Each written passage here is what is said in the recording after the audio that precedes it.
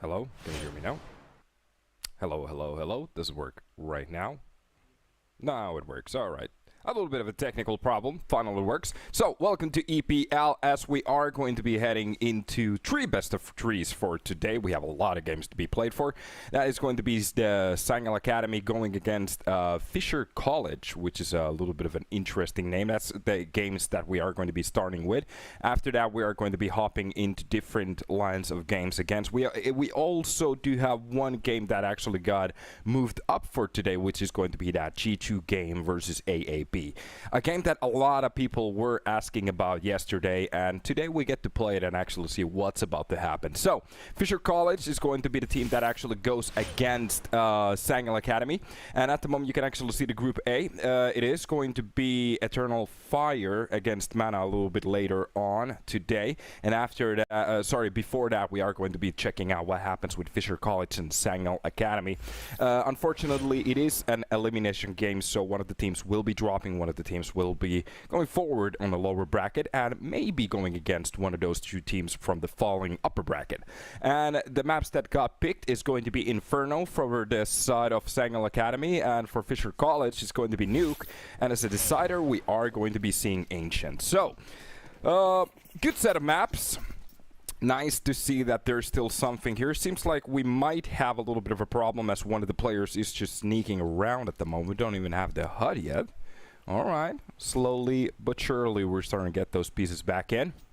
And yeah, maybe this is alive at the moment. Okay, we get a bit of a fight for the second mid. That's gonna be the USB start. Now that the bullets are gonna hit, but enough of a scare for the enemy team to understand that what's going on at the moment. I'm not entirely sure if there's been some kind of a pause being called. Not entirely sure. We didn't even see the HUD at the start, so hopefully it's live and everything is good. Already Hume holding it from the pit. Any of the players trying to push towards that side, they're going to be caught off. And seems like this is still they're waiting for something to happen. This is making me so unsure at the moment. Seems like we are going to get that A executed in about a second. That's going to be Sangal Academy. Pushing it from the lower boiler. That's going to be the push from the upper apps. Smokes for the pit already. So this is just a standard execution towards that A side. Nothing new here. 30 seconds left on the clock. So the USBs, the more they kill, the better it gets. That's going to be the first and the second death coming in for them. Skolin even steps in with a kill. Radux finding a couple at the start. And that's going to be Oskver. A bit of a chance there. None of those hits really hitting where it matters. And Fisher College, FC. Nice catch there from Hawks. And still just running against those players. Alex is going to find at least one of those kills to make it look a little bit better. But the problem here is still that the round definitely goes for the side of Sangal. And yeah, that's actually minute played off the clock at the start. Just taking it very easy, making sure nobody's pushing from the B ramp. And at that point, just go for a standard execution. Works out perfectly.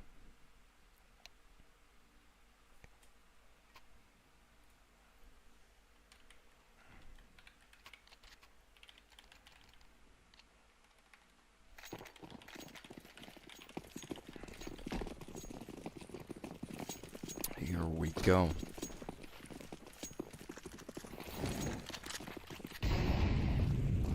Still waiting for that push. It is going to be a bash for the middle.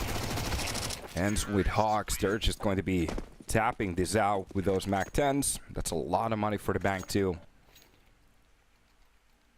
And that was a quick second round. This could actually be a very quick match if it goes the same way. The only thing that has taken a little bit time has been the setup so far. So if they keep this up, we might be checking for a very quick Inferno. Depends how they are going to be playing this. Usually some Turkish teams we actually see a little bit more power.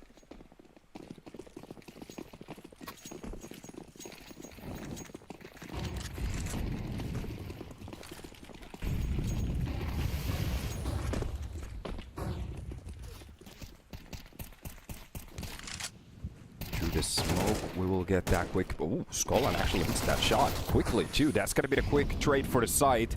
Humes only gets that one. Needed a little bit more. The problem is that the A side has been lost and it has to be a retake. Even knowing that there are going to be a couple of MAC-10s. Oh, they changed them for an MM4 right there. So, better weaponry at this point too. AaB, the only thing they can actually go for is that just to try to save those weapons for our next round. Alex does get the drop on the Skolan. Doesn't really matter that much for that one kill. Trying to catch that player.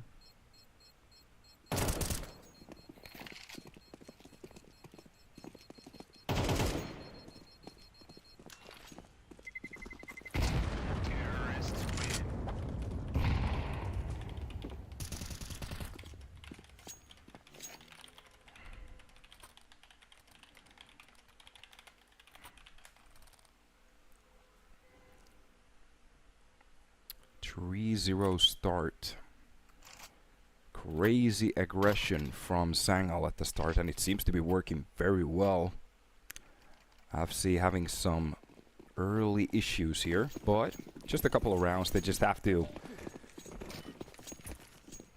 find a solution that works for them. That's gotta be the molly and the nade there. Trying to tap any of the players they can. As a bit of a spent Molotov there for middle, and already through the smoke, trying to go through it. Colin, I'm not sure if he gets spotted trying to get into this corner, but it seems like AaB doesn't have any idea on what's happening there. He has a very good spot at the moment to go for those entries, especially depending on what he wants to go for. Hugs does find that kill from Banana.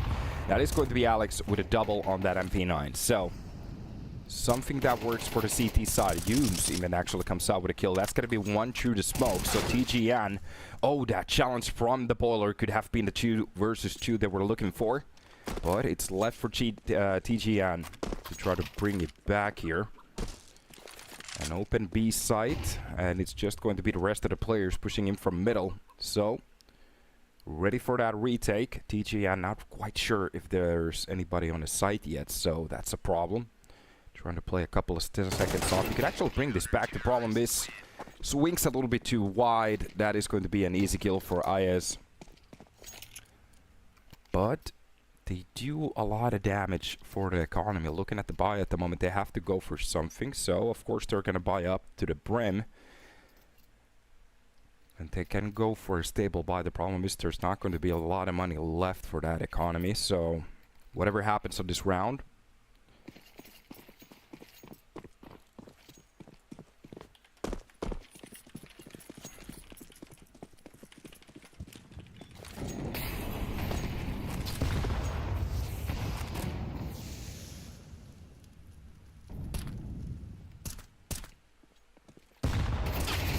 that hold. Quick peek too. TGN comes out with one. The problem is Oscar Ver, hard name to pronounce, only gets 2. Now the question is that enough? A 3 versus 2 right here. I'm all tough to try to stop the push, but Sangal, they haven't really taken that B opportunity yet. One of the players still waltzing towards that AaB and just looking for a spot. To be honest, he could find a kill here. That's going to be the challenge towards the, or there was a potential for that challenge towards the boiler. Kripov just playing this very slowly here, just trying to spot any of the movement throughout the map. That information is going to be golden in about a second. So, depends on the timing. If you can't spot the player crossing towards the B side, oh, he didn't. That's a problem. Now there's 2 starting to push towards that B side. They do have a rotation towards the CT start here. And that's AaB with Hume. Both of the players just glued on that cross. That's going to be the smoke for the push here. Even a Molotov for the backside. They have surprisingly a lot of utility here. The nade is going to be contacting. Doesn't do enough damage to actually drop one of the players, but I'm shotable at this point. AaB starting to look for a way back in. That's got to be the third smoke of the round from the T side here on the B side. And they're just gathering up. a player towards banana. Trying to hold on the whole push. Already getting through it towards the generator. That's going to be the first challenge towards the dark. And Redux does catch one. Issue is couldn't do more. We weren't even talking about that much time. I think it was 2.5 seconds there. But in a retake, it can feel like an eternity. Seems like my brain hasn't woken up yet. It's gonna take a while.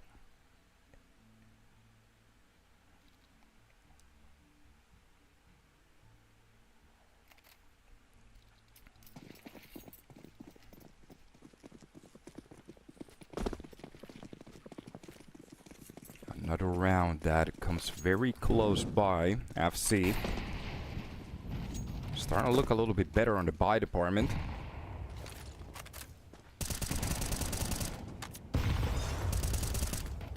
Couple of AKs, Galil and a Mac 10.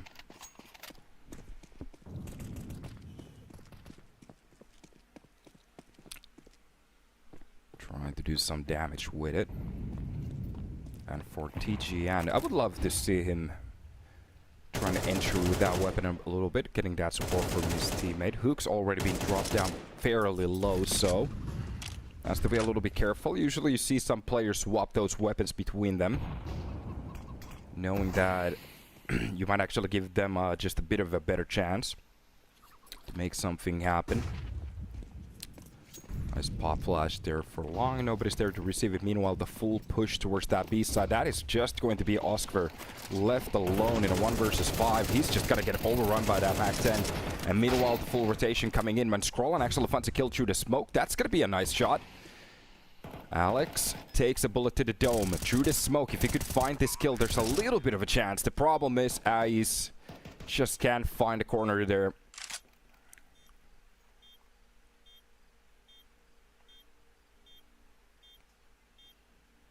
And save it is.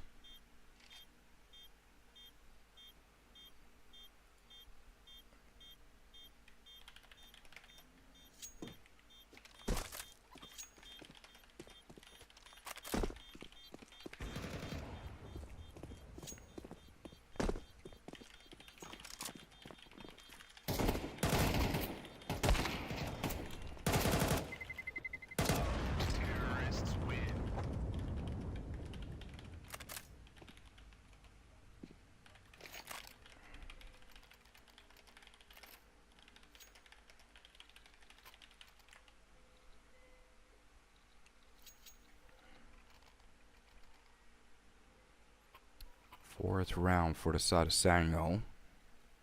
There's still a buy for FC. You can see it hit their economy a little bit. A couple of the players not having all the utility they were wishing for, but still enough equipment to actually go for a buy here. They could have skimped a little bit from the head armor apartment. Buy an extra smoke with that. Humes actually catches a nice shot onto ends at the start of the round before that smoke blooms. That's going to be some utility on top of Oscar. He has to step away from that position. And Hooks, meanwhile, from... I'm not entirely sure where he actually found that kill from, but it's going to be another battle towards the apps. That's going to be Scrollin. Scrollin wills to fight against Ayaz. That's going to be a good one. Yeah, there was an attempt to push from middle. That's a little bit wild. A side fully open. That's a big oopsie doopsie from the side of FC.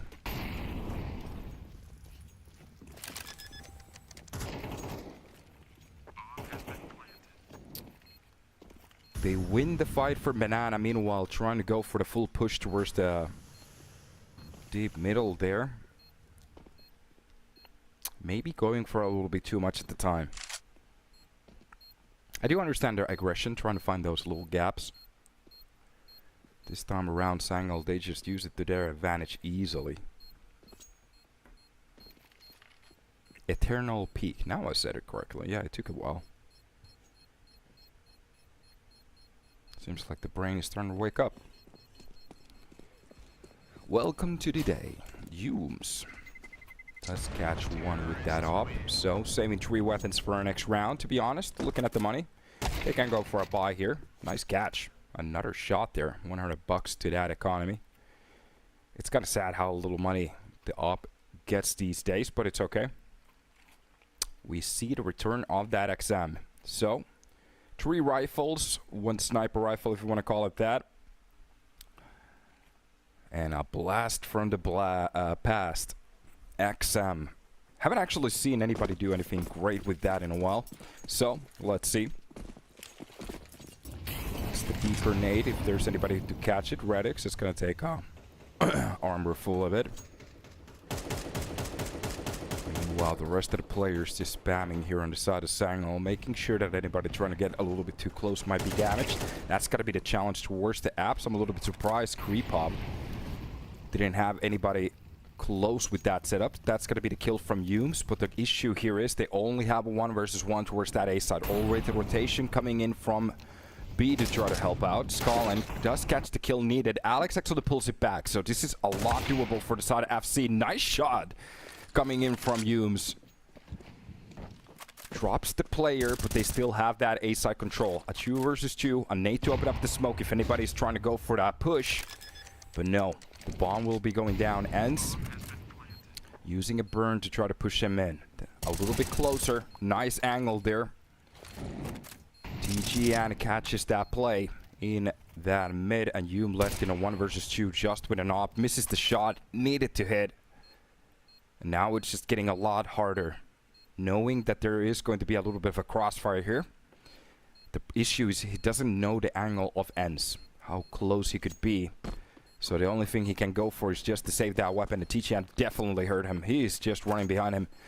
But doesn't seem to be sacrificing his weaponry to try to get that kill. As the bomb goes kaboom, so does the round. Oh boy. And Humes actually gets found out at the end. Oh, that's unfortunate. To be honest, if he covered behind that wall, he definitely would have stayed alive. So sometimes you win, sometimes you don't.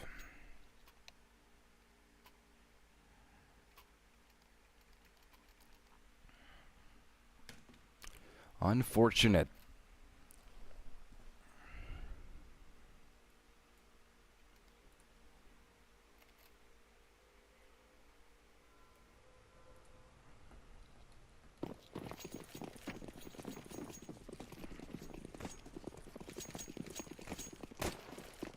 Here we are.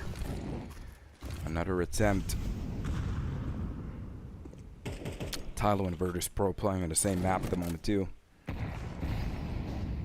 Nice shot, but that's actually a nade drop from Ends. Clips creep off there. And just looking at the money at the moment, yeah. There's not that much invested. There is a little bit of a scary barrel there from that Deagle already being dropped out very low, so 8 HP. Meanwhile, AS, the only one actually, does get a kill there. Scrollen gets shot to the face, but that's going to be ends with a quick trade. Another kill coming in for IS. Okay, that's working out for at least a couple of kills here, making it a little bit harder. Oskar picks up the Deagle, or if he had the Deagle from the start, so sorry for that.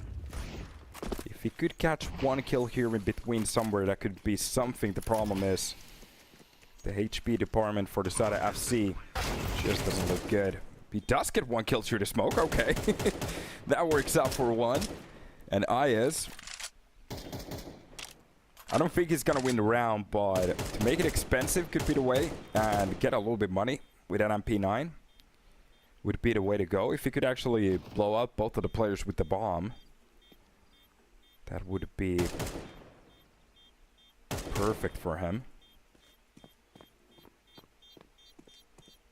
Of course, looking at the money on the side of Sangal, it's not great. They can still buy easily, but with a couple of rounds like this, they could actually face down and save 2. The issue here is only 3 rounds left.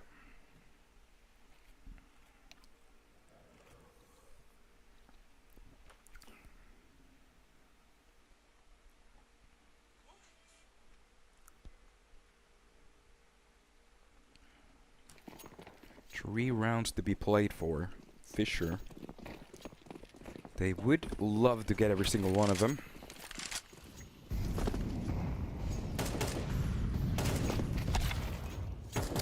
shot through the smoke. IS is gonna be the one to actually drop down Hawks. So, early defending fight works out for the side of Fisher. And now it's all about the seconds. Are we gonna see a full execution here at the start, or is this going to be one of those slower plays? Sangal already looking very good here in Inferno. Of course, their own pick. That's a very nice shot through the smoke to actually blow out the cover there. Oskver wasn't actually ready for that. We believe Sangal Academy. Let's go, boys. All right. Nice to see some fans here. Of course, for the side of Fisher College is a little bit silent at the moment. Maybe in the future. 1-to-1 duels. TGN just a little bit low in HP, but they are regressing just a little bit closer towards that banana start. Meanwhile, the CTs are getting away from it. Alex left as a sole player to try to fend it off finally. Getting that little rotation from his teammate to maybe help out. The Molotov on top of the player. Skolan actually goes for the peak. Almost catches the kill too. That's the nade for the cross, but he's already rotated away from that spot. With the health coming in, a nice flash, a beautiful peek from Alex to actually get that 1-to-1. The problem is, it's not going to be enough. He needs more. Ends is the one to get that quick trade. 10 seconds left on the clock. They do get the bomb down, so it's going to be reset to 40. TGN with his teammate, they are pushing away from the side. So Redix, they are waiting for that banana push, or at the least, they could be the ones to actually hold down the bomb from here. The only thing Ends has to do is just play time. Doesn't have to do anything else except react. That's gonna be the first kill, and now just pull away from a quick little peek for the second one. Comes out with a triple in this round. Looks clean for that last kill. Sangal looking like they're on fire at the moment, as their logo is burning. 2 more rounds to be played for, and just looking at the economy from the side of FC, they have been outplayed on this map big time. As we are seeing in an Inferno, I did check that FC at the moment. So Fisher College, they have 0 win % on Inferno with 1 loss. That's the only game they have played so far. So this isn't a strong map for them. We are going to be hopping into Nuke next, which was Fisher College's own pick. Sangal Academy, they don't even have stats on that map. They only have stats on Dust 2 and Inferno. And the Nuke for Fisher College is actually a 28.6% map win rate here. 7 maps being played, 5 losses. So, to be honest, that's not great. The difference here is for Sangal, we just don't know if they've played the map or not. So, there might be a surprise here. Okay, a drive-by with a max 7. A couple of kills for Creepov there, making it work from the apps. Oh, close angle, spotting the player. Catches the smoke at the wrong timing. AS comes out victorious. Fisher College might be actually staring at a round here. That's going to be the smoke for the cross. A nice peek coming in from Hooks. Catches the second one through the smoke. Oh boy, AS walks into those bullets. And Creepov with a picked AK has to clutch it, and it's just going to be impossible as TGN goes for the pick. That is going to be it. 9th round on the table for a second there. FC looked like they were going to run away with this round. Mercato Massimo. Sangal looking great here. Now the question is, are we going to get a similar Nuke? We definitely can see that they're feeling comfortable on this map. Fisher is getting destroyed, yeah. They're getting absolutely blasted on the server at the moment. You can see them feeling very uncomfortable on this map, especially with the aggression from the side of Sangal. Oh, TGN almost burns himself alive there. Skolan catches a kill on the Creepov.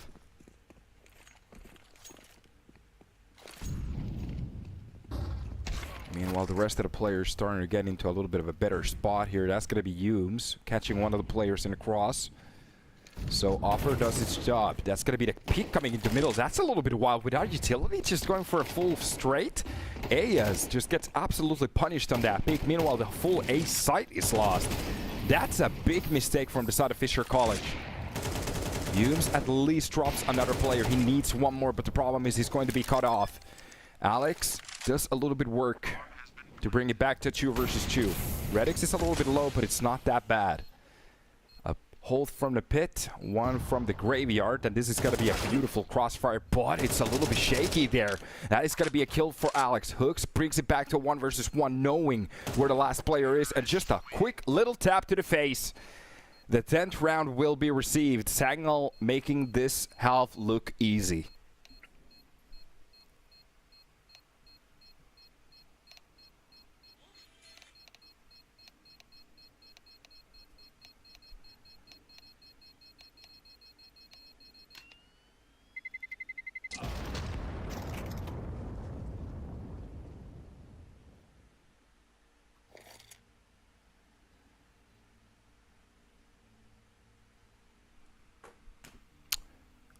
What a great help for the side of Sangal. Haku 1 tap. To be honest, the corner was easy, but it just looked very clean. So, I'm happy to see it. Getting a lot of multi-kills from players so far on the Sangal side. Meanwhile, for Fisher College, a little bit of a shaky start. But it's gonna get better. Hopefully. Hence will be the first one to go for that pick. Already boosting one of the players towards banana. Anybody who wants to go for that kill. Not gonna be a good time.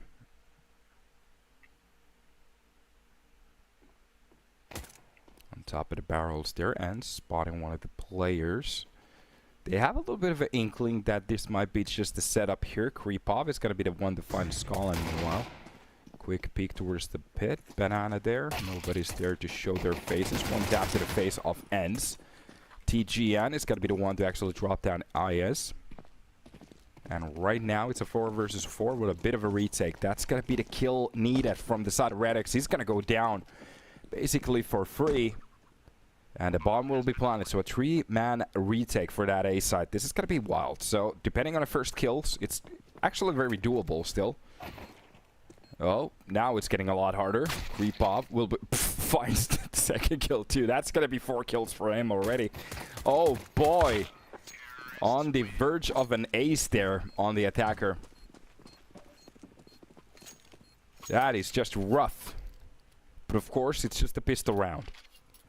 Good round to win, giving FC just a bit of a chance. So if they actually start their T-side ridiculousness here,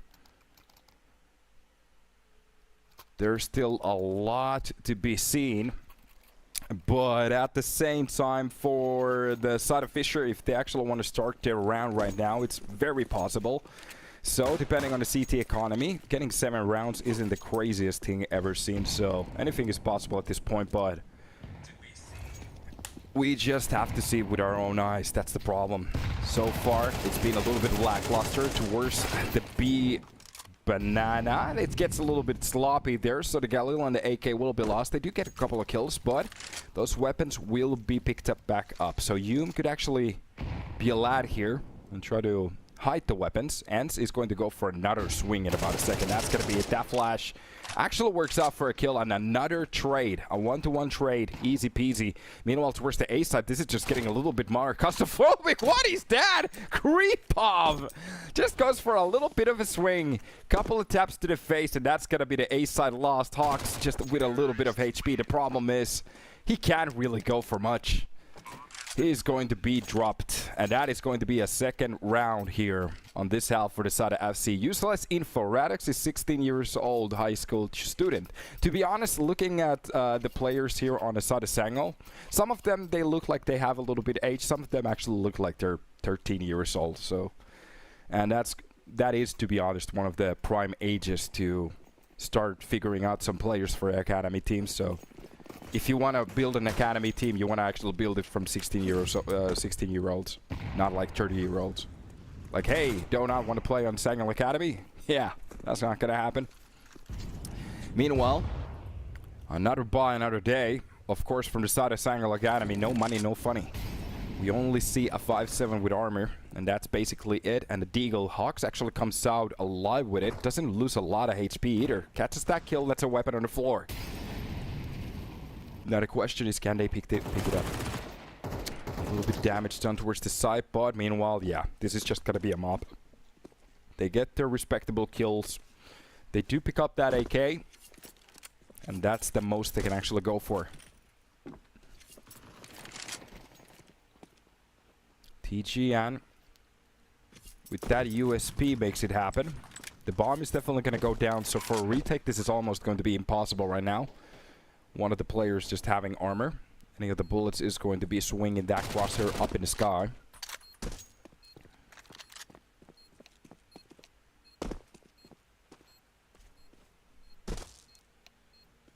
And IS seems to be glitching out at the moment.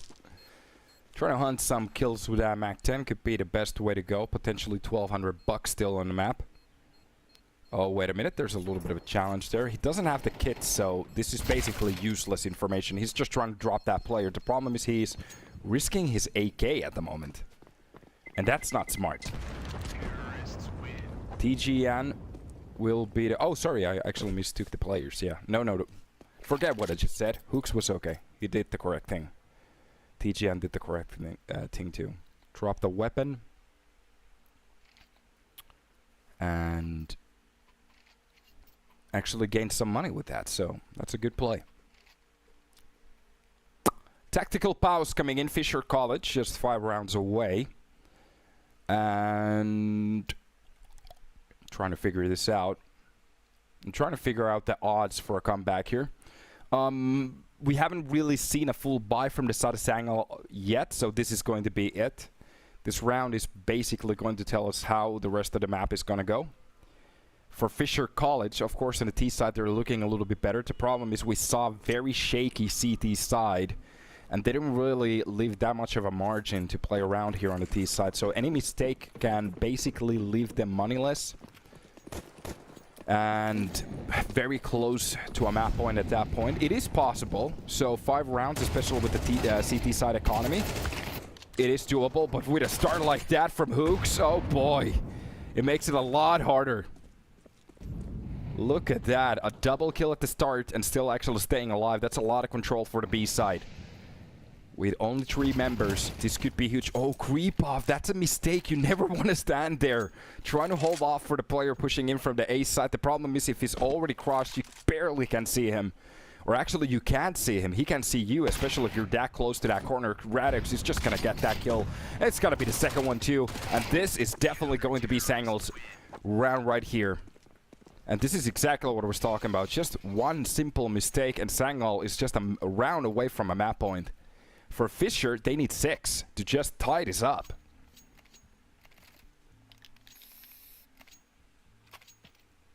Here we go. Looking at the money at the moment. Tech 9, a Glock MAC-10, and a couple of AKs. You can still do a lot of work with him, especially you can swap those weapons around depending on your entries, but I have to say it. With the weapons coming in hand, Sangal did look like a very different beast there. Of course, it's just one round, but it's a beautiful utility being spent there. Scarn is going to be the first one to open. This is just a mow down. What is this? A triple there in the middle. Nobody's there to even challenge him. This is just a DM server at this point. Kripov will be the one to actually drop down. And it's got to be Radix just hunting down a player. Of course. There we go. And I think we're basically done with map number 1. We are going to be heading into Nuke after, well, possibly after this round. Not trying to be disrespectful, but this doesn't look like a match anymore. Oh boy. Now the question is, does anybody in the chat know how Sangal is on their Nuke side? We don't have any stats from them. What kind of a nuke do they have? Is it a good map for them? Is it a okay map for them? Is it one of those maps where they struggle a little bit? They barely have like any information about anything at that point. That's a beautiful nade. Oscar, AS, Alex, almost everybody dropped half point. That's going to be the flash for the push. Meanwhile, the rest of the players just looking for a way in. That's going to be the push for the back side. And Oscar will be the one to actually drop down TGN. Hux is going to be the one to drop down Oscar. Meanwhile, That is just going to be a chaotic B-side play. They do push on to the side and they win the control back. That is going to be it. Sangal Academy win this Inferno 13-5, and I have to say their own map pick looked as well. Easy peasy, no contestation, nothing.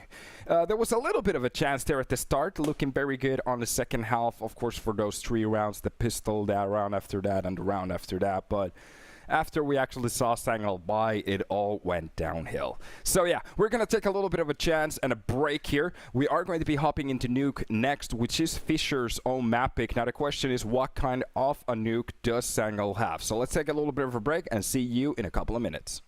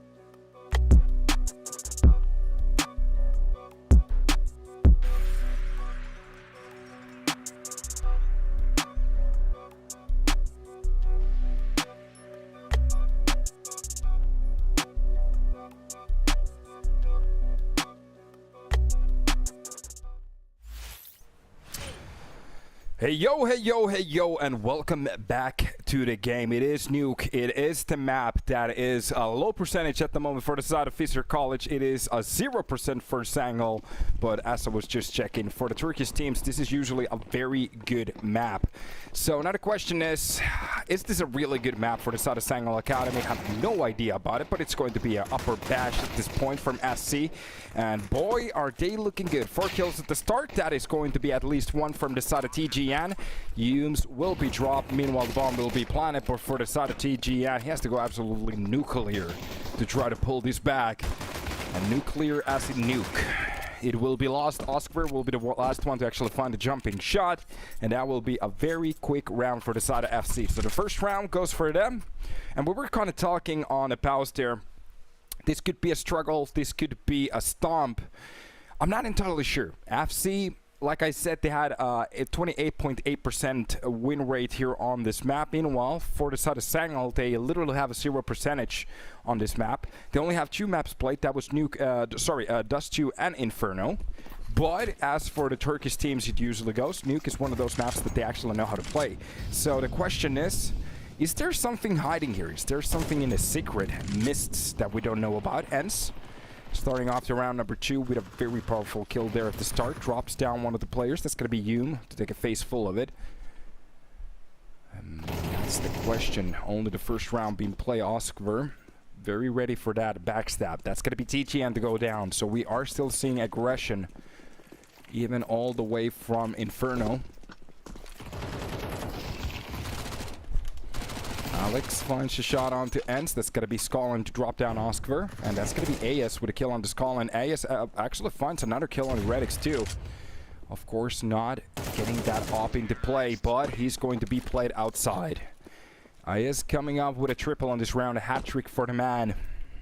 FC with a couple of rounds on the table. That was a force buy from the side of Sangal. Of course, that's a little bit of a test. Just testing the ice there. How thick it is. Into the thick of it. Into the thick of it.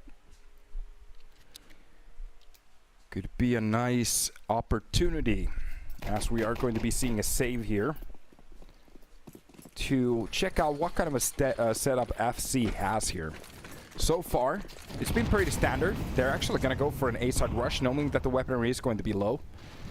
So why not just bash them? It's going to be one of the best plays to go for. Humes actually holds on the player trying to push into the lobby. Meanwhile, Kripov finds the kill outside. Taps some money for that bank. Now looking at the rest of the players here. They are doing their job at the moment. So Skallen will be the only one left with that Mac 10. So if he could catch a kill, maybe 2, that will be a lot of money for him. Already challenged towards the upper there. Kripov does a lot of damage. He's barely alive. 2 HP. Jumps into the action. 1,200 bucks for him. And FC with 3 rounds in a row.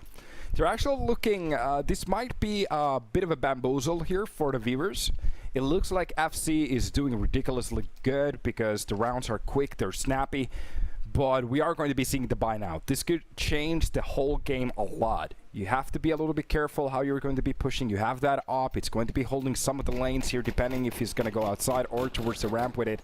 FC, they don't know. Now they have to test the waters on their side and actually have some kind of idea how they want to play this. It's still going to be a fast one. Kripov is literally just jumping outside. What is this? Hoops! He has no chance. This is just going to be aggression again. Skallen comes out with a double, but the problem is they're still losing players trying to jump into that action. Actually catches one of the kills, but he's going to be traded on 1 versus 2. Redix with that AaB from the ramp, trying to go for that retake. The problem is there's not a rifle in sight. So this has to be clear AaB's job. A smoke for the main. He knows the trajectory of that utility. He knows where the one of the players at least is. He has to be ready for Humes. That's going to be the first problem here. Getting a little bit closer, starting to push in, catches that first kill. He has to go for the second one. It's got to be Alex to go for the swing. Redix goes for the double. And it is going to be nuclear. Goes for the full retake, wins the fight from both of the sides, and goes for the defuse. That is going to be the round. Holy shit. An absolute timeout coming in after that. Sangal, they need to talk about what's happening at the moment. Redux is showing us a game here. I didn't believe. I have to be very, very honest here. I wasn't sure that was about to happen, but it just happened in front of our screens too. Placed that first angle. There's a bit of a mistake from the side of FC. Of course, they were thinking that it might, the push could have come from A main too. But usually have some kind of a setup there for when the player actually picks in from the hut. The player behind the silo can just wing in, but of course at that point they were more focused on that outside play. Maybe from the demos they have checked out, or in their past matches on Nuke, it's been more op-heavy outside, so maybe that was the thinking route there. I'm not entirely sure, but it looked like they were a little bit off, especially with the first aggression. The A-side push, that was perfect. Everything they did just worked out very well. Here we go. I'm gonna allow those comments. For some reason, AaB just took them off. Sorry for that. Here we are. So, Sangal, they definitely have something to say here on Nuke. This is going to be Redick, still holding from ramp. Now the question is, Fisher College, do they have the memo? He still hasn't shown his cards over here. Ans is going to be pushing towards the lower side, already knowing that some of the players have been pushing through from secret. Hooks is just making sure that nobody's going to be pushing towards that A main. Hooksy! Almost sounds the same. I'm not entirely sure how his name is supposed to be pronounced, but TGN. I'm fairly sure he got that kill with the MP9 easy peasy.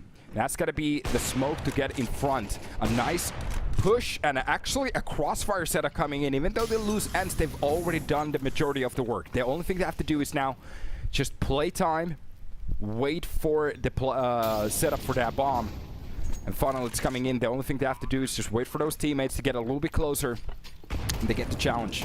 Now the question is, how many weapons are they going to be saving? Hooks drops one of the first players. Humes is going to get that one kill in between, spawning the legs. It's got to be Redick with a double in this round as well. 4 kills to his name, and another defuse.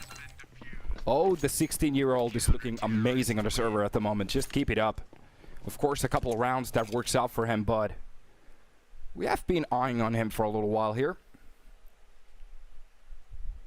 5 rounds played. We're running into round number 6. And we've already gained some action here. I have to say, I'm happy. I was ready for this to be a one-sided stomp, but for actually seeing a little bit more content here, it's making me feel things in places I usually don't feel things. Not entirely sure what that means, but we'll figure it out someday. Redick starts off the round again with an op shot. He's going to be dropped with that deagle. Of course, this is going to be one of those budget rounds. Oh, Hume actually catches a op there. Meanwhile, Creepov does get a kill. That was looking very good for a little second. Hux, quick trade there. That's got to be the smoke for the Squeaky to just make sure nobody's going to be waltzing in. The bomb is going to be planted. Meanwhile, TGN, he has to be careful off his backside. Hooks finds the kill outside. If he decided to actually post towards that Squeaky, oh boy, he's going to be actually run down. TGN is going to be, this is going to be very expensive. Goes for the double swing, wins both of those fights.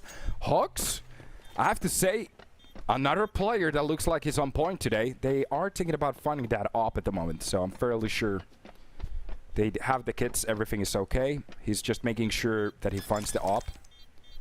The fuse coming in. That's 4 kills for Hawks. And a handsome looking man there.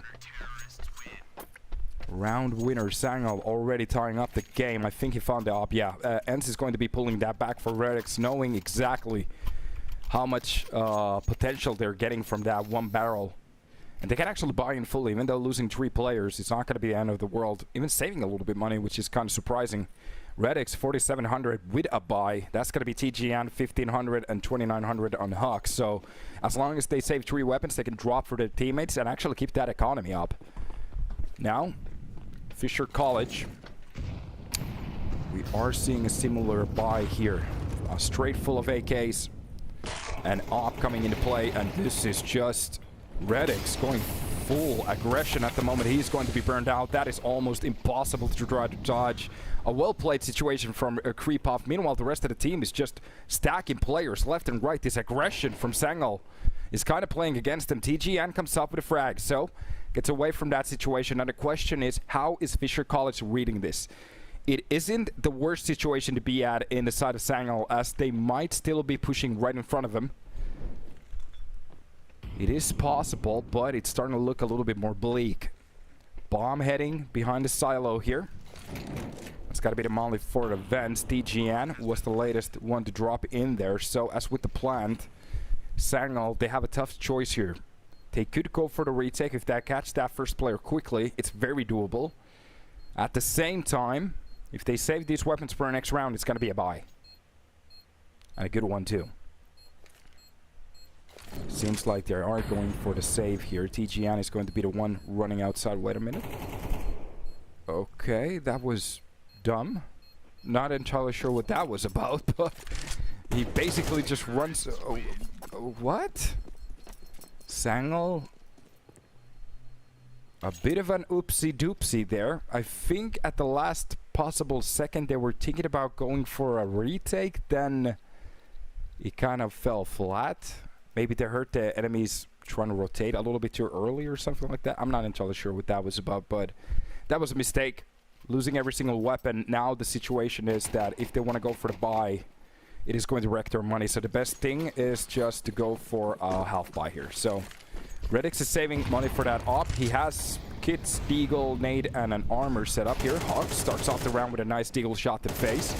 And another attempt. Creepov comes out with a kill. That's another shot to the face. Hawks is just accurate at the moment. They are still pushing towards the lobby.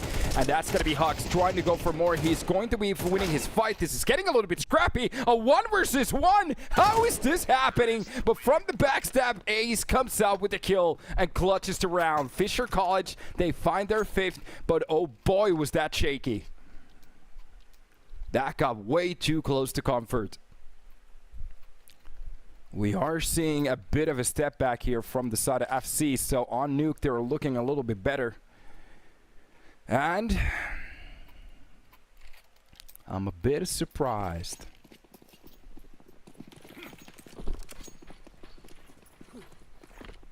A team made out mostly of Netherlands players. Alex is Swedish, and from Belgium we have Creepop. That is going to be a lot of damage done outside. Creepop actually comes out with a kill on the hooks. Starts off the round. Nice entry there. Already outside control too. So Ents has to be a little bit careful there. Redix does catch one of the players in between. So it's going to be Creepop losing his life. Meanwhile, rest of the players pushing towards the lower side here. And yeah, a 4 versus 4 for the lower side. Looks a little bit better for the side of Fisher College, especially with the utilities bouncing right now. That's got to be the molly for the left side. Redix still holding that angle. They need some kind of a smoke there. He hasn't been missing that many shots, so you really don't want to challenge him. Redix taking a bit of a better aim point here. If he goes too wide, I think they saw his shadow. That's got to be the Nate. TGN, meanwhile, actually drops one player in. I think that was from outside, so a player disadvantage. With the bomb down, some of the players on the side of Sangal, they're a little bit low in HP. They just have to be careful here for that retake. Ayaz comes out with a kill on the ENS. And this is going to be Oscar with a second to skull, and Redix comes out with a kill for the back silo. That's going to be Humes from the vents. And Ayaz makes sure that Redix won't be seeing the light of the other day. And that will be another tactical pause coming in for Sangal. They are using these pauses very early on to make sure they're not going to lose the control of these rounds. But right now, Fisher College winning half of the rounds here from the first half. And it's looking very good for them. Full buys across the table. Meanwhile, for the side of Sangal, they have to go for a tough decision if they want to go for a force here. A lost force could be the way to actually lose the rest of the rounds.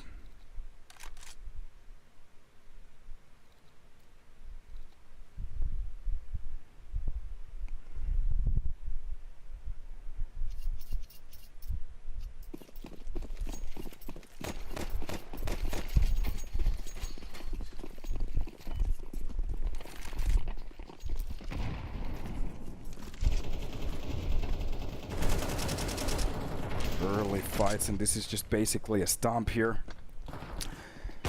That little attempt for a buy on this round with those pistols, well, it basically goes to shit. Only one player dropped, that's gonna be Oskar. But saving enough money for a round buy here. With a full loss bonus, 3,400 bucks here every single round, as long as they keep losing. That's a lot of money, but the problem is you are losing rounds at that point. Fisher College already posting 7, so the maximum they can actually get away with here is 5 on the side of Sangal.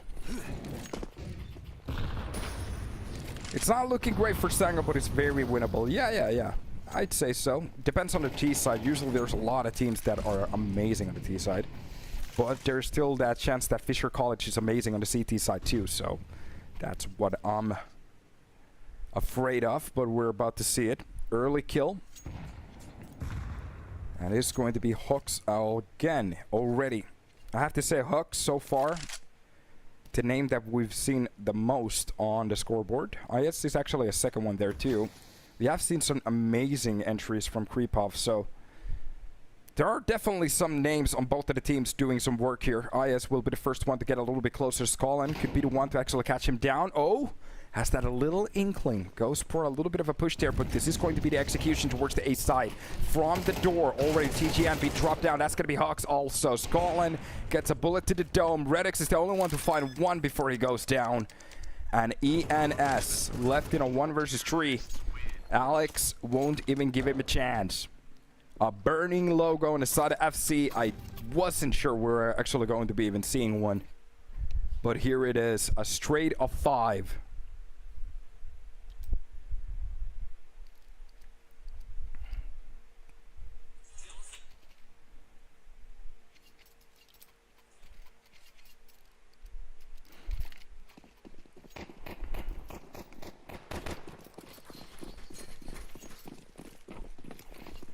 Off we go for more. What's the first game score? You can actually see it on the top left. It's 5-13 on Inferno. Alex entering the ramp here. So far, so many issues. That's a nade to open up the door. Catches one of the players in between. Creepov does drop Radix. That's going to be IS to kill Skolin. And the round again is almost done. At the moment, we're seeing a similar side from Fisher College as we saw from Sangal on Inferno. Just comfortable pushes all the time. This is the last round too, that's the problem. So, for the side of Sangal Academy, for them not to win this is going to be a bit of a boomer talk here. 11 kills, 11 deaths, so that's 1-1. Meanwhile, everybody else is under. That is actually Redux, just a kill under. So he was actually doing a very good job on a couple of rounds. To be honest, one of the rounds he did win was one out of those turds, one of those 3. Without him, there would be in issues. I do have to say I was waiting for a little bit more from Sangal. But as it is FC's own pick, doesn't fully surprise me.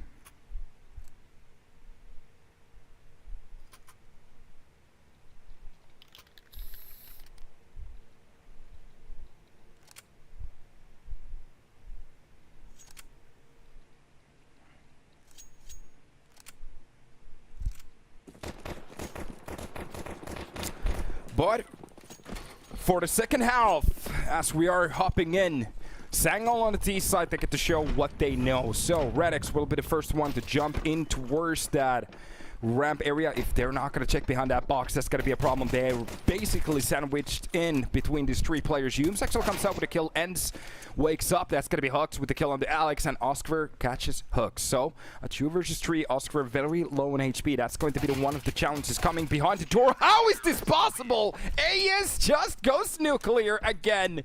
Wins both of those duels. I didn't even know that you can handle the USB like that. Neither of the player checking behind the door. That could have been the easiest kill for them. A way to pull it back, even get the upper control. Fisher already posting a 10 on the scoreboard. This can be a very quick match. I was actually, when I said this could be a stump or a struggle, I meant this could be a stump for the side of Sangal. I wasn't expecting for FC to look absolutely insane on this map. They look like they don't give a fuck at the moment. And as long as they keep this up, I'm not entirely sure what Sangal can even do. Except pray, I guess. Here we go. Couple of shots outside. That's gonna be you. ENS is going to be the first one to step in. TGN finds the kill. It's going to be Humes with IS to try to fend off the side. IS still left with a very sharp USB. Catches the first, dinks the other one. Leaves a little bit of a chance for a creep off. He catches the kill too. So this is going to be a 1 versus 1. M4 against an M4 and both of them are silenced. That's going to be the second attempt to catch that bomb down, and creep off knows it. He gives that space.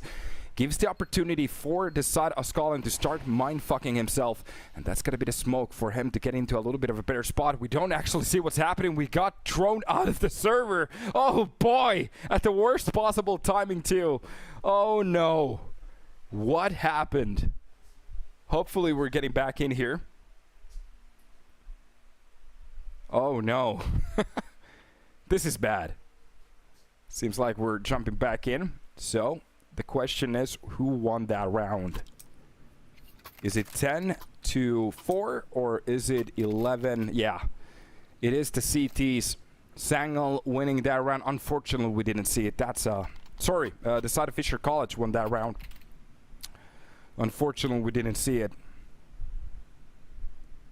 Could have been insane.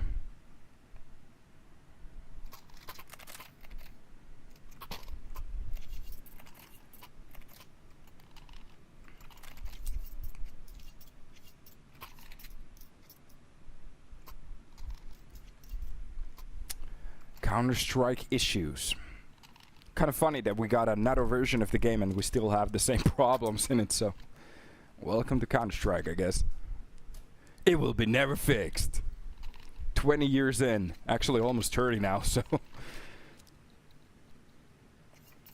When was the game released? Like 98? Wasn't that something like that? Counter-Strike. Oh, it's in the early 2000, but wasn't there like the early beta test like 98 or something? Well, it's been still like 25 years, so doesn't matter. Still a long time. Yeah.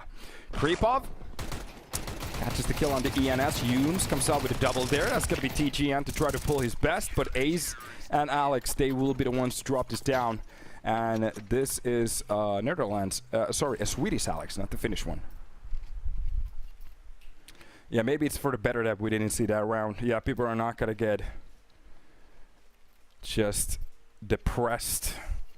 To be honest, I wanted to see it. It looked like a potentially great ending there. We just can't see what happened. It is what it is. So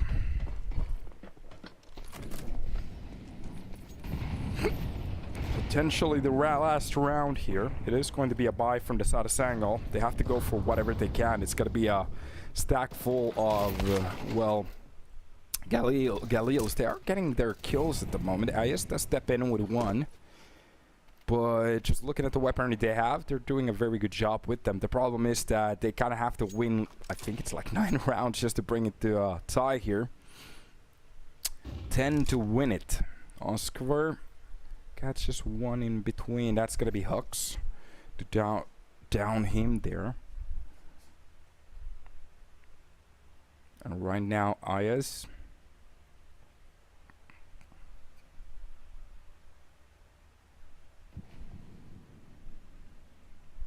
A side control. This is supposed to happen easily. Oh, nice catch. Both of the players are actually low, so if TGN misses this op shot, that nade could be huge. Oh, he came very close. IS left in a 1 versus 2. Goes for the quick pick.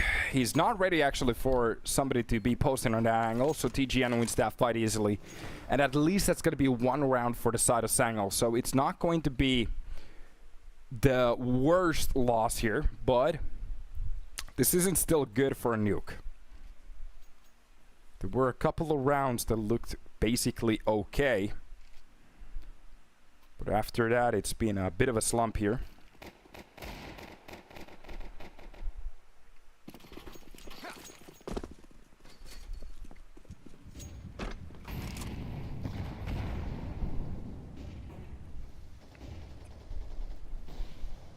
Creepov coming up with a triple. Oh boy. We don't even see the action, but it's basically done. A triple outside to shut down that enemy team. And that's the way to go for it. Skolin, oh, actually been trying to go for the wall drills there. Okay. We're trying to get some highlight clips, I guess.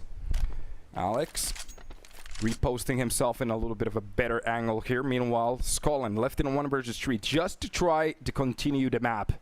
Meanwhile, for Fisher College, they just have to hit 1 shot here to end it. And it's done. Yeah, I'm not entirely sure what to say about that, because on the last map, there was more of a try, in my opinion. It wasn't perfect, but on the T side, we saw something from the side of FC, well, Fisher College. But here on Nuke, I have to say, for a couple of rounds, it looked like Sangal were doing great, and after that, it was just a downhill. FC College, they just took the game by its horns, and they just steered it to a victory. So we are 1-1 on maps at the moment. We are going to be hopping into the last map, which I don't even remember what it was, to be honest. Let me just check it right here.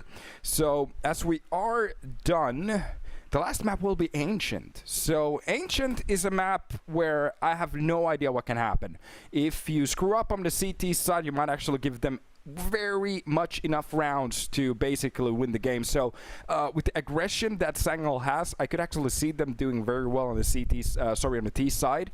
Meanwhile, what we actually saw from well, Fisher College here, they didn't look that bad. So I'm not entirely sure what to say, especially with the percentage that we have at the moment. We're just going to be hopping into a break, and before the game starts, let's see what's about to happen in Ancient. See you there.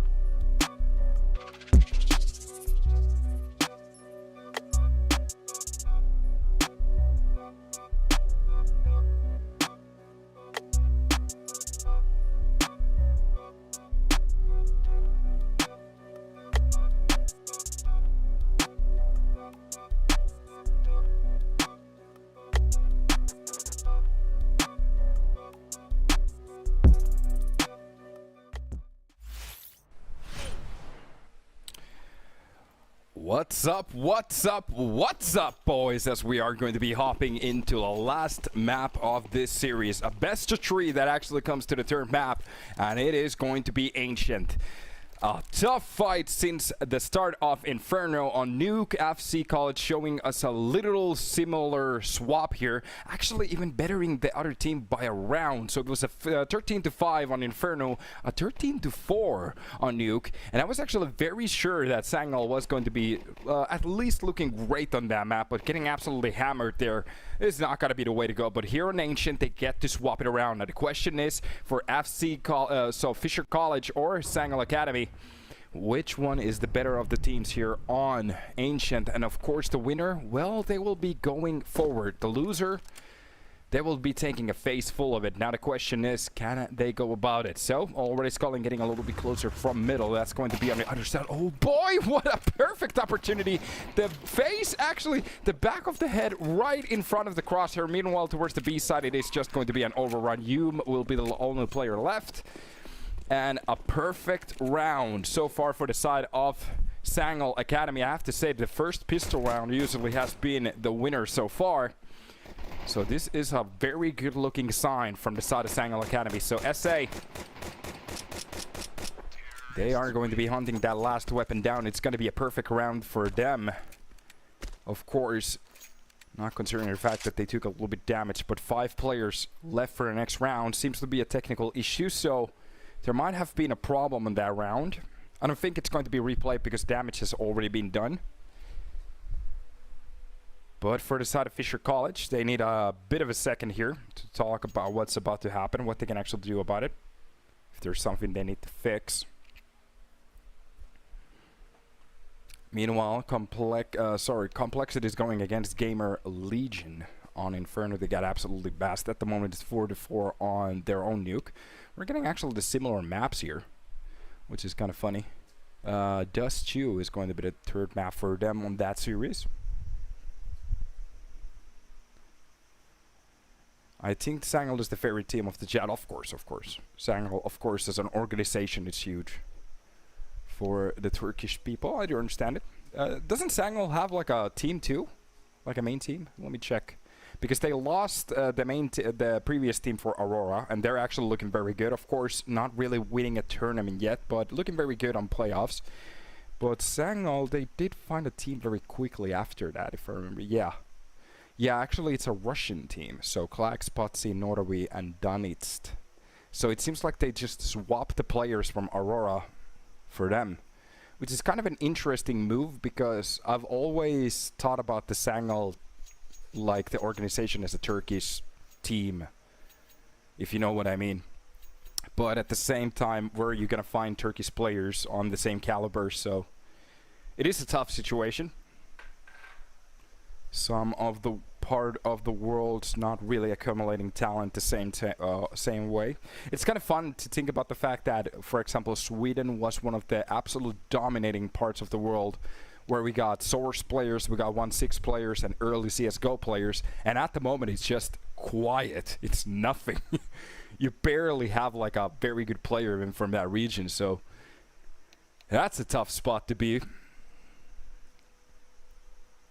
Meanwhile, Danes are still just giving out talent. It's kind of nice to see actually the other parts of the world starting to churn out talent too.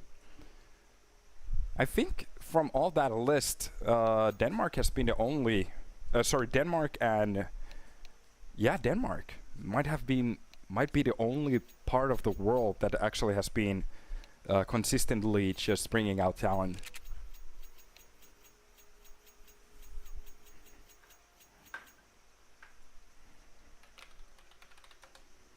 Here we go. We are stepping... Seems like we're having a little bit of a longer technical pause. Not entirely sure what's happening at the moment. I wish... I don't really have a problem with what language people talk in the chat. So, yeah, it's okay. I wish that we had like an AI translator. Then everybody could talk in a language they want. And you could just translate it to English. So that's an idea for Twitch. So in whatever language you write it, and if it doesn't recognize a word, it just blurs the word, just to be sure. Because the problem is you have to moderate the chat, and I have no idea what you're saying.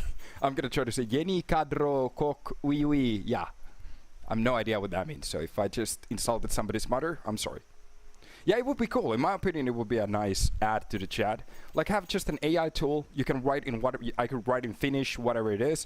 It automatically translates it to English and or select a language. For example, if you don't understand English, you want to translate, for example, to Turkish. So anybody writing in English, it's already translated to Turkish. That would be awesome. So no language barriers, and you could actually see the original line too. That would be awesome. That would be awesome. That's a very, in my opinion, that's a very nice idea for a live chat there. So it would very easily, and you could actually tag some like known memes and words for people to understand what they mean. For example, it tags it as a meme or color codes it as a meme or something like that. So you don't get confused. But yeah, how dare you say that about my mother? I'm sorry. But yeah, we're going to take a little bit of a break. It seems like we have a longer technical pause at the moment. Something is happening on the server. So we're going to take a break and hop back in when we're ready. So see you guys in a second.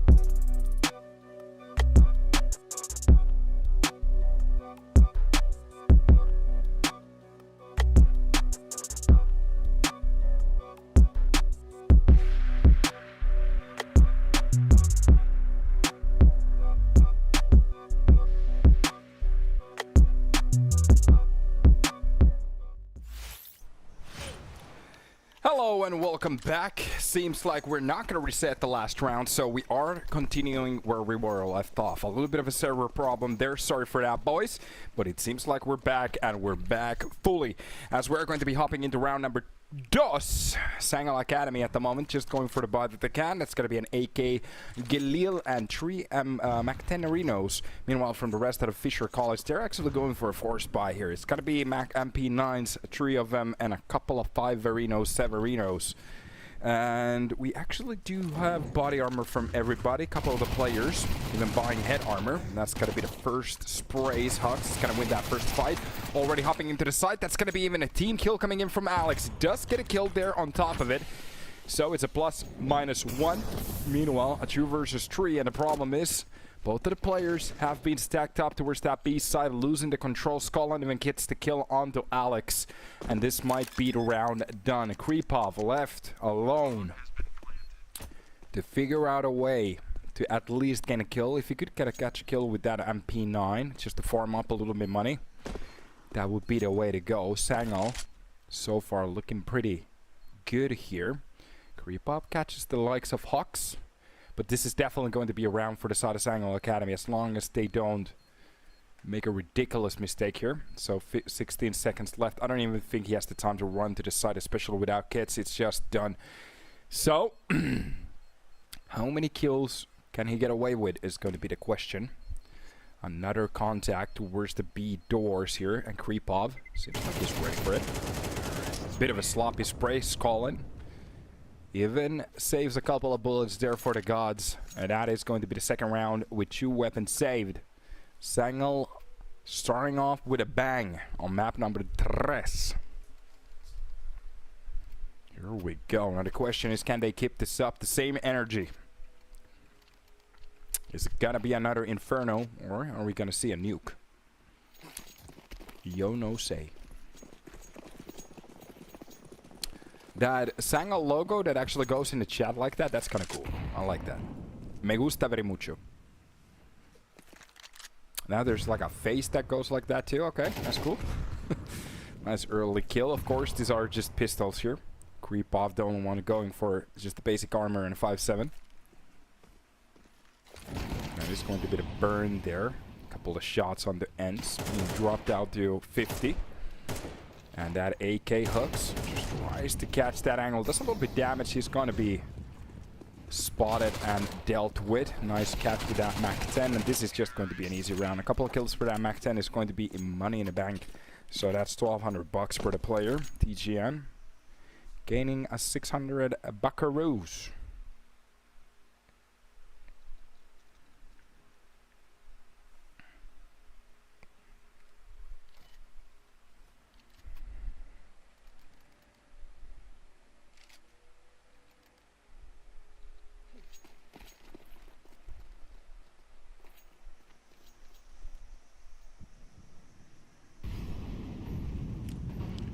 We go.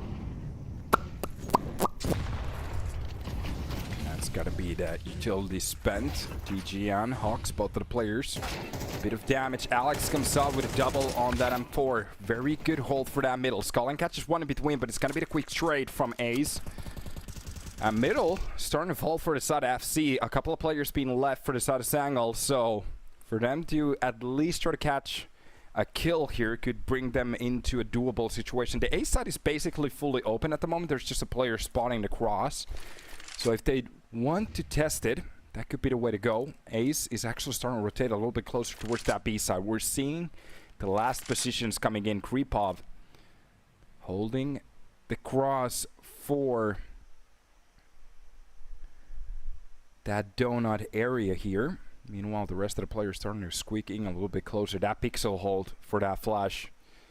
The only thing he has to do is just click mouse 1 and get away from that angle. Ends. Has that angle. He's not going to use the utility yet. FC. They're just getting into a little bit more defensive spots here. Now the question is, how are the entries going to work out? Humes is just going to hit that op shot. That's going to be a dropped smoke there to create some confusion, and Ents is pushing on towards the side right here. He has to challenge both of the players at the same time, but Kripov uses that confusion at the perfect timing. Catches the kill, makes it happen. That's done. 15 seconds on the freeze time. And looking at the buy from the side of Fisher College, especially with 4 players left, they have a ridiculously good economy at the moment, so easy buy for them. Meanwhile, for the side of Sangal, they have to empty out the banks here. And Fisher College, they actually do have a little bit of a loss bonus too, so if they lose this round, as long as they save a couple of weapons, they're supposed to be okay on a buy. For Sangal Academy, it's not going to be the similar story, so... But a buy is enough for them to play around with. That's a beautiful Molotov, by the way. The smoke is a little bit late. Does a lot of damage. Holy moly, that nade was perfect. Redix comes out with the kill, but they have no idea that there's a second player there. This could actually piss right inside their boots, but that's a very nice kill from Donut. Hugs just makes it happen. Meanwhile, inside that smoke, oh, at the worst possible timing, Redix misses the shot. No, AZ comes out with a double, but Hooks brings it back to a 3 versus 2, and this is so much doable right now. TGN clears out and does a little bit damage even through that wall spray there. Sangal Academy right back into a round. Oscar just trying to get away from that side at this point. Holy moly. Did that go tits up very quickly. Skollen. Sounds like a Swedish name, to be honest. Skollen. I'm not entirely sure how that's supposed to be pronounced, like Skollen. How is that supposed to be pronounced, by the way? Because TGN sounds like TGN Fridays. Couple of shots there for the spawn, just to make sure that Oscar will feel a little bit insecure. He's going to be challenged from the other angle at the same time. And that's the round. 4 on the board, losing every single weapon. And like I was saying, their economy was okay if they saved a weapon or 2, but at the moment it's not looking good. They have to go for a buy here, so it's going to be M4s on a couple of the players. But for the rest of them, we actually might see FAMASes, even an MP9. There it is. Is he's actually just gonna go for a 5-7. That's a good pick, by the way. So he gets the utility, the armor, rest of the players with M4. So if somebody goes down, he can pick up a weapon. I like seeing that. Good way. Saving 1,700 bucks. So if somebody wants to go for the opposite up there, Alex is one to actually drop a weapon there. Skollen is the one to go down on that quick A push. Creep off. Make sure that TGN is not gonna see the site. Meanwhile, inside that smoke, Alex might actually go for the peak of his life. It's going to be a double push. Hooks takes care of both of them. Brings it back to a 3 versus 3. The damage at the moment is against Sangal. So, they have to be a little bit careful, but the bomb is definitely going to go down. That's going to be the nade. It's going to be perfect. Drops down Hooks. The bomb barely goes down. Redix, meanwhile, actually finds a nice kill to bring it back to 2 versus 2. So, Redix... That's a beautiful nade on top of you. They know exactly that there's a player behind that box, and it's going to be the perfect timing for both of them. Ends finds the kill. And here we go.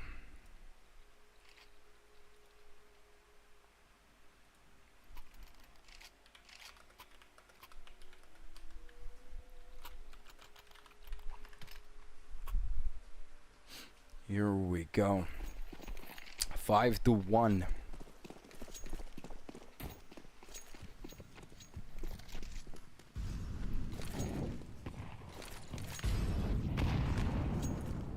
Early utility being spent here. A row full of deagles and a 5-7 and MP9 from Fisher. Losing a bit of the control, fighting on some of these rounds this time around, so it's not clear cut, but... Oh, that nade. Way to open up the smoke. Seems like for a second that he took a little bit damage here, but it was the early damage just done. Oh, I think he spotted the player, just didn't press M1. Ends.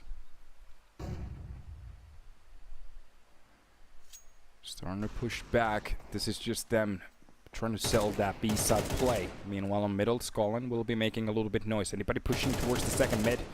Oh, they're not going to like those bullets. A lot of damage being done to 2 of the players. Catches 1. And right now, FC taking the second lane control. Even if they get that kill, basically at this point it's done. They've spotted so many of the players. I'm not entirely sure what that Molotov was about, but really doesn't work out. At the moment, it seems like Sangal, they're still not actually deciding to go for the push of either of the sides. So this is just them resetting here. Taking it very chill. Barrel of that weapon TGN. Maybe shows his sparks a little bit too early, but is ready for the swing.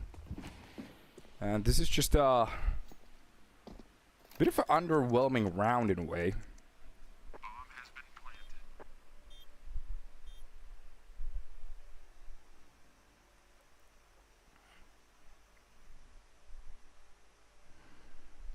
And off we go.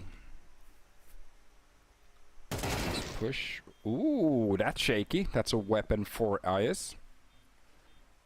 TGN. Maybe overcompensates for the peak there. But it's going to be ends to trying to find that angle. Catches the player, so that AK won't be safe. Hux.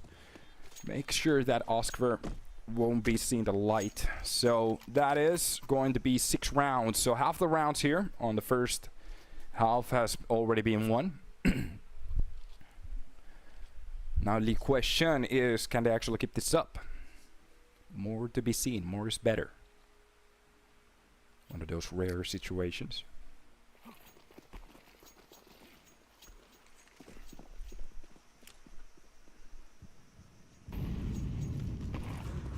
CT utility ready. That's gonna be creep up with the shot on the Scotland.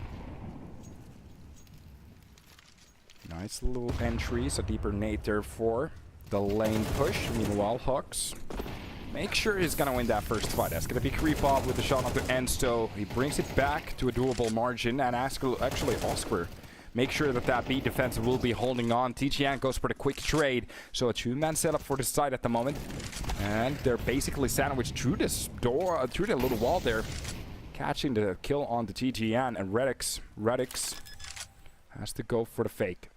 Goes for the first tap on that bomb. It's a 1 versus 2. He knows he has to challenge one of these players, and it's going to be the long play, but that op corner is going to be hard to challenge. He actually had to go for the full swing there for that to work. And there we are. A round on the table finally. On round number 8 for the side of SC. 6-2. Tough spot to be at.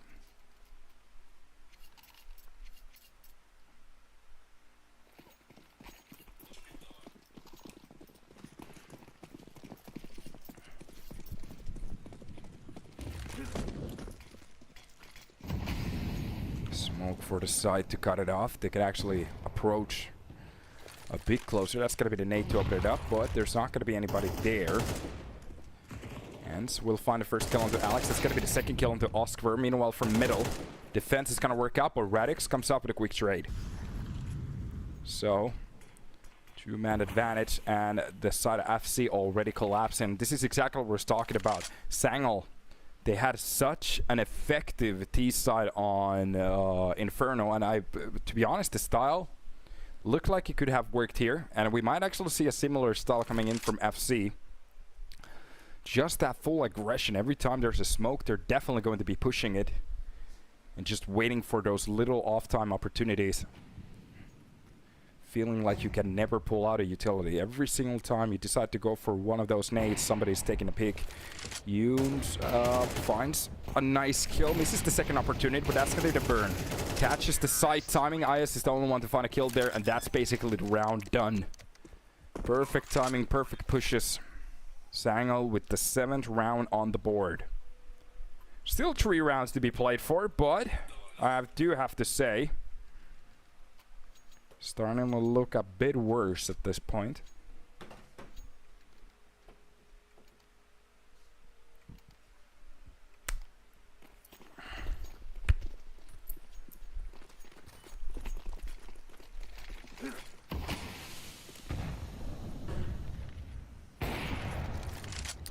Early pick from Radix. And a very snappy one. He's actually going to go for the second shot too.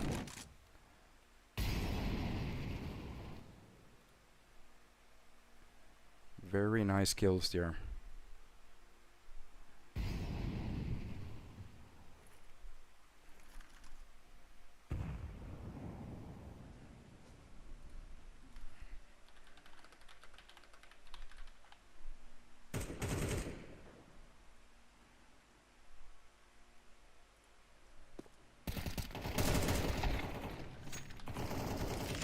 shot from Skull, and that's basically the round done.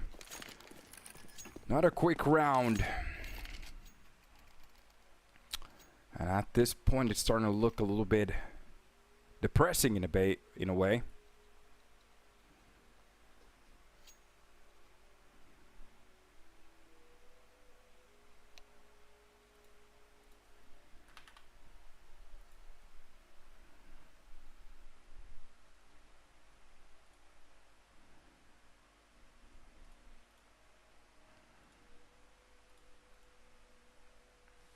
Bit of a tactical pause here, knowing that the last 2 rounds they could mean a lot. On the CT side, as long as you have a CT side, this is supposed to be in a bag, but if they have a little bit of a feeling here that the CT side could be not that good, FC might actually surprise them on their T side. So you want to have every single round that is possible at this point to make sure you have this in the bag and to continue that lower bracket, not to be disqualified here. So they still have a couple of games after this. Sorry, I think it's one more game. Yeah, you have to win 2. You either lose 2 or you win 2, and you're through it. Interesting, simple system. Let me just check the situation. This was Group A, if I remember correctly. So that's Sangal right here.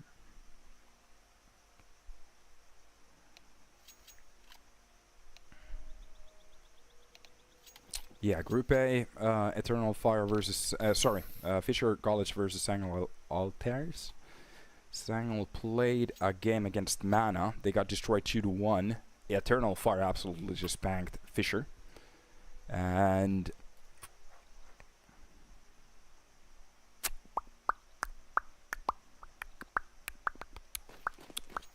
oh, sorry, it was Eternal Fire that the players got actually booted off. They played in the past on Sangal. Yeah, that's how it went.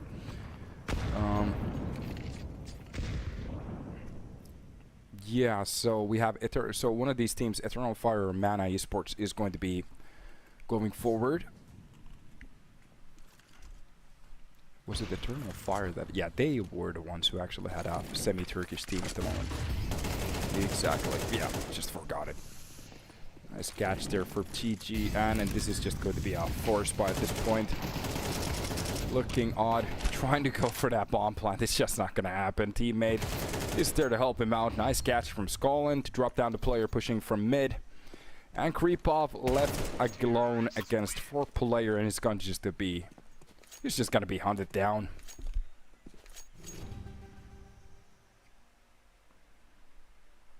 Here we go, and this is basically starting to be the start of the end.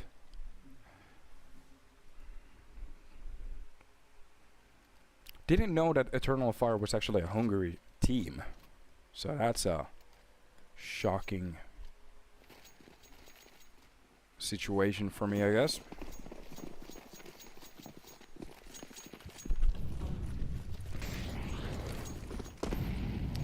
Three Polish players. That's going to be Mary, Bonox, and Mask that we're going to see a little bit later on today. Last teams that there were was from, I don't remember the organization's name, some kind of a P. This round at the moment is just chaotic. He is going to find a couple of kills there, but I think as long as he will be found inside that smoke, yeah, from 3 different angles, that's not going to be fun. Pyramida was the team that we're playing in. And as Hume has been left alone in 1 versus 3, he really needs to go crazy here to win this round. At this point, this is going to almost be... Oh, God, okay, nice. No scope there to make that happen. He's going to be challenging the player from short first, but the problem is Colin is just waiting for that to happen, and that's going to be the round. 10 on the board for the side of Sangal, Fisher College. Now the question is, do they have a T-side of their own that looks similar? Because they're going to need it.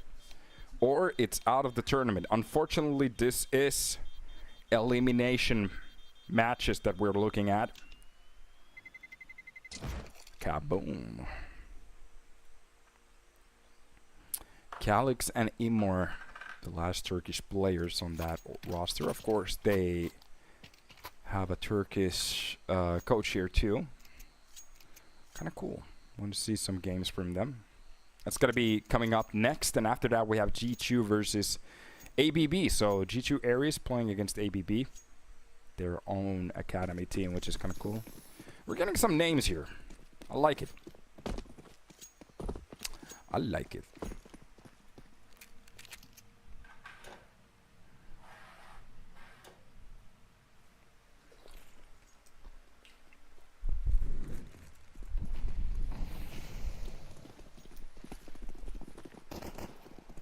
B side overrun by FC. Seems like Sangal. Oh, GL just absolutely 2-0'd complexity, so that's fun. So yeah, giving the side for them, knowing that they're gonna go for the retake. I think Creepout just spotted that player inside that pit. But GGN already coming in with the kill. Radix catches one of those kills. Humes and Osquared already dropping 2. This is gonna be the perfect angle. That Glock needs to find a second one. IS making it work. And this is just Radix left in a 1 versus 3. Getting overrun inside that pit. Can't really do much. So at least FC is going to be gaining around. I have to say, these teams, they have been looking very good on the pistol side, so. Let's see if they can keep it up for some good luck.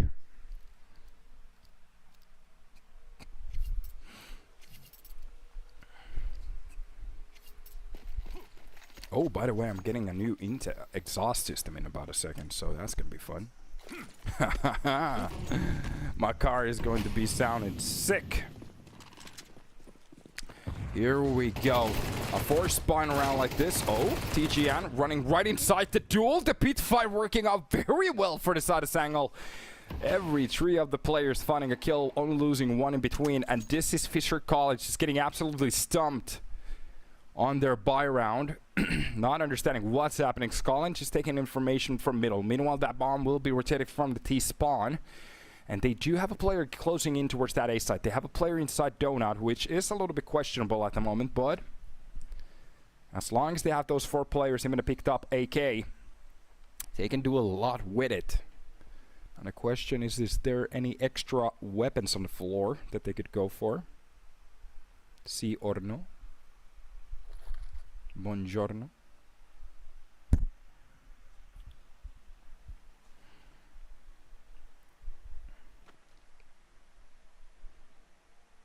A side definitely is the target here, as they are getting forward. That utility is already enough for the rotation here.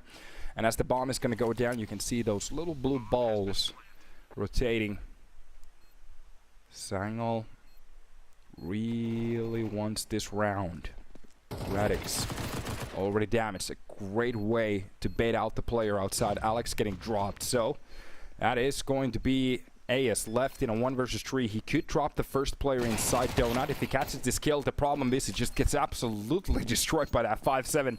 And that is going to be the retake. 11th round on the board. And not much that FC can actually say about it. That pit bash from the lane.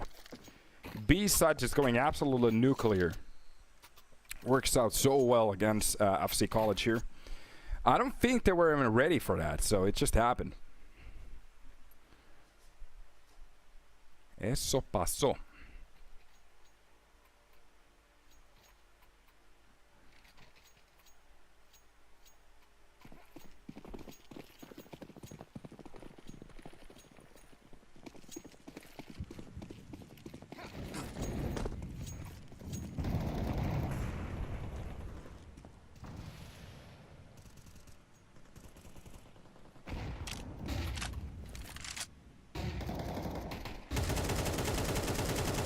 Couple of shots through smoke. That's gonna be the kill from Humes. Tech9 coming out as a winner.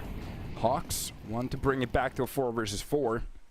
Meanwhile, looking at the map, the bomb was basically on A side already. They're leaving. I'm not entirely sure what's happening here. They had the A side control, decided to leave it. Now they're finally pulling the bomb back. We didn't actually see it from their perspective, so I'm not entirely sure what happened there. But as the bomb goes down, there's a bit of a fight coming in. Hooks wins the fight on middle. That's an important one. Now they can actually go for a retake. Through the smoke, Scotland just finds Oscar. That's not a fun thing to happen when you're actually playing on the other side of it. Through the smoke, that's going to be the first kill. Everybody's just flashed at the moment. Works out for the retake. EMS will be the last one to find that kill, and that's going to be Scotland to defuse Le Bomb. 12 on the board, just a round away from FC to be eliminated. And I wasn't actually ready. The numbers on the scoreboard at the moment, they're going in just in a row. 3, 4, and 5 are the rounds for the losers so far. So if Sangal actually wins it right now, my OCD is saved. Mac 10s and a Tech 9 row. Sangal just looking unbeatable at the moment. This is just going to be a full A-side push, already pushing down the smoke. Oh boy, through the smoke, they actually do catch a kill. Oscar is the only one to drop down hooks, but it's going to be Skull with a double, making a triple. A hat trick for the man, and I think this is basically it. 13-3, so 13-3, 13-4, and 13-5 were the score lines on all of the 3 maps, and it is basically done.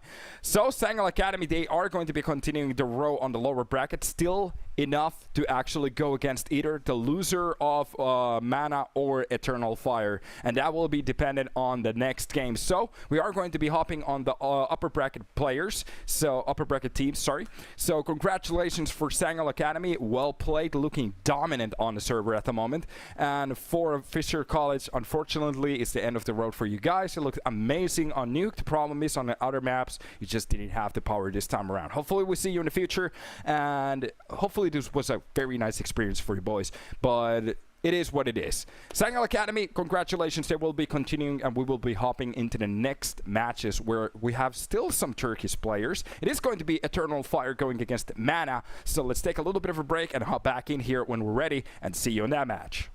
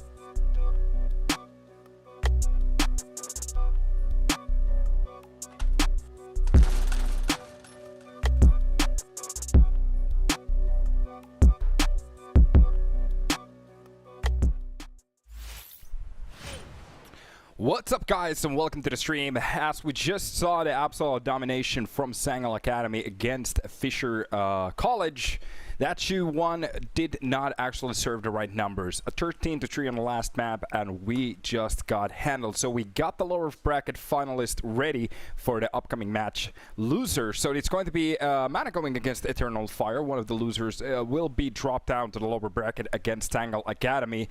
And at the same time, one of the teams are going to be going forward for the playoffs. So you can see the brackets at the moment. Sangal Academy is just literally waiting for an enemy here. Meanwhile, Eternal Fire and Mana, they get to take their games on. So Eternal Fire won their respectable match up 2-0. It was against Fisher College. Meanwhile, Mana, they did lose a map against Sangal Academy, but Sangal, they have been looking fiery on the previous game. So it doesn't surprise me that much. Now the question is head-to-head Mana versus Eternal Fire. What it's going to be, what it's going to look like.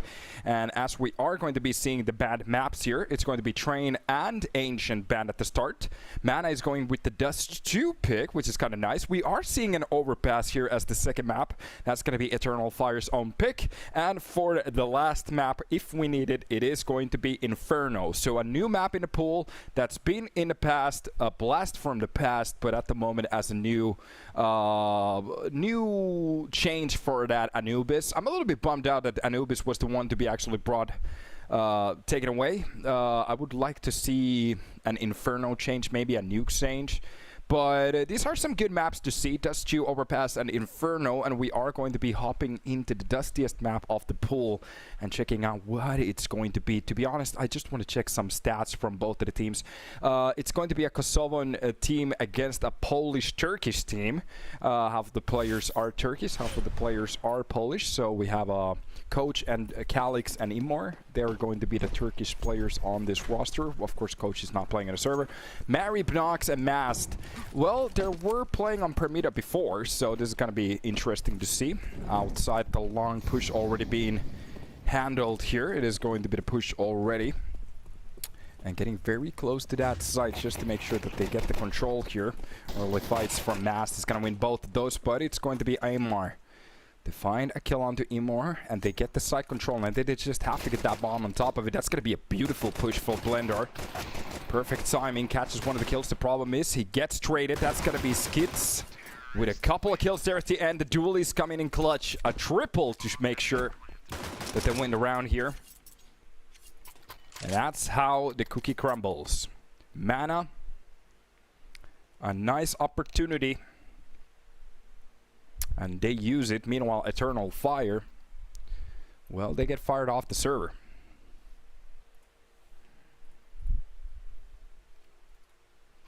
Seems to be a technical pause straight at the start. Another issue. Let's check if we can get some more information.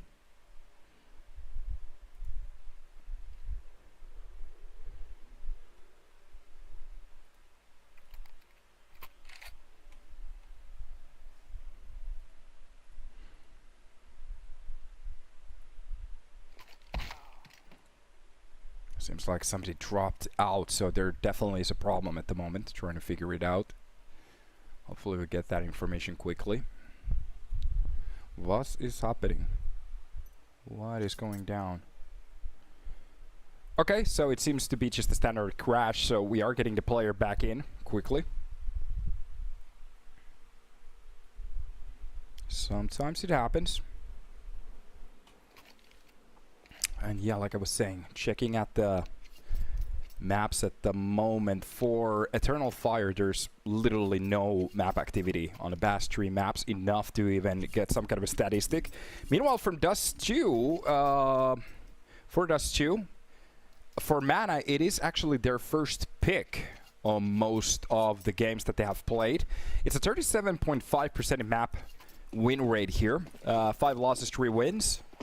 Unfortunately for Eternal Fires, we just don't have any stats at the moment. So maybe in the past we could get some more. The problem is with this core we don't really have anything. So basically whatever we're seeing is for the first time here.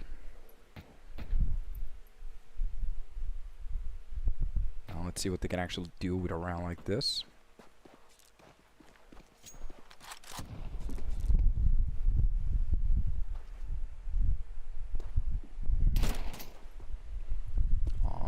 bit of a shot there that misses. Scout trying to find its target. And that is going to be the FAMAS spray on towards the long mast. Comes out with a double. Nice one to start it off. Timor catches one with the Scout. Actually make it a double. And the FAMAS at the end comes out victorious. Eternal Fire. They stamp out that round easily. No problems at all. Well played. Guys, give me a second. Let me move that fan.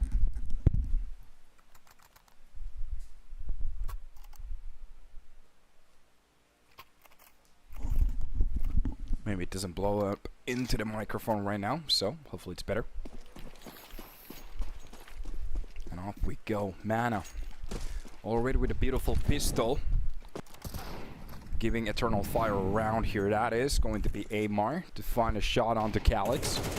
Nice way to start off the round. It's going to be the shots out of that AK to swing around. Meanwhile, that nade is actually going to find a kill onto Amar, so 1-to-1 trade already. Meanwhile, the push from the short towards the A side seems to be already launched in. Mana has the access towards the side. Amor is very close to that box, just trying to swing in. Behind the smoke, playing this very well, but Kali is going to find a kill onto him. But Amor, meanwhile, finds the kill onto Kali. That's going to be Skitless to drop down Nox, and Mary catches the quick trade there. Care Bear equipped with an AK and fully HP'd.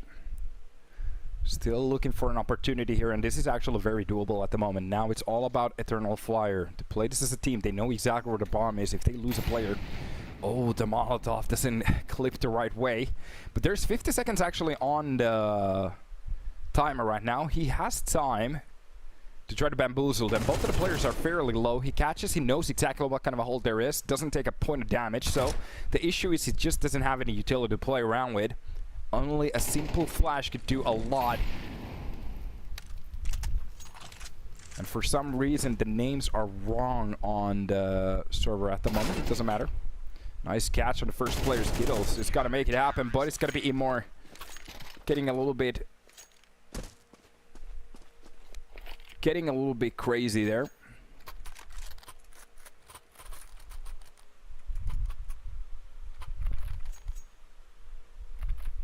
Cerber sounded like Care Bear.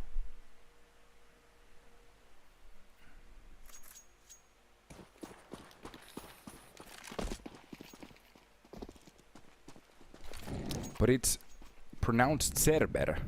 Is it Cerber or Cerber? I have no idea. The problem is every gamer, every player in CS has a way to write their name, and it's almost impossible to know what they mean with Amor. That's gonna be the second kill of the round. 2 players at the start already been dropped. Nice shot coming in from Amor.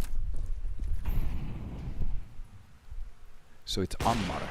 Alright. I really need to get used to these names. Oh, that's a good nade at the start. Does a lot of damage there at the start. Nast. Yeah, the short hold works out very well for him. And you have to remember, this is Mana's own pick, so of course these rounds are supposed to be an easy one. Calyx with a nice spray there at the end. Catches both of the players. Good spray control. But Nox was the only one to take a bullet in the head on that round, so not the worst part. 1-3 at the moment, but this is a very early start. 15 ADR. Getting a little bit unlucky there, I guess. There's still enough time for him to swim back in. It is going to be a buy from this side of Mana.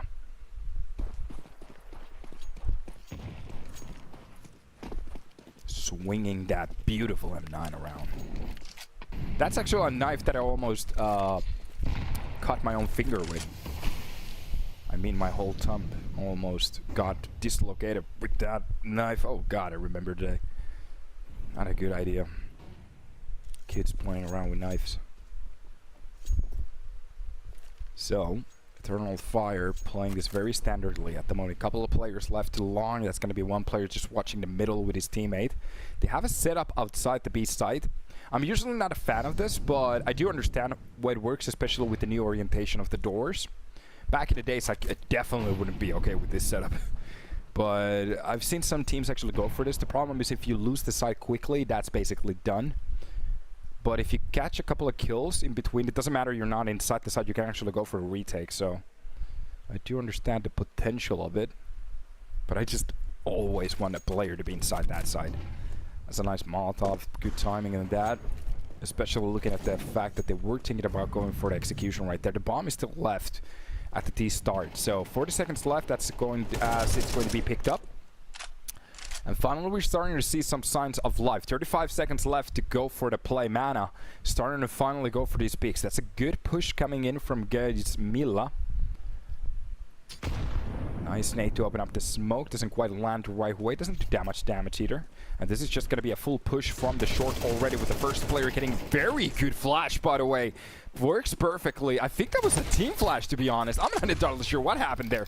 But it is going to be a couple of fights. Skittles is going to fight a fight against Mast on the long, and that's going to be Calyx to find one of the trades. Cali with Skittles, both of the players just doing work, and it is just going to be an absolute shutdown. That short seems to be a low point for the side of Eternal Fire. Really not ready for that push to be that close. I'm not entirely sure whose flash it was, because we just changed the angle. It just looked like he flashed himself for a second, but it worked out, so who am I to judge?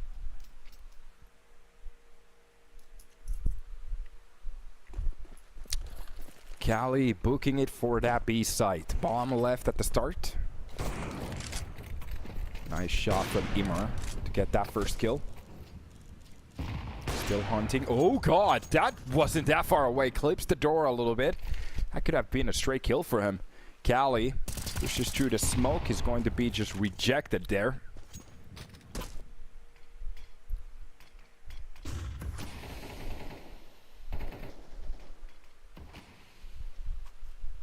And Binox.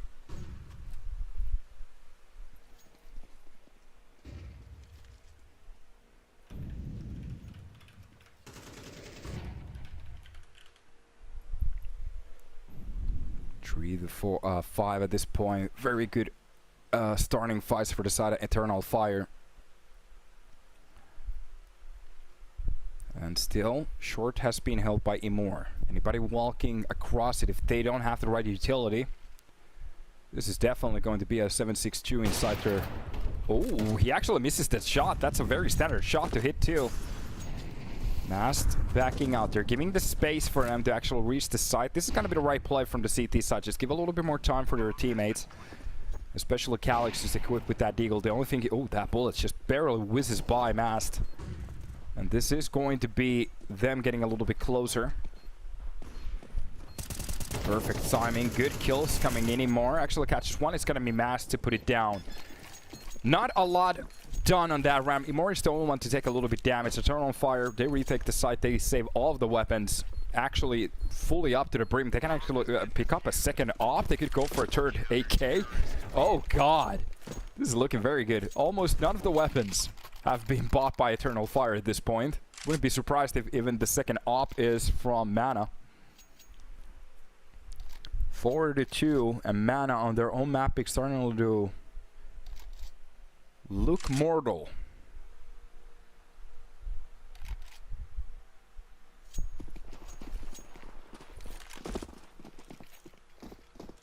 Early fights again. The last time it wasn't a good idea to try to challenge from the suicide. A nade to open up the smoke, and already a push towards the long. We don't actually see that much of the long pushes. We still do see it, but back in the days, you just saw just a bombardment of flashes towards the long. Everybody's just challenging, taking that big control. These days, it seems like people are playing a little bit more of a standard game here. Nice shot from that scout. Catches one of the players on top of the site. Bledar. Good job from him. Going for the scout drill. If he just hits one of the players, that's enough to swing it for their side. Calyx catches one of the kills here. Cali will be the one to try to... They're actually doing a very good job of tracing these kills through the smoke. Cali does find a kill onto Calyx, so final works out. A 3 versus 3, and basically right now it's been reset. Now the question is, how are they going to be building up this round? With 40 seconds left on the tank, looking at Mana. There are some good opportunities, especially here in middle. Cerber. Just getting a little bit closer. Mary is just holding the cross here with the op, so he might not be ready for somebody to swing so close by. Deciding what kind of a peek. Oh, God. He doesn't go for the full swing. Goes for the baity shot. And Mary's just going to enjoy that one. That's going to be the man disadvantage. But on top of the side, doing a little bit damage. But from the cross, the off is working out. They have to go for it. Cali comes up with the full clutch. Everybody going down. And Mana, they put up a round on the board. Easy peasy lemon squeezy. Oh boy, and going for a tactical pause too. Just having a couple of words from that round. Oh my God, I have to say, for a second there, it looked like it was done, but quick reactions. Cali, you cannot stop this man. It was like a DM start there. Every single player taking a big cut, just wrecked. At the same time too. Short, top side, and CT cross. Not a fun spot to be at.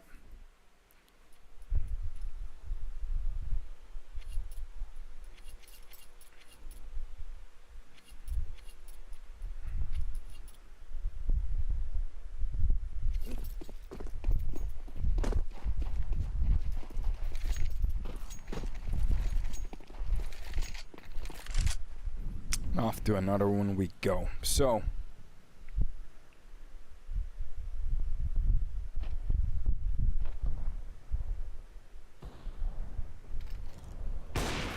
early fights. T-side Opper finding exactly what he was looking for. Bledar. Sounds like he's bleeding the radar. Mary with a double kill to try to hold on to that B-side, but the problem is man disadvantage. Now the question is what's going to happen on middle. Missing that shot, that's a little bit damage. Every single player is basically low on HP at the moment. Cerber is actually planning the bomb. The problem is the push coming in from the upper tunnels. They're cut off at the moment. Oh boy, sir, that is actually Bledar so far away from the site. And a nice catch from Skittles. I'm not entirely sure why the names are... Is there like a player... wait a minute, what's happening at the server at the moment? Do we have standing, or why is his name?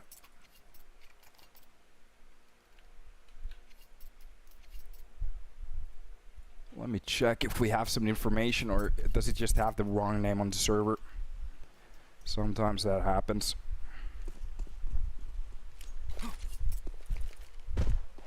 Yeah, it might just be his name that has been leaked inside the server. It's just sometimes the settings are wrong. Nothing you can do about it. It is life. So we have a bit of a stack here from middle trying to challenge. Hearing that the push is coming in towards that B-side. Mast wins that fight against Cerber easily.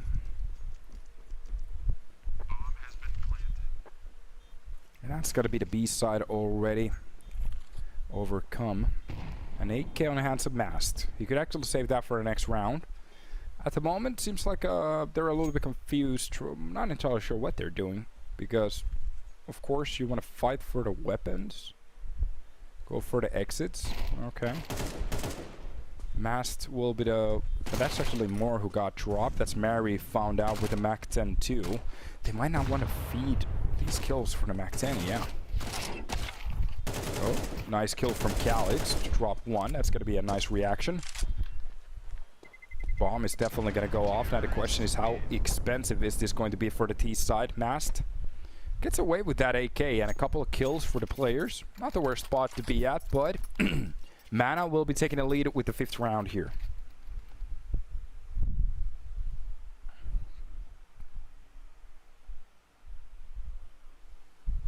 Now it's all about how they want to lock this in.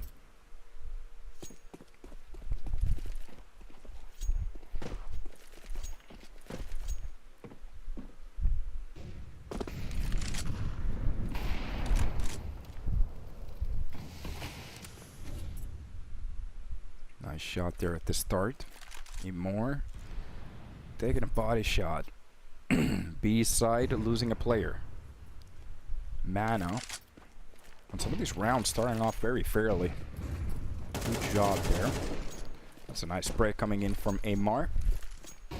Mast will be dropped from the cross. That's a bit of a problem for them. So this is just going to be a short plant here. The rest of the players looking for a way in. Skittles catches Calyx, and now it seems like Eternal Fire. I'm not entirely sure what happened. They were looking so good in some of these rounds. At the moment, they're just faltering. Not really even giving a fight. Just one-on-ones across the table and getting absolutely wrecked. We're not really seeing much of a CT side here. Usually at this point, you want to see something from them. But the question is, can they readjust? Mana is doing such a great job here, especially at the start kills. They're getting very nice entries here and there. Especially with that AaB, I have to say. Some nice openers. Oh, this is going to be the Fnatic stat. Double entries from that AaB. Anybody trying to cross that double door, they're not going to have a good time here. So, utility being spent. AaB coming into that corner. Spotting one actually going through. And the second AaB is going for a long pick. A bit out of time. And the question is there an extra AK to be swapped for? Through the door, a little bit damage done. Oh. That's a lot of damage done. Ammar barely alive at that point. There's a chance for him to go for the door drill. And that's a kill for Bleedar, sorry. Ammar will be the one to catch Immor, and at this point again, it just falters to the same. 1 versus 1s all across. That's a nice shot from Mary to actually drop one of the players. He's a little bit too hungry for the weapon. Another dink coming in. Mass actually makes this a double, almost makes it a triple. Okay, this is getting a little bit more expensive at the moment. Chops to the side. Bleedar knows exactly where he is. The problem is he doesn't have that much HP to play around with. A simple shot to the face could have been enough, but Skittles will be the one to actually save him from that fight, and Calyx has been left in a 1 versus 2. Both of the players very low on HP, so very doable with the Deagle. It's all about the timing, especially if he wants to push in from the window. A bit of a timing. There's still a second Molotov, so it's going to be used if they want it. But Bleedar with that AaB will be shutting it down. Mana, 7th round on the board. Easy peasy. And still 1 round to be played for. For the side of Eternal Fire, they really want this round. Dust with a 1 pistol and starting 5 rounds. Not the worst spot to be at on MR12. Very doable. Meanwhile, Astral is just smacking bait.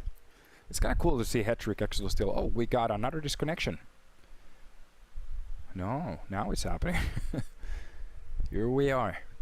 Issues. And we're back.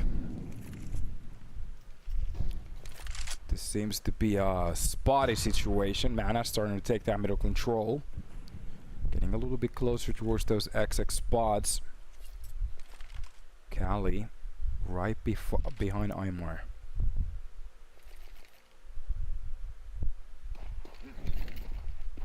Nice molly for short. If anybody's holding it, it pushes them back, boy. This is going to be an Astralis way of holding. Everybody's just stacking that long. You get a lot of teamwork there. Needed help if it's needed. Meanwhile, it's a nice shot from Immor, but Mary will be dropped down. Bonox only catches one in between, and that is him. Dropped from the side. So a 3 versus 3 with a B-side retake. This is where it gets interesting, especially with one of the players starting to push in towards the lower dark. Kali could actually have a very insane spot here, depending on the timing. Meanwhile, rest of the players getting just a little bit closer. That's gonna be the molly. Kali catches one and still actually holding the backside. Meanwhile, pushing to the side. The rest of the 2 players will be taking care of Mana. 8 rounds on their own map pick. Eternal Fire looking very good there at the start, but then just absolutely running out of gas. Mana taking everything at the end. 6 rounds. Looking like they were in control most of it.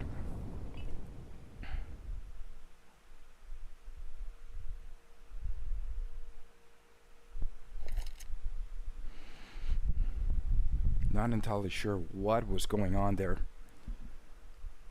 For a long time, looked like they were in control. But then it just kind of went tits up.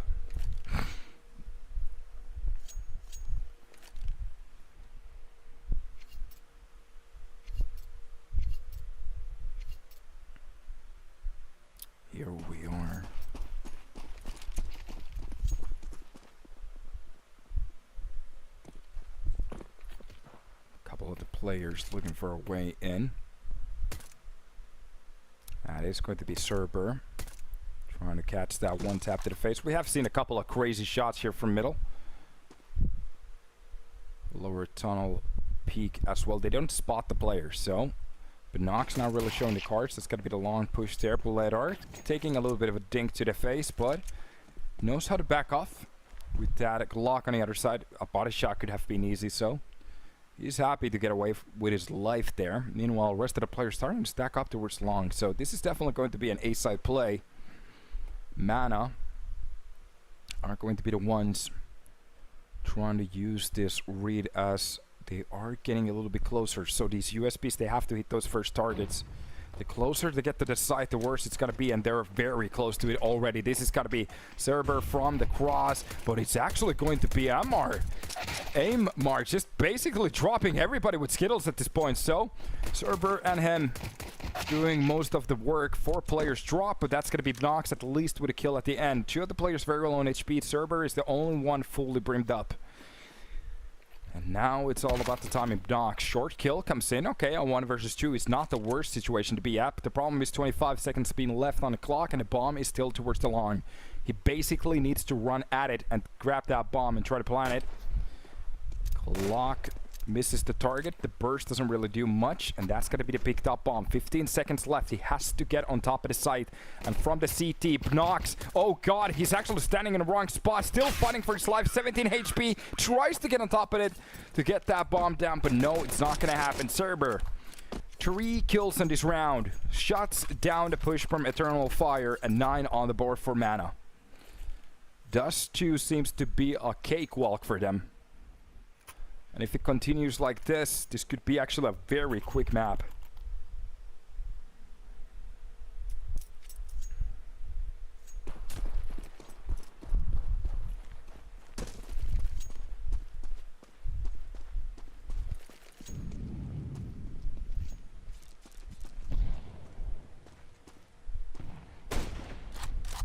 Scout that grazes one of the players. Well, he gets the kill too.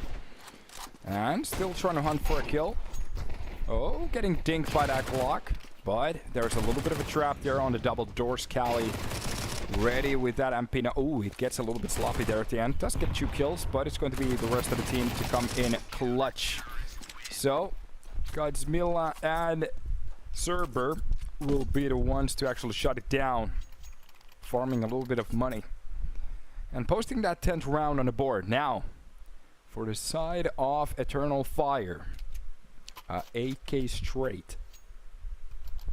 Enough utility to go for whatever side they want. There's a lot of Molotovs, by the way, so we're definitely looking to push some of the players around here. And just going for a straight aim duel. 6 rounds needed to bring this to a doable spot. Meanwhile, player just jumping around there. That's got to be the utility spent. And I need to open it up just for a second to take a peek with that scout. Does a lot of damage to Mast. He's barely alive at this point. If they reposition that nade towards the upper middle, we've seen some of the players when they, especially when they're holding scouts, that another teammate is ready with that nade. Just to dunk the player. Kobe.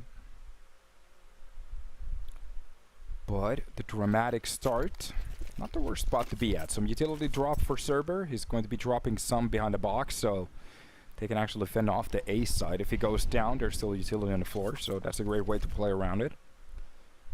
A little meta change there. Molotov towards the short to burn out the players. Brunox is the one to drop Amar. A Molotov used for the short push. That's a lot of damage done. Even more utility still just being jucked in top of it. Calix taking a full phase of it. And that's got to be Cali with a kill. That's Cerber coming with his own. Finally, Calix getting to step in. Brunox as well, but the problem is the rest of the team almost taken down. 24 seconds left on the clock. The bomb in a very tough spot. I don't think this is going to happen. That's the Molotov for the side. The problem is before he even takes the peek, a full spray to the body and Brunox goes down. 11-4, Eternal Fire just getting absolutely smacked here on Dust 2 at the moment. Like I said, this isn't elimination map. Elimination match, sorry. So the loser of this one, they just drop on the lower bracket against Sangal Academy. So it's not the worst spot to be at. But of course, you want to take the upper bracket. Easier games and one less match to play for. Early fights. That's got to be the Opper getting ready for any of those peaks. Bledar will be winning the fight against Emor. And Nade's just ready to pop off the smoke. Oh, I think Ali is ready to open it up for his teammate in about a second. Here's Calyx stepping a little bit closer. He could actually go for the peek. That's a great way to be sure that as that flash is running in, he's going to be ready for the pick. Nice shot from middle. Oh, this is just absolute destruction. It's like a blender there in middle. Whatever takes a peek gets absolutely wrecked. Eternal Fire just with a round left to try to show that they can actually hang in Dust 2 for the side of Mana. They're just looking absolutely great on this map. No wonder they went for the pick. I'm usually a little bit unsure about these maps, but this is absolutely Mana's pick, and you can see it. Early smoke for the long. That's a deeper smoke there. So if you want to push out, it's not going to be a good time, but on the edge of the T-side smoke, there's a Op just waiting for that push to happen. Bledar is going to be letting it go. I think that was team damage right there. Right now, Mana just 5 kills away from a first map win. Nice opener there from Mary. Quick trade. Amar will be taking one of the players. Calyx gets us the trade. That's going to be Emor with his own. So 2 versus 4. A lot of damage done. He had the right idea there, but runs out of bullets. A side has been lost. There's still a player on middle, just waiting for the push to happen. So Game Seal up. If he catches that kill, that's a 2 versus 3, depending on what happens on the A side. Trying to go for that bomb plan. It's not going to work out. And for the middle fight, it just doesn't work out. Mary wins it. Calyx takes his own frag home, and it seems like we have a problem at the moment. Hello? A little bit of a disconnect there. Seems like, yeah, the feeds are... we might have a server issue at the moment. Not entirely sure what's happening. Hopefully it gets... Oh, yeah, CS being CS again. Nothing new. Hopefully we get back before it's over. And here we are. So, we didn't lose a step out of that round. So, seems to be a B-side push. That's a very good nade, by the way. Should do some damage. A little bit too deep at the end. A full swing. So flash, you can't actually see anything. Calyx is going to win that first fight from middle. Oh, that M4 just repositioned. It's got to be a second kill for Mast. Just goes for it again. If it works once, why not a second time? And right now, Eternal Fire, they're at least fighting for that 6. To make the scoreline look a little bit better. But to win this map, they still need 6 more rounds just to make it a tie. Overtime is the only way back in. Meanwhile, for the side of Mana, well, as long as they save the weapons, try to go for another buy, win one of these rounds, that's basically done for them. So, in a way, we'll see.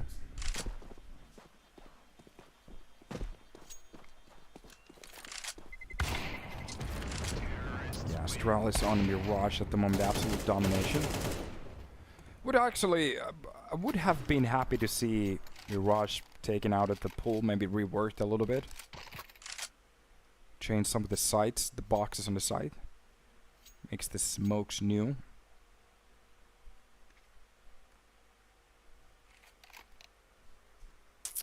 Would be awesome to see that. Tactical timeout for Mana. The way to go.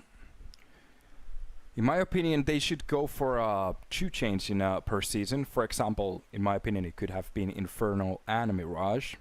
They already brought back in train. Maybe bring Cash. And what could be a cool map? Cash is on Tuscan. That would be awesome to see that, but I don't think we're ever going to see Tuscan in this map up ever again. A reworked Inferno could be cool. A little bit open map, more for the CT side. To get some of the classics back, I would love that. Some people are still hungering for Cobblestone. I think the problem is the way Cobblestone is layered, it is just almost impossible to try to figure out that map. It's way too big in the wrong way. And way too many different levels on that map where you have to fight, so it only works for a map like Nuke for once, but having too many maps like that, it's just not good. Early fight, that's gotta be mana. Opening up the challenge here, dropping one of the players to the star server. Nice little start there, but it's gotta be Gemzilla. With that pistol trying to find some information, he gets dropped down. So it's a 4 versus 4 with one of the players a little bit low here. 48 points of health and mana. They're gonna lose another player. That's Eternal Fire going for double peek. Calyx, very good job there to open it up. Finally, the scout actually finds something, but it's a 2 versus 3. So it's a kinky situation. It's doable, but not easy. Spotting one of the players towards the CT on top of the head. Oh, God. That's just a bad push from the side of Mana. Eternal Fire to absolutely wreck this round. 7 on the board. And looking at the economy from the side of Mana, this might be an 8. We are getting closer. 4 rounds away in a way. Unless they kind of lose this one. Which I don't believe they can actually do it. But hey, we've seen crazier things happen.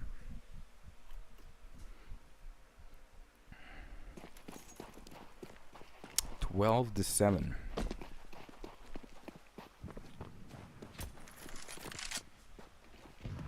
Lower tunnel push from Calyx. Oh, that Zeus. You can just see those electrics whistle by. Nice deal shot from Gezmila.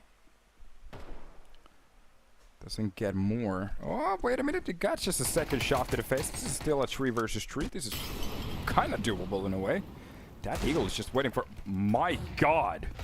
You don't want to give them more chances. That's going to be the second kill from Amar? Wait a minute. Is this the way they're going to lose now? Deagle's just coming out absolutely clutch at the moment. 2 kills for 2 of the players holding them. And now it's going to be AKs in their hands. And this is just a worst way possible for the side of Eternal Fire to actually go down here. Nox does catch the first kill, but it's going to be Amar to shut it down with that stolen AK.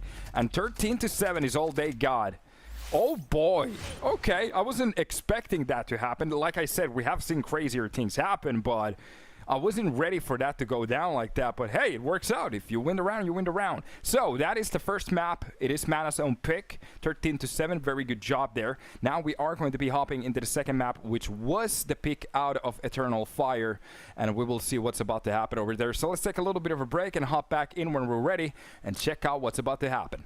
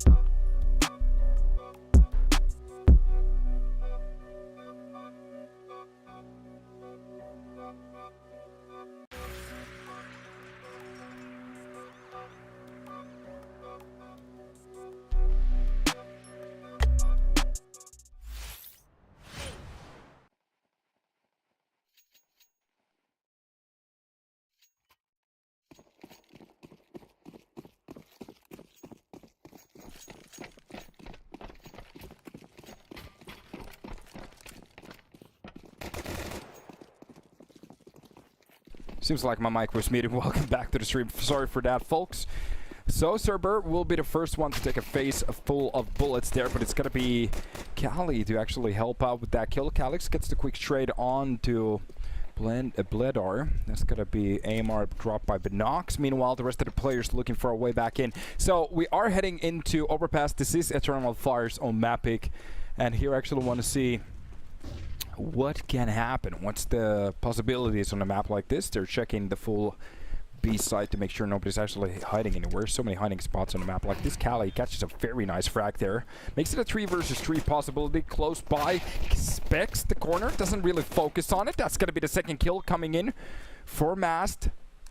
Meanwhile, getting away from that side, just playing a little bit more time. Letting his teammate take the toll here.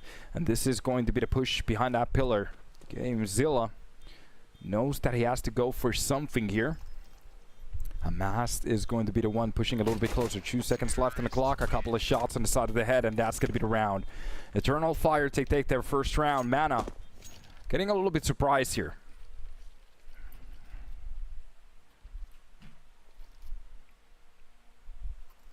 Off we go. Some good start for them. We still have one match after this. One is going to be G2 Ares against AaB. Hopefully you guys are ready for a long day today.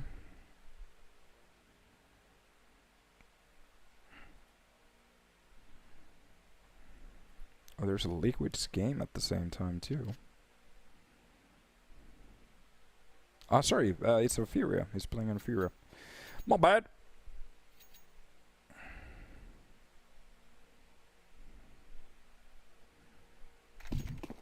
Yeah, after this one, if we need it, it's gonna be Inferno, so...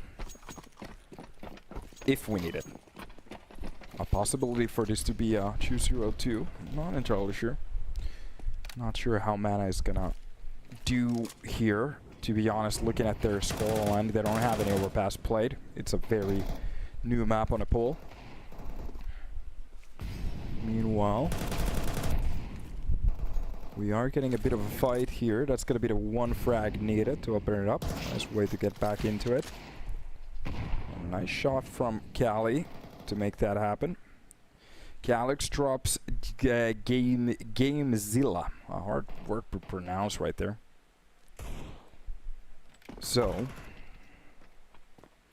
Mary catches Kali, and this is just going to be a little bit of a broken buy from the side of Mana, so trying to go for whatever they had. And at the moment, Eternal Fire, they're actually handling this very well. Amar catches one of those kills onto Calix, but the B side, well, that's not the issue. The issue is that they lost the full A side control. There's even a player actually lurking behind here, so it's all about the timings. Nox could at least make sure that he's not going to save that weapon, but Amar still looking for a way in. That's going to be the first attempt. He actually seems to be aware of the player. The possibility of a lurker here on Overpass, this is very common. And going for the quick shot, wins that fight. That's a... was that an AK on the floor? Or an M4? Yeah, that's an M4, so he doesn't need it. Galil's and the rest of the 2 players, and they are still trying to hunt for that kill. Mast almost catches him on that run.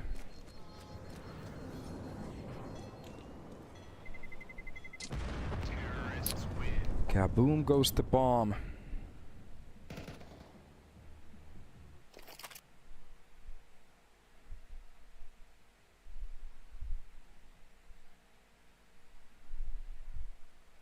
I'm looking at the round here. They're just gonna go for the half buy.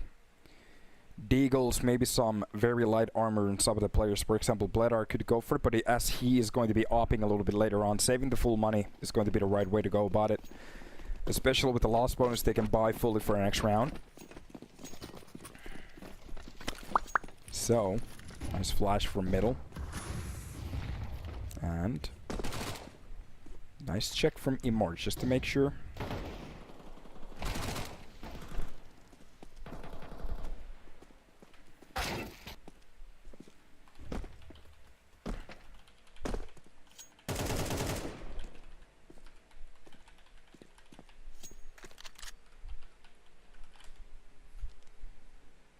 This seems to be another round that's being taken care of by Eternal Fire. Losing a couple of players here though, but mana keeping it expensive.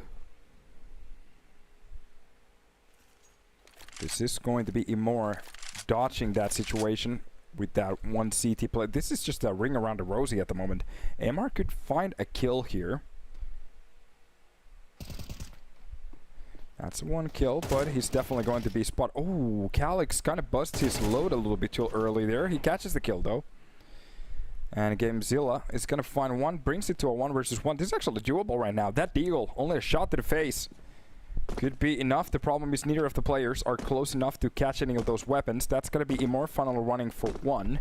Has no idea where one of those players are. And that's a weapon on the ground. That's going to be the bomb picked up. 20 seconds left on the clock. A smoke for the side, and he could still run towards that B side. And to be honest, for Gamezilla, the best place could be just running behind him, especially as Imor didn't shut the door. That could have been a weapon for him. And a push to the side, and now he definitely knows where the play is coming in. Spots the head. Goes for a little bit of a shot there. Hits the player, does a lot of damage, and I think this is basically... Oh, Imor! Almost getting caught off. Both of the players just dodging at the moment. This is getting a little bit too wacky at the moment. A lot of damage done. A deagle shot from Gamezilla could be enough. Both of the players depends who hits the first shot, and that is going to be it. It grazes the wall. Imor, 10 HP left to clutch it. 3-0. And that gets way too close to comfort.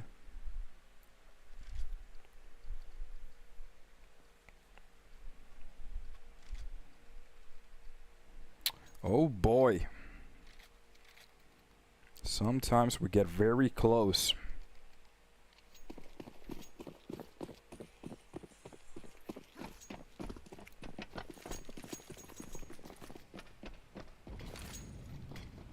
Here we go.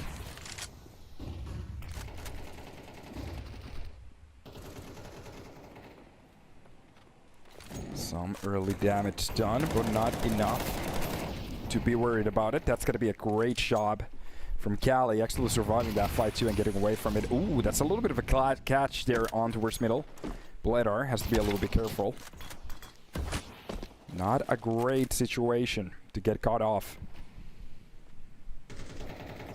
Couple of the players lost. It's a 3 versus 3 Mary. Make sure that Cerber is not going to run away for... Not going to run away with it for ease. Not getting away with it for free here. Gamezilla. Hey, Teozu. How you doing, my brother? Nice catch there for Cali. 3 kills on this round. Basically doing it all by himself. And that's Omar. Getting a little bit closer towards that B side, but the rest of the players from the Eternal Fire side, they are getting a little bit closer from long at this point. So that's going to be the smoke to cover them off. And from the smoke, both of the players looking for a way in. That's going to be Mary and Mast. The double shot needed. Kaylee could actually shut this down with an ace here. Any of the players trying to go for that fight. That's got to be the first one. 4K on the table. A high flash. Teammates coming in. That's going to be the burn on the left side of the site. It is just a full ace. Cali making it ring. With 29 points of health. Even picks up the op for his teammate. And that's the first ace here that we've seen so far. 5K on the board. Mana. They're definitely showing us a show at the moment, and it's Gamezilla. Okay, for now on, I'm just going to say Gamezilla. The funny thing is that so many of the players, they always write their names in the most ridiculous way there is. I do understand it. It's lead talk, but it is what it is. Great ace there from Calyx. Cali. 9-3 on the board. 209 ADR. That's a lot of numbers. Good looking numbers, too. Broom broom.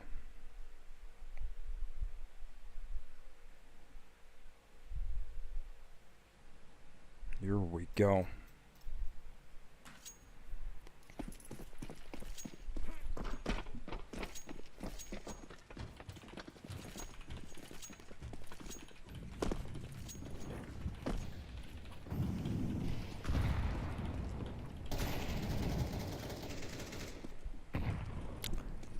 to be spent here. A couple of the shots. This could be enough of a for the side of Mana here to start swinging some of these rounds. We are going to be seeing a boost. Oops! Double boost at the same time. So, Imor will be finding the fight against Cerber. So that's one way to start it off.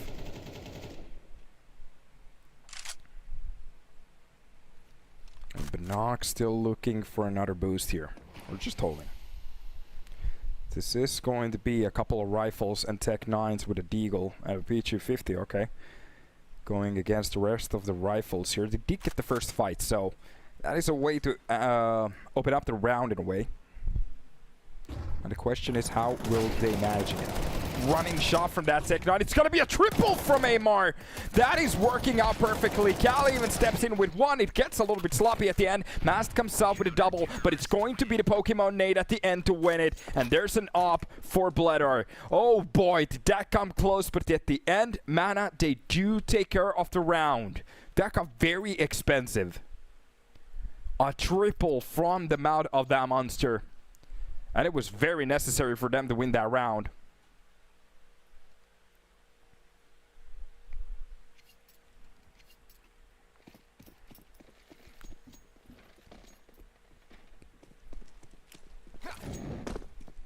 Burns at the start.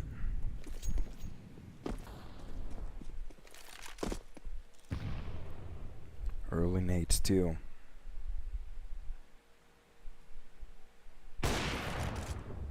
Nice catch for Bledar. Goes almost for the double. Collateral, so close. Swings the third bullet, catches with one with the USP, so that's a triple for him. Another miss from that op. Nox wins the fight with that P250, but Cali already answering from the backlines. That's going to be a drop flash. Nox only sees white at this point. And Gamezilla is basically behind him with the rest of the team. This is just going to be an awkward fight. And it is going to be the MP9 to find that kill. So it's 600 bucks towards the bank. Mana, they absolutely wrecked this round. Eternal Fire finally getting to buy. So we are going to be seeing a head-to-head round here. But what a great start. And a way to pull it back. Some great plays coming so far.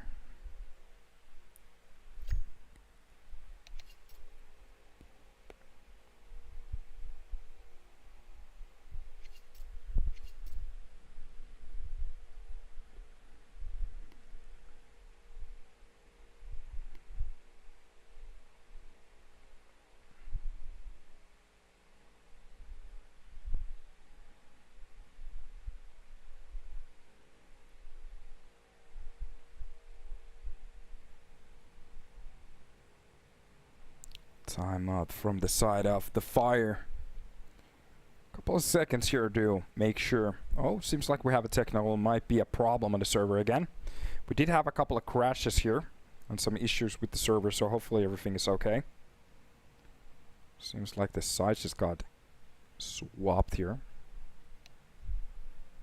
Yeah, Mana seems to be getting a little bit better at the moment, so some of the challenges, some of the fights are working out for them a little bit better. But there are still some gaps here. Ready for this round to see what Eternal Fire could actually use here.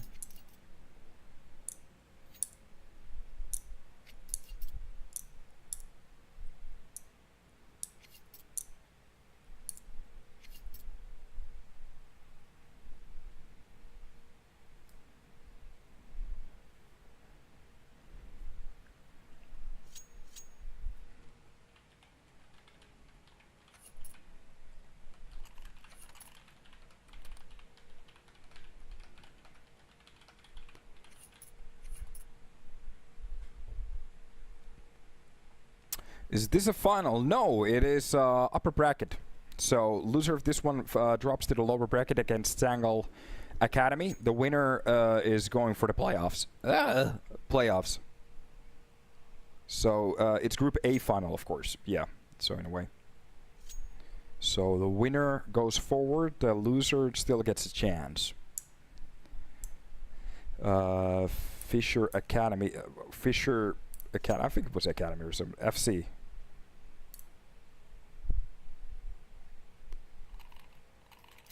Give me a second. I don't remember the team's name anymore. It was Fisher Club or something like that. Fisher College, sorry. Yeah, they were the first ones to be eliminated today.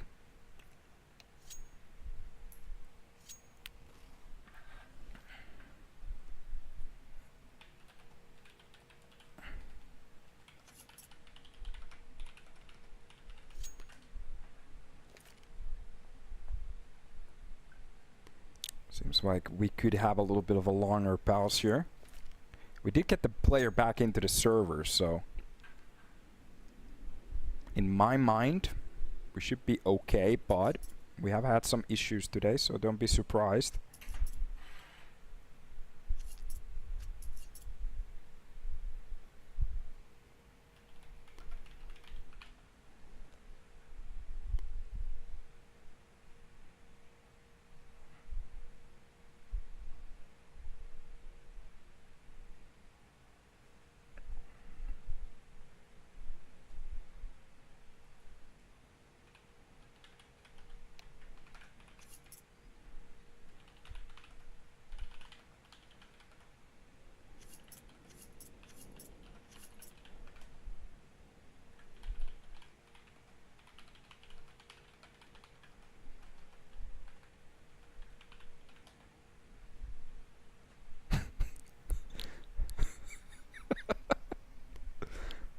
This is the funniest conversation I've ever had.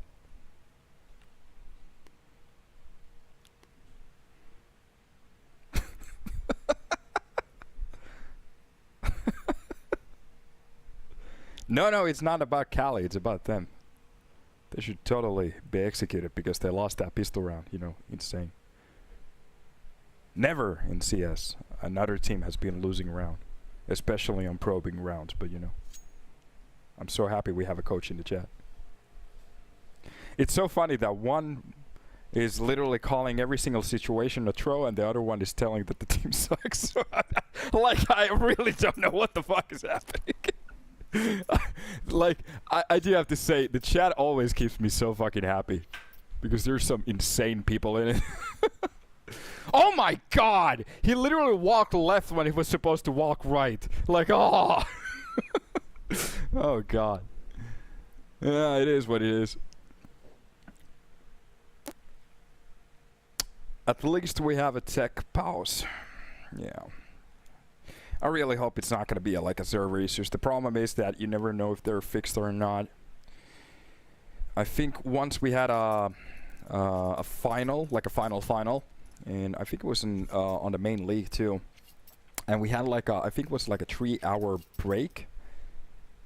Because we had so many server problems. So like a best, I think it was a best of 5 final too. I was so happy that it was they won in 3 maps, but that final took forever. It was like 6 hours or something like that, so I would never wish that again.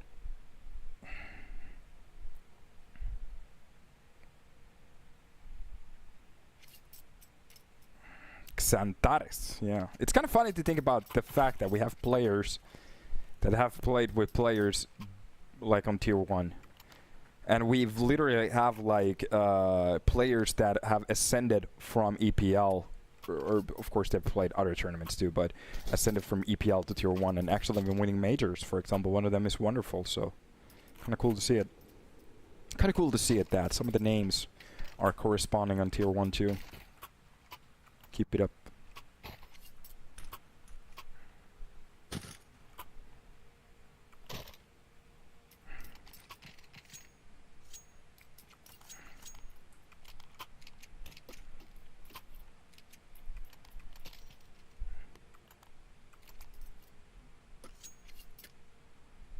Everybody's just swinging around those knives. As we are waiting for the server to...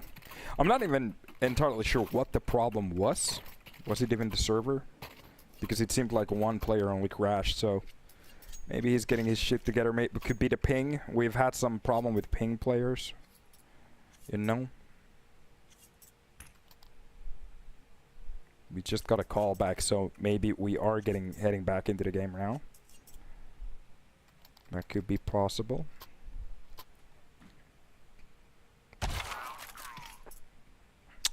quick little reset there.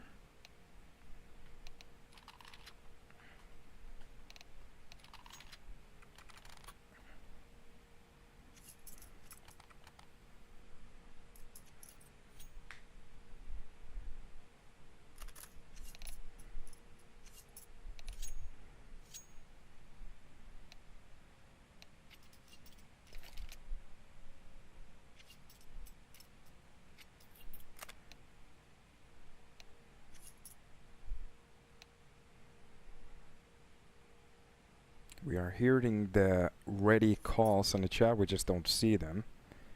So, might be possible that we are going to be hopping into the game.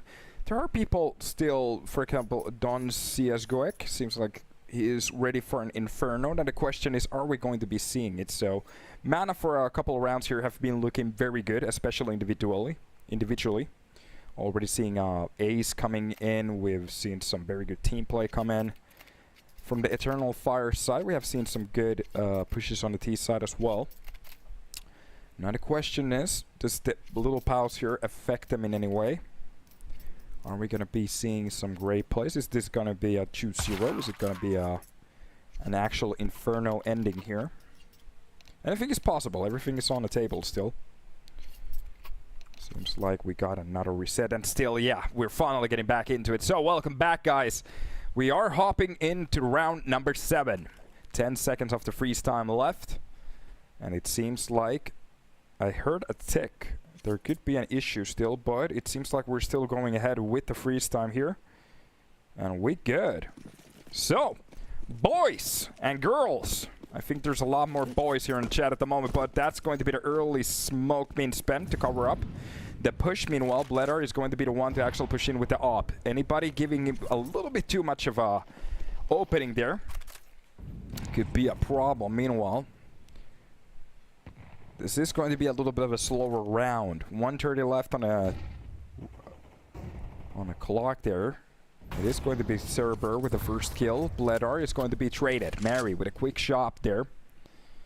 Shocking entry and a shocking loss, but it's a 4 versus 4 with Cerber a little bit low on HP, so he has to be a little bit careful right now.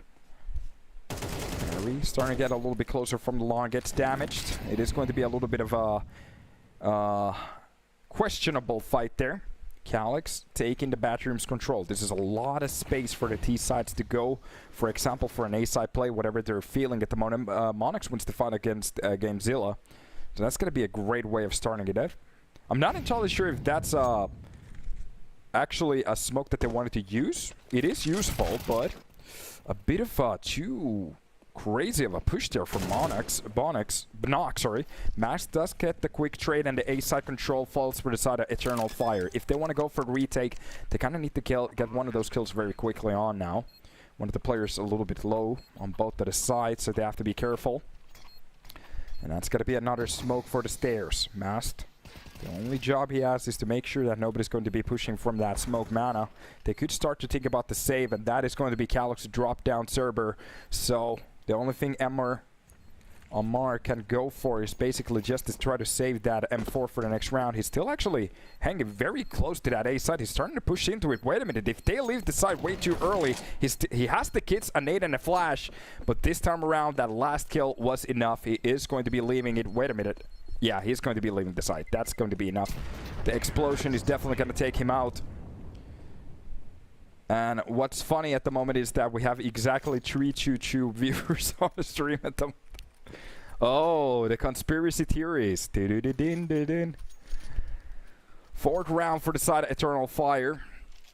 Some very chaotic fights there on middle, but they do win them, so they do convert them into a victory. Usually it plays a little bit better for the side of Eternal Fire.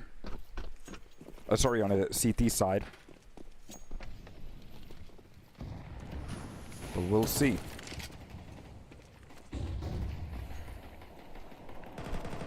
Still enough for a buy here.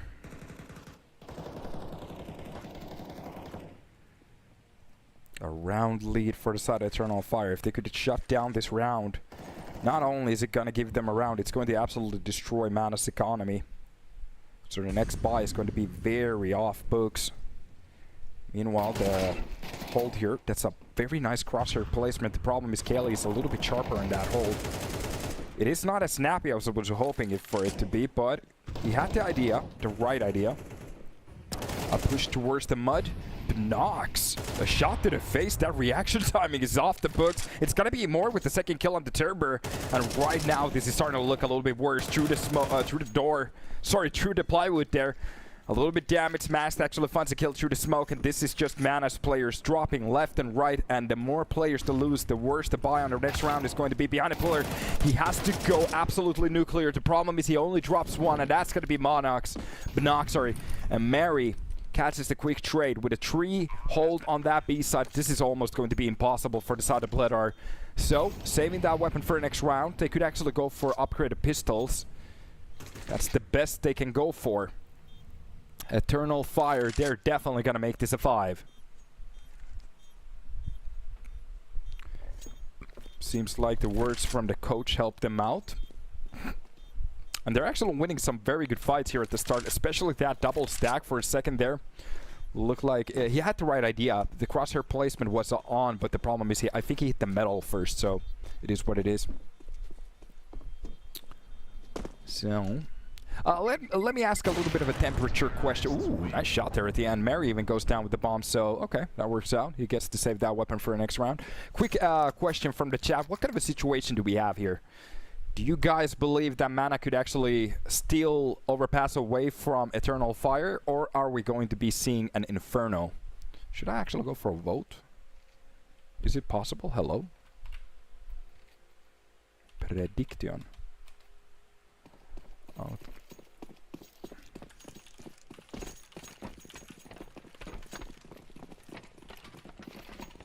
Alright, I'm gonna give you guys 2 minutes to answer. We got a prediction on the channel. Go for it, boys. Are we going to be seeing an Inferno? Especially with the sloppy start. Oh, a shot to the back of the head of his own teammate. Catches the kill behind the rock. So, it is basically a 2-2 trade at the moment. 3 players on both sides. Imor very low in HP. That is going to be the 5-7 from Turbo to actually drop down Calyx and Imor. Oh boy, his teammates is taking a lot of damage at the moment. Those pistols are very doable at the moment. Both of the players barely surviving. And we are seeing some calls at the moment. Some yeses. A lot of yes, actually. Meanwhile, Zutrit verboten. I have no idea what that means, but okay. And sorry, I went for a prediction. I meant to go for a poll. I'm dumb. Map. Tree possible. Yes. No. Choo-choo. Yes. Okay. There he goes. Go for that poll. Sorry. Now the poll is live.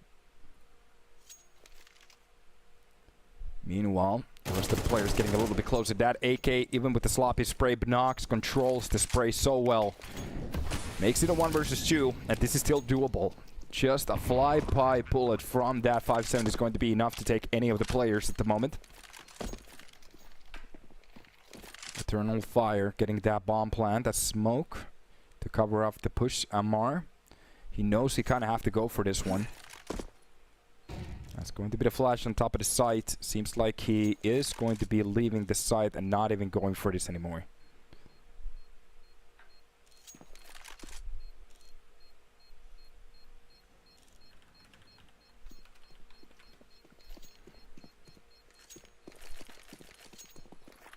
Kaboom goes the bomb. That's going to be the 6th round on the table.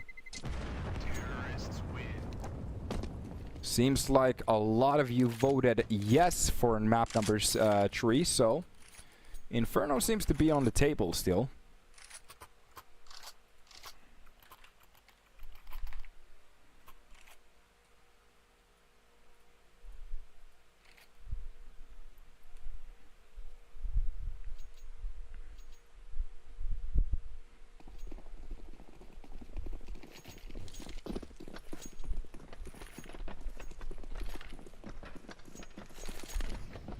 A lot of work needed to be done. The more CT rounds they lose, the worse it's gonna be.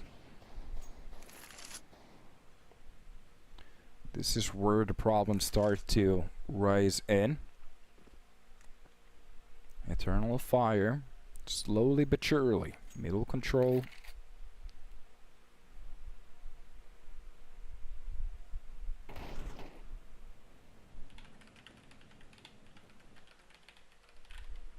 Nice little catch there for Imar. Catch the first kill. That's got to be Binox with the second one. They're handling this round very well. And Mary catches the kill on the Gamezilla. Ooh, heads being popped. That's a nice catch for Imar. And right there, Amar. Left as the sole player. Does catch one of the kills. He can upgrade that Giliel for an AK, but the problem is he needs to get away with his life. Spots one of the players on the jump. Same goes for Mary. Knows exactly where he is. The only thing he has to do is just play a little bit time. Doesn't matter even if he goes down. As long as he doesn't save a weapon, that's going to be the most important part. Nice a little swing there from the left side. Catches the kill. Eternal Fire posting a 7 on the round. On the board, sorry. A banner.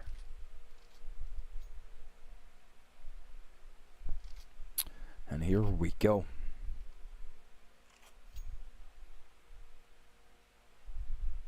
Mana. Possibility to get a 5. At the moment looking a little bit bleak. They have had some great moments. The problem is converting those moments into a round has been the issue. Eternal Fire, they're looking very comfortable in this map. Even with a couple of problems here and there, there still seems to be just a normal Monday at work. You have problems, you just fix the problems and you go ahead. That's gotta be the cover for the molly. So Nox has the mud control here. Kinda odd to not call it water anymore. That's gonna be Cali with a kill on the Nox. So very early kill for the side of the defenders and a way to actually control the round a little bit. That's a great Molotov right in front of the feet of Mary. He's getting just absolutely nuked. And Gamezilla is going to go for the full swing. That's going to be the second attempt. Another nade. Again, that does a lot of damage. This has been a utility heavy round, but it's going to be the 3 versus 3 looked in for Eternal Fire. They do convert it to Bragg, but the problem is due to the players very low in HP. Dinkable on the side of Mast. Calyx, literally whatever hits him, it's done. And the only player with full HP has been taken down. Gamezilla is just going at the moment ham. Looking for those stats. Mass left as the sole player against 3. And to be honest, the best thing he could go for is economic damage. The more kills he gets, the better. That's got to be the full swing. Bledar doesn't hit the shot. He's going to go for the jump. Gets away from that situation. It's going to be Gamezilla to go for a 4K on the B side to drop them down. Mana with the 4th round on the board. The 5th one could be superb. That's where they could actually work a lot here on the T side. The same goes for Eternal Fire. They actually shut it down now. 8th on the board makes their CT life so much more comfortable.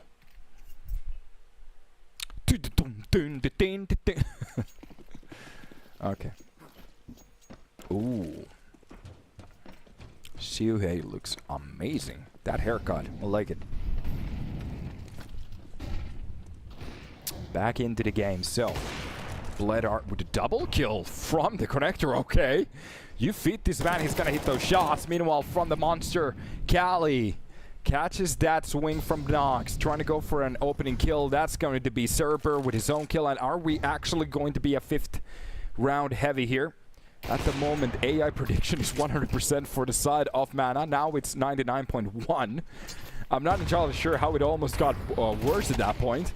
It is going to be the shutdown coming in from Cerber, and we do get 5 rounds on the board for the side of Mana. Eternal Fire is still doing a very good job here on the T side. 7 to make it happen. 5 rounds to get their map point. 6 to just shut it down, and we're heading into the second game. That's going to be G2 Ares versus AaB. A game that got rescheduled from yesterday. Now the question is a 2-0 possible?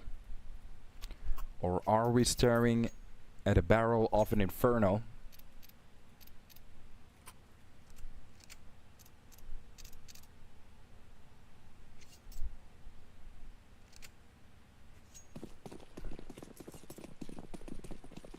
Mana is a Kosovan team.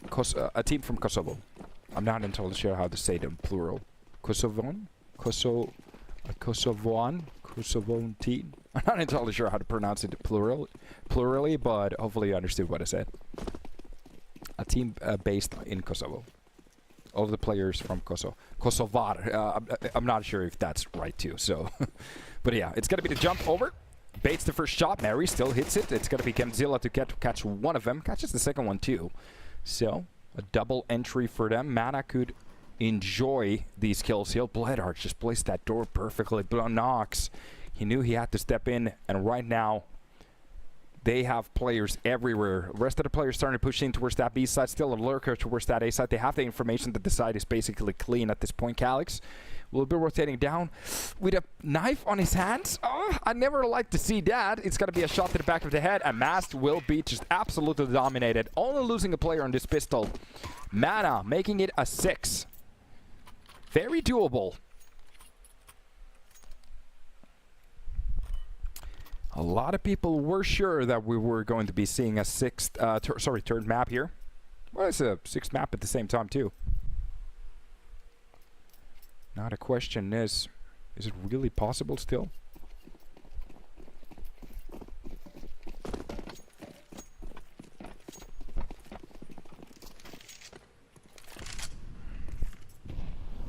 Didn't Eternal Fire shut down and sold its players to Aurora? Yeah, they sold their main team to Aurora, but they got like another team straight after it. So it's 3 Polish players and 2 players from Turkey, and their coach is Turkish too.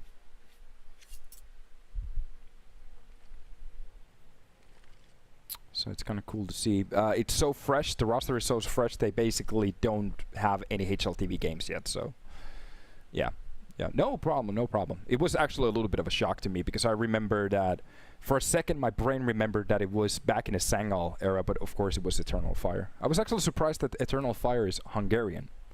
For some reason my brain thought it was Turkish. So that was a little bit of a shock. But hey, that's life. I'm looking for a way in here. This is just Mana playing it very slowly. A minute being played off the clock already. There's got to be a little bit of a backstab from Mary. So, that's a nice nade. Does a lot of damage to 3 of the players. It's even going to be the flash. Nobody's there to go for the swing. Mary could actually go for the full wide here if they're not careful. 35 seconds left on the clock. This is starting to get a little bit uncomfortable, especially with the rotation back towards the B side. They spot one of the players very close. It's going to be a little bit of a broken swing. Catches the first player. Mask comes up with a quick trade. And oh god, behind the smoke, Nox. He could catch the timing. Oh god, so close. Still Cali. Oh, sorry, that was actually Sherper to win the fight. They have the B-side control. This is so chaotic at the moment. A beautiful nade towards the heaven. Every single player on the side of Mana, they're very low in HP, and one of them already been dropped. That's going to be Sherper to actually churn in one of the players. He does damage to the player behind the water, behind the site. And Bledar, they have the control after a little while here. Mast with Calyx just looking for a little way in here. Bledar, they are playing this very passively. First tick on towards the bomb. That's going to be the swing. Mast gets the kill. 12 seconds left. He doesn't have the kits. The only thing Bledar has to do is just play time, but he wins the fight. And that is going to be it. We have tied on the server. Eternal Fire's forced buy just goes down the toilet. They still have enough money for the next round. They're okay. So they just have to go for a little save here. That was a very nice try. It almost goes tits up on towards that A side. Oh boy. This has been a fight off today. None of these matches really been that simple. I don't feel Inferno anymore. Yeah, we're starting to see some doubts. Meanwhile, we are just running into another round here. That is going to be the first attempt. Oh god, the worst timing ever. Amar just goes for a full swing. Mary basically just turns away from that spot. Right now, 1 minute 30 left with that first entry.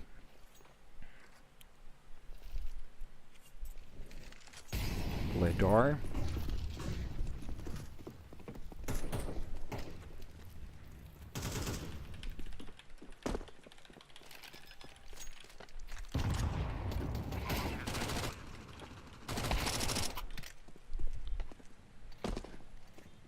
Good catches here, and this is just going to be a stat pad round. Amar, is he ready for the high hold? Yeah. Nox does get the kill. And here we are GameZilla just making sure nobody's going to be pushing. He has a hold there, so.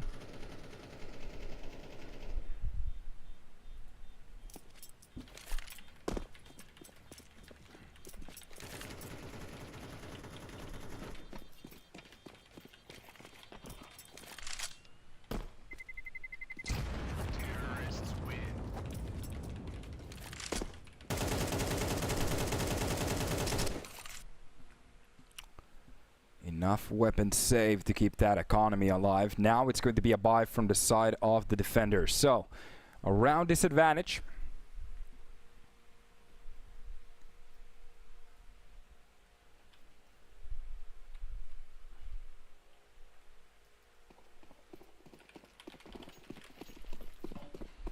And here they can actually show what they know. Early round defense is what we're looking for. That's going to be the high flash from middle.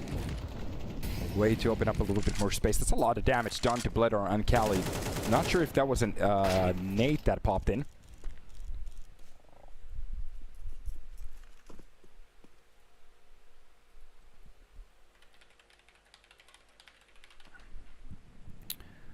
And Mana dropping a player at the start. That's going to be GameZilla. Dropped out at the start. Eternal Fire. Looking for a way to actually keep this hold. Bledor. If they go for a mistake push here.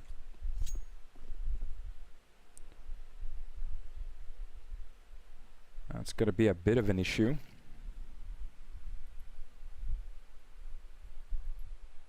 Utility set up for that A side push. It seems like they are going to be committing to this one. A bit of a challenged fight towards the bathrooms. I'm a little bit surprised they weren't ready for that. Cali is just out of the server right now, but it's going to be Xerber. You could actually do a lot of work here. Bledor still walks into that bullet, so two of the players still alive. They can still do this, but 30 seconds left. It starts to push them into a little bit of an awkward spot. A lot of damage done to one of the players. Oh, jumps over the bullet. That's going to be the clock coming in. They tip 2 of the kills to bring it back to 2 versus 2. That Molotov definitely is going to be pushing Bonox into an awkward spot. 1 versus 1. And Mana, I'm not sure how, but they actually win the round. A swing coming in from Calyx. He misses every single shot. And Xerber even pulls out the op from the last round. Mana, they win by 2 rounds here. Eternal Fire. Absolutely disgusting round to lose. Oh boy. Mechanical aim just for Xerber. He just basically does a 90. Or I don't think that was even a 90, like a 40 angle twist right into the head. And that peak, it really played for the side of Eternal Fire well at the end. I'm a little bit surprised he actually lost that fight. Oh boy, so you can see the economy at the moment is entirely wrecked. And that is just going to be the push towards the side mast. Does get the first kill. The problem this game, Zilla and Cali, they just have the control here. A nice little spray to the smoke there. Doesn't get the kill though. It's going to be the challenge towards the short. Calyx wins that fight. It's going to be a nade. Just grazes him, nothing else. A 3 versus 3. I think they spotted one of the players on the boost, but they're just going to ignore it. Calyx. With this little push here, that eagle could be insane. Catches that headshot, that's enough. Here we go. Catching a couple of the players. Bledor, nice another dink there. That's gonna be Mary to bring it back. Eternal Fire right back into the groove. Even with a full 10-second defuse, they have the time to actually find those weapons. That's gonna be an AK on the floor too.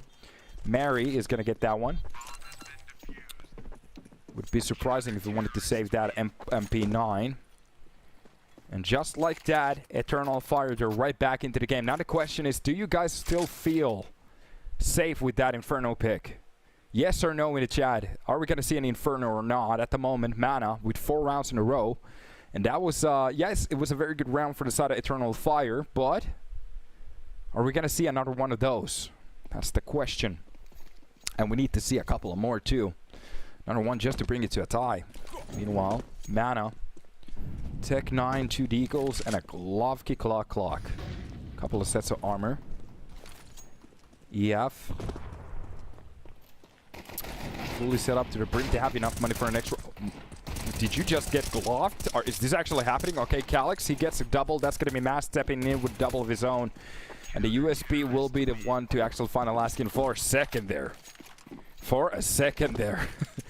If your Glock gets an entry kill, that's a bit of a problem. Kaufturm, have no idea what that means. Virboen Fursi. No idea what that means either.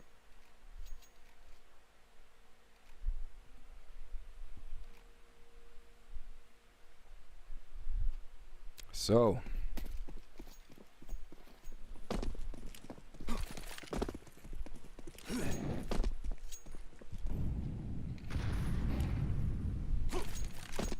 That's got a bit of flash from middle. Mary goes for the quick swing.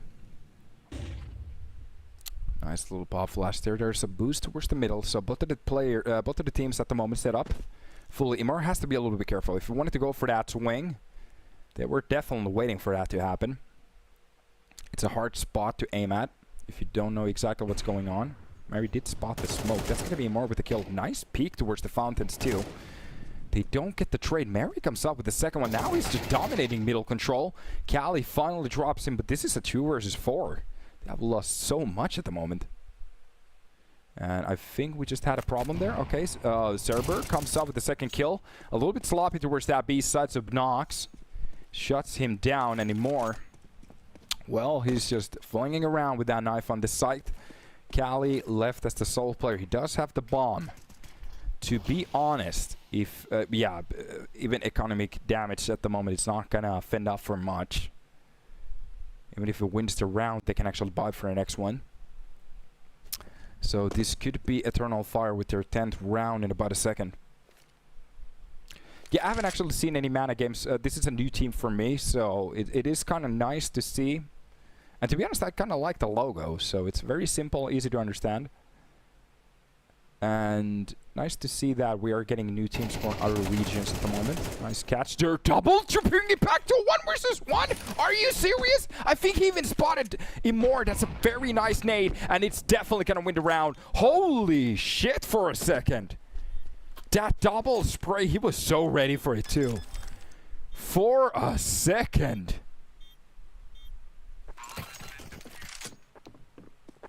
For a second.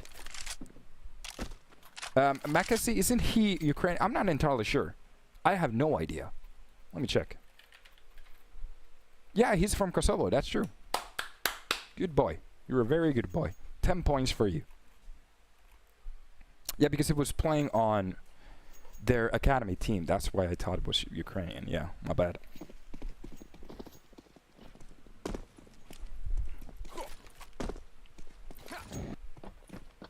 Here we go.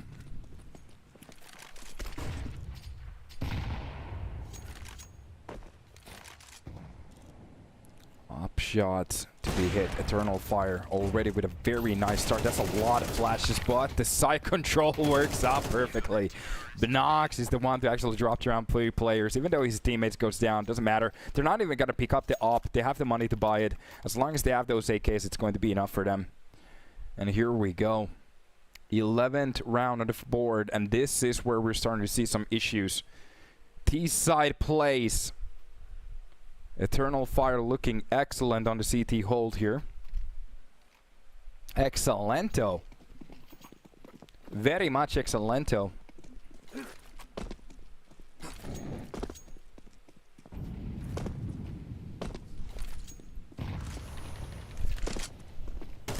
I wanted to be a little bit psychotic too. Oh, through the smoke. Nice way to enter the round. Serper catches Bnox there at the start, maybe getting a little bit too crazy there.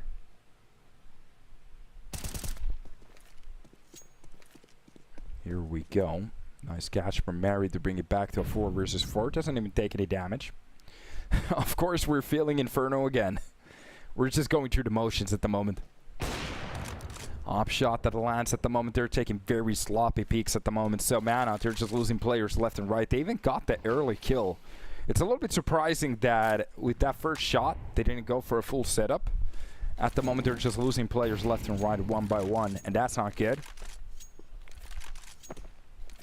Eternal Fire understanding to play this a little bit safe now. It's got a bit of flash overhand.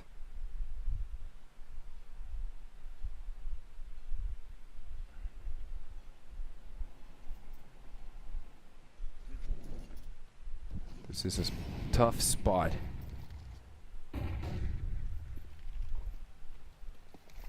That's just holding the cross, so AaB being trained in. I think he saw the top of his head. He's not going to go for the shot there, but it's okay. Cross being held. Tough spot. Mast gets the first, and that's going to be Calix to drop the last player.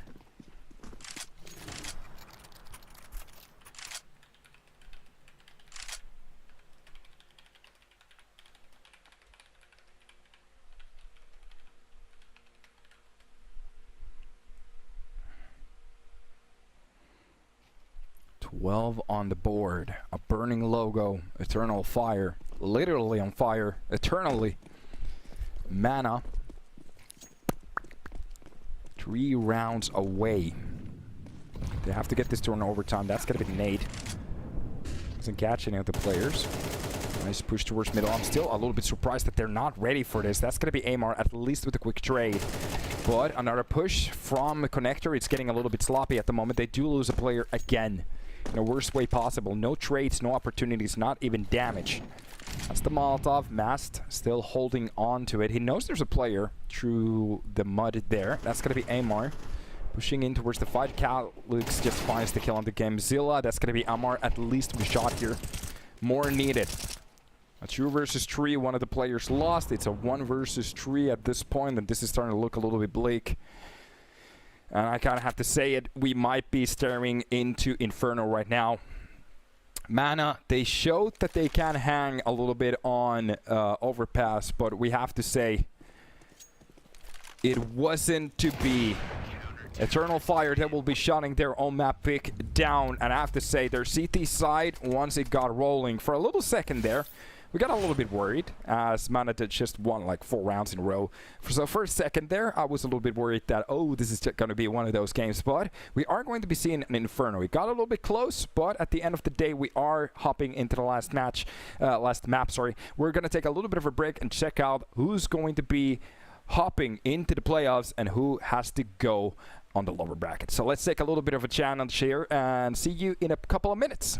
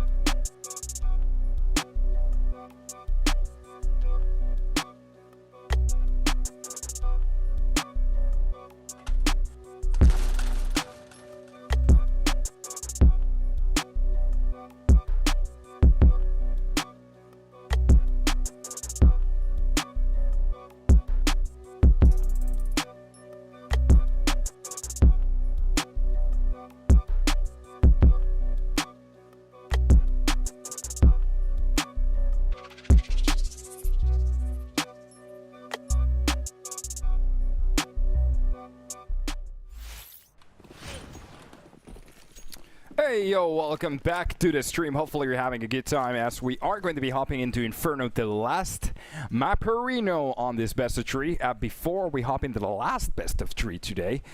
And that was a voice crack right there. Hopefully you guys are having fun watching. Hopefully you guys are ready as we are going to be figuring out who is going to be going forward towards the playoffs and whom is going to be dropping towards the lower bracket.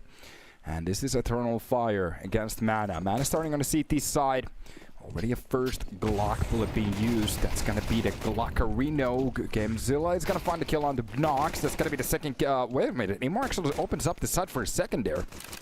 Looked like it was the CT side winning that one. But through the smoke they go. A little bit damage done through the smoke. Oh boy. I remember them benching him. Are they officially bringing him? Yeah, he's on the roster at the moment, so that's fun. Mast on a double kill blender. Kaylee with Gamzilla is going to actually bring it a little bit closer. Mary is ready for that swing. His teammate is just playing a little bit more open spot. Callie is not ready for the player to be behind that new box, and that is going to be the round for Eternal Fire. But yeah, as it goes for FaZe, the real roster at the moment is led by Brokey. So Simple is not anywhere near that roster at the moment. He was just a lone player. I was hoping for them to, especially as Simple looked very good. He stepped into that roster like a foot on a shoe. So I was kind of hoping for them to actually go for the buy there, but it just didn't happen. And what pisses me off the most is that they decided to bring Brokey back. So I'm not entirely sure if they're seeing something that we're not seeing at the moment. Maybe there was just some motivation problems. On his top, Brokey wasn't a bad operator. It's not that, but for example, thinking about the fact that there's Dexter on the scene. You could have brought Dexter as an opper, Simple as a hybrid. That would be so cool. Elise, Frozen, Carrigan, Simple, and Dexter. That's a roster you don't mess with. But at the moment, we just get the same old face, and we just get to hope that maybe they're going to lock a tournament. Especially against Vitality at the moment, I just don't feel it. But it is what it is. But yeah, back into the game. Minute 10 left. Basically no contacts yet. You're making a FaZe fantasy team, yes. I have some wet dreams every now and then. But every time, I get disappointed. Yeah, the FaZe organization just doesn't have the capital to go for anything like that. They have so many issues inside that organization. That's why it's not just gonna happen. It would have been so cool if Complexity decided to buy FaZe's core back in the day. That would be so cool. But meanwhile, towards the long, we actually have a little bit of a fight. Mary wins both of those. That's gonna be Bnox with one. They do lose a player in between. That's gonna be Mast, but the A side will be opened up with a key. So simple, yet so secure. A couple of shots there. He does drop one of the... Wait a minute. Did he just steal a Galil? Oh, boy. I smoked to drop it, but he's not going to get away with his life. And that's going to be the round done. Off we go. At the moment, Crypto is just going crazy, it seems. Great way of taking control of this round. That's a couple of rounds for them. Not even losing that many weapons. Just a couple. They're okay. As it was a force buy from the side of the Mana. They have to go for Pistolarius for the high noons. Would be awesome if they fixed the revolver exactly the same way that Eagle is at the moment. Make an extra bullet there. Doesn't matter. Callie opens the first kill against Imor. Nox going for a couple of shots here. Not really landing on the target, so not the end of the world. Enough to scare them. They have lost the player, but we'll see. That's got to be the smoke for the cross here. Little check behind half wall. I'm making sure nobody's holding on the sandbags. They have a stack towards that B side, so if Eternal Fire decide to go for the B side execution, this is going to be a problem, especially with Gamezilla catching a second kill. Mary does drill him away from that spot. It's a nice nade on top of the player right there. We'll see what's about to happen. That's the second smoke here for the cross. To make sure they feel the pressure. They don't have utility. It's going to be the second kill. Mary getting a little bit crazy here. Double kill for him. Mask helps out with one, and it seems like they got the control of this round. It gets a little bit closer. So, a bit shaky there, but at the end of the day, as long as they plant the bomb, it's supposed to be easy for them. From Banana, there might be a little bit of a push right here. Calyx has to be a little bit careful. Ooh, I think he spotted the player, yes. And that's it. Third round on the board. They only lose 2 weapons. It gets a little bit too close to comfort. Scares them a little bit, but they're okay. It's scary! And we are hopping into round number 4. Audi Quattro. When they knew how to make good cars. It's kind of funny. Like, every car maker, they're like, boys, we have made some great cars in the past. Let's fuck it up right now. Like, I don't understand car creators. Why do they keep doing it? What's happening inside the server at the moment? We just got cheated at the moment. Welcome back. I think the caffeine is starting to kick in at the moment. I'm just feeling that energy. So, utility being spent. That's for the cross. One of the players just burning alive, but he still goes for the kill. Cerber wins that fight against Binox. That's got to be the burn to drop down Mr. Skittles. In between these smokes, Mast just waiting for an opportunity. Cerber already dropped. That's going to be a great entry from the short. So, Cali doesn't even know what hit him. Well, we know it was a lot of 7.62s in a full burst. Even a spray, if you want to call it that. That is going to be a minute left on the clock to play around with. Mana, 1 player deficit. Looking for a way in. The players, meanwhile, towards that A side, ready for that execution. And you can see a lot of great walls here. Calix is getting a little bit closer towards that smoke to get ready to pop in. Meanwhile, the rest of the players, they are going to be pushing in from short. They could go for the long wraparound, just wait for that teammate to execute from the apps, but it depends how they have read the round. They know they drop the player from short, so usually that's the way to go. That's got to be the smoke for long, and it seems that's exactly what we're getting out of EF at this point. Nice nade, does a lot of damage, and this is still a little bit shaky. If they lose players here, that's going to be a problem for the execution. Already on the side, doesn't check behind the box. It's got to be a double for Amar. Goes for the triple. Quad still on the table. Goes for the swing. It's got to be Calix to bring it back to a 1 versus 1, and it is going to be Bledar left with that op to try to bring it back. 7 seconds on the defuse. It's going to be reset, and a shot to the face, and it's done. Eternal Fire. They grab everything. It's actually raining outside. Raining bullets! Oh boy, this is getting a little bit too exciting here. Inferno starting to give us a game. Oh boy.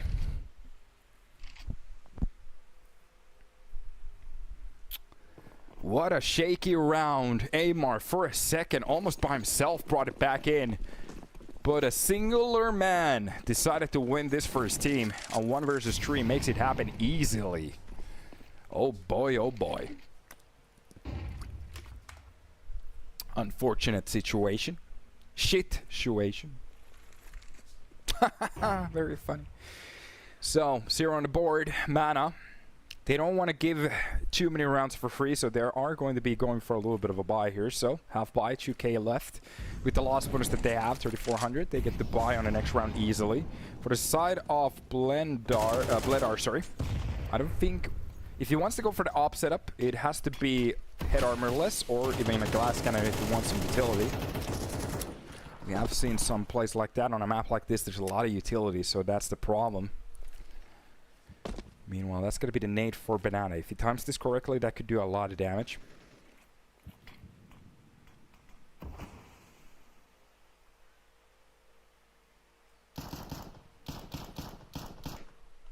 The silence of this round is just crazy.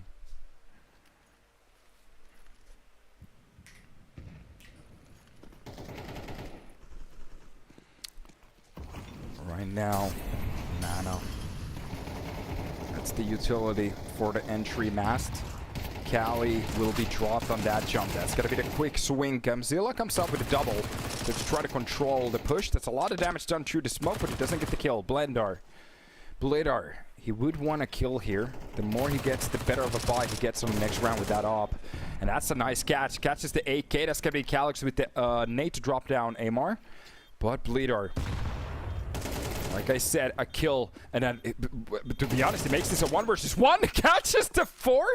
That's a full 3k for the man. On the last round, he gets called Botardard. Right now, he is... Well, I almost said retard, but I didn't mean that. I meant to say clutch. All right, brings the round right back in. 1 on the board. Looking a lot better.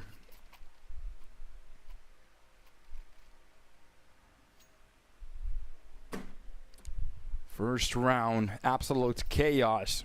1 versus 3. I'm a little bit surprised Eternal Fire actually gave that away.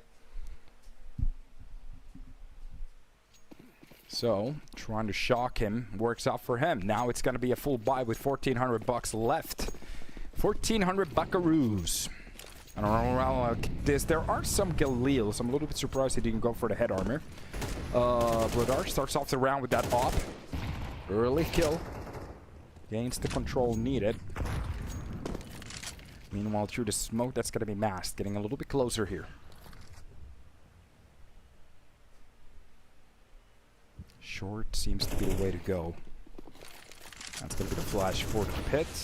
Imor will catch the kill on the MR. Nice shot for the long bud. Oh, they do clean up. So Mast comes up with a double there at the end. They do lose a couple of the players. Mast very low in HP. Remember, this round started off with losing 1 player at the start for Bleedar. Mana. After a 1 round like that, they really would want to continue it. At the moment, it's not even about economy. They just need to win some of these rounds.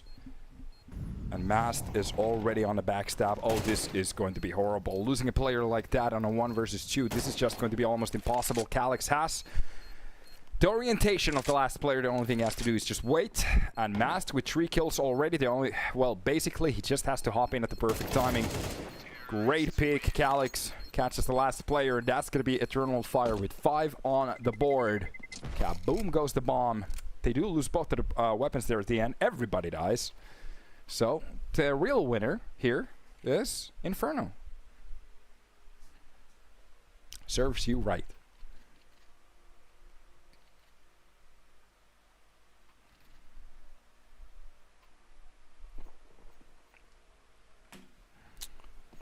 One to 5. Pop flash for a banana. Flash is a bit of his own team, and there's actually not enough CTs to even see it. Meanwhile, a jumping Mac 10 catches the first kill, but it's going to be Turber to come out with a double of his own. Even through the smoke, actually. Mast is the only player on the side of Eternal Fire who has HP. Mary and Calyx, both of them head dinkable. 1 shot out of an MP, M4. It's going to be enough to drop them. I think there was a weapon on the floor too. At least AKs, so wouldn't surprise me if they wanted to go and grab them. Meanwhile, there is a double boost. So there's a boost towards Banana. One of the players is rotating a little bit closer towards that A side. So we are seeing an A hit here, finally. And there is a stack coming in from Mana. So basically the only thing they have to do is just go for the shots and not get traded. And that's basically how they'll win this round. MR ready with that smoke. Plays off a couple of seconds off the end. So 30 seconds is going to be left for them to go for the retake. Already stacking up towards the short. Being spotted. That nade is going to hit. That is going to hurt. Ooh, Mast is going to be brought into that one dinkable region for that M4. I'm not entirely sure what kind of a flash that was, but already through the site. The only thing you have to do, MR has to play some time. He's playing this so well at the moment. Through the smoke, catches one, catches the second one on top of the box, and Calyx brings it back to 1 versus 1. Another possible 1 versus 3, and it is just going to be the perfect timing from Gemzilla. Even catches one of the weapons here. And wait a minute, he did get the up. Yeah, okay. We good. Everything's okay. Second round on the board for the CT side. It's been bleeding. Some of these rounds, they really have to fight for them.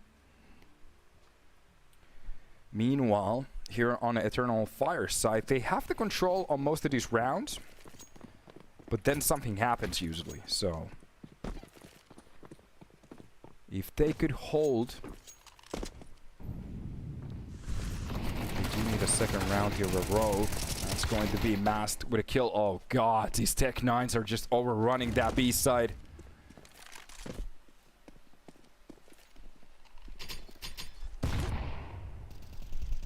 Nice nade. They don't get the bomb down. That second nade will be taking care of him. This time around, the bomb will be going down. Kaylee pushing in at the perfect timing, dropping 1. Bledar Will be holding construction. That is going to be the flash. Pops out the worst way possible. They do get a kill before one of them going down. Calyx left in a 1 versus 2. He kind of has to win this one. Already doing a lot of damage towards the economy. And that's done. Mana, they gained their third round here. They do bleed out a lot of the players. But as long as they win, that's the most important part. Oh boy, too close. Yeah, some of these ecos, especially on a map like this, when you get into a good spot with a Tech 9, it's still insane how broken the weapon is. I don't think a lot of people understand how broken that gun is still. Because you can literally just run and tap with it. So, there's not a rifle in the game that does that. So, it is a little bit crazy.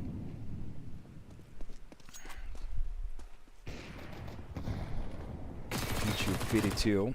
Nice attempt there. This is a round basically made out of Glocks and a PG-50, so no armor. As long as they don't lose any of the weapons, they're supposed to be okay. Any of the rifles, sorry.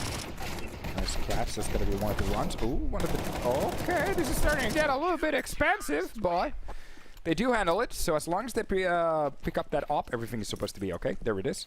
They don't find one of the M4s, but it's not the worst thing to happen, but it's a little bit of a win for Eternal Fire. Still leading with a round, making sure that the economy is a little bit low. If they could strike into a round here, Mana, they kind of have to go either for a force or a save. And that's where they could go very quickly tits up. Ooh, head trick. He's so handsome. Meanwhile, we are seeing a little bit of a resurgence here for Mana, so as long as they keep this groove up, even though it's a little bit ugly the way they're winning some of these rounds, they're still winning. Calyx making noise from the second. Not really sneaking around here. Rest of his team working towards that B side, making sure that Banana is going to fall for them. Barry with a double kill from middle. How is that possible? Gamezilla is going to catch one. That's going to be Zerber to actually catch one. Imar does a very good job with that nade though. And from the balcony, Calyx just catches the player from the A side. That was the last holder. This is basically done. Eternal Fire. This is exactly what we're talking about. This can be one of the worst spots to be in. Almost coming back into the game. Almost starting to win those rounds. But then the economy just gets fully reset. And this is where the problems, they start to arrive. Not only are they going to make this a 6, the next round is going to play for them, and depends on how Mana is going to buy. They might actually even win the last round too. They have enough for a buy. That's got to be M4s. We are going to see that op. At least, yeah, MP9, 572 M4s, and an op. It's not the worst buy. I was waiting for a little bit something worse here. It's not the worst buy. I do have to concur for that, but it's not the best buy either. And if you lose now, last round is going to be fun. So early picks. You need some power out of that op. And that's Amar already being dropped. Op actually comes down in clutch to bring it back to a 4 versus 4. There's a weapon on the floor that can actually pick up right now. It was only the 5-7 lost so far, so it's not that bad. Especially looking at the fact that Calyx literally has 1 HP.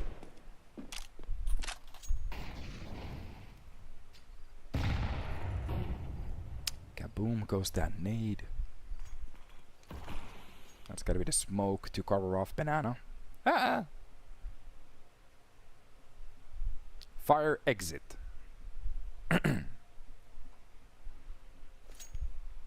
Ooh, Bait is doing a very good job on Inferno at the moment. Okay. Okay.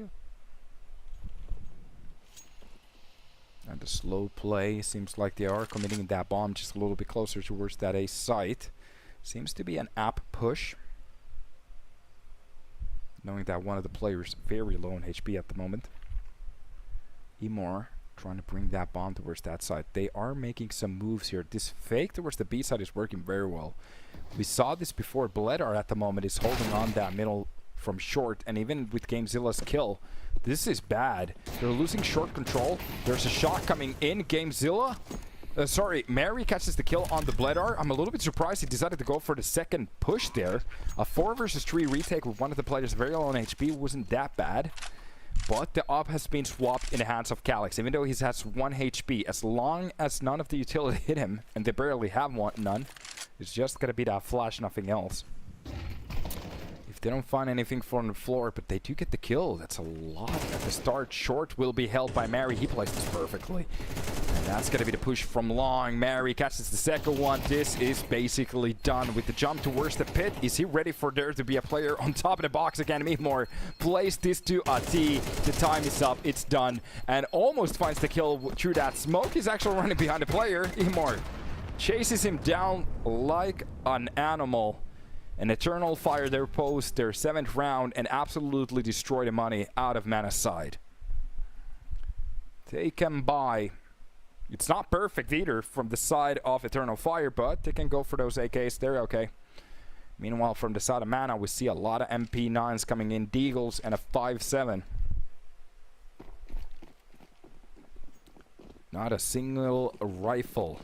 And I'm a little bit surprised after the update that we haven't seen a lot more teams testing the FAMAS. But in a way, I'm not surprised because, in my opinion, the gun just needs a boost. It is just shit. Bledar. Let's catch on to Mary. It's a nice nade towards the pit. Does a lot of damage there. But they're not out of the woods yet. A round like this could be insane for them. A 5th on the board makes it much more doable than just 4.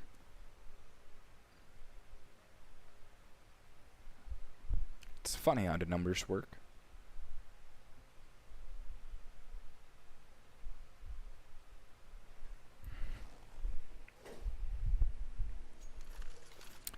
$55 seconds left on the board to play around with, and Calyx will be the one to start pushing in towards that apps. He misses the timing on Blendar. Perfect timing for that peek, but he misses the bullet, so that's gonna be masked with a kill.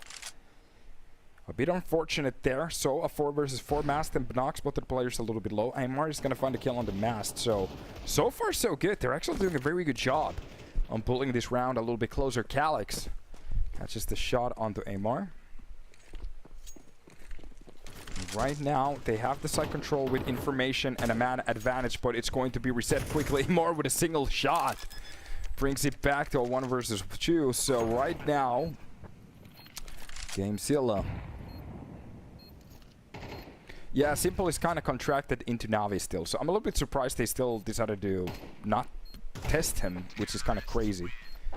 And Calyx finds that last kill on the Gamezilla, and that's done. Calyx shuts the nail, and that will be 8-4. So the door out of that coffin has been nailed shut. Mana, they have a long way to go to try to pull this back in. Their T side, it almost has to be flawless. But yeah, I have to say it. It's a little bit crazy that Navi decided not to go for the simple test. If it was me, I would definitely try him. I do understand they wanted to promote their academy team's player too, to bring in more equivalent experience for him, but it's just crazy. Especially with the issues that they had. In my opinion, the issue wasn't JL. The problem is that they were way too stable of a team in a way that they didn't really have like a real star player in that roster, so I'm not sure.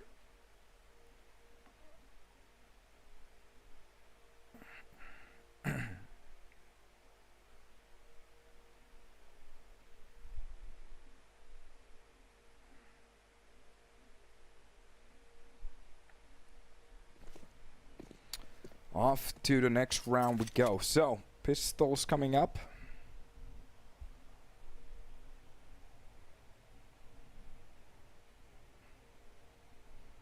This will be a slow round. Mana just looking for a way in. They know if they win the pistol, there's a bit of a chance here. Losing it is going to be a problem. Imor Those duelies coming in for that first kill. Going for a little bit too much maybe, but he wins the fight, so it works. Calix catches the third kill of the round. It's gotta be Mary to avenge his fallen teammate. Gamezilla does catch one, but it's going to be held in from the side. So Mary hits the last shot. And that's the 9th round on the board. Just 3 away from a map point, series point, and upper bracket point. Playoff point. Every single point needed.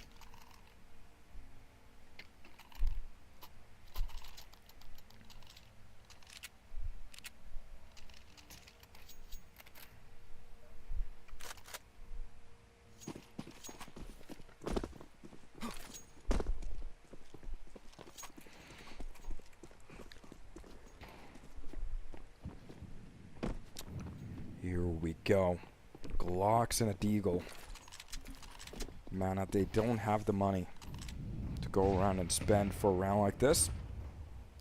So now, we're getting a little bit of a step back from that craziness.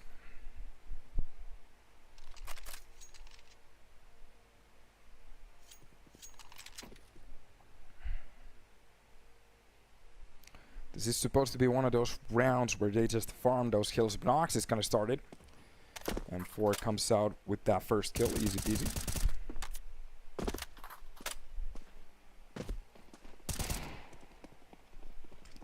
Already going for that pit. Oh, wait a minute, there's a chance. Oh, he's going to be mopping a couple of players. That's just the 3rd kill too, but he's gonna go down. Mast is gonna be the one to try to make it with that MP9.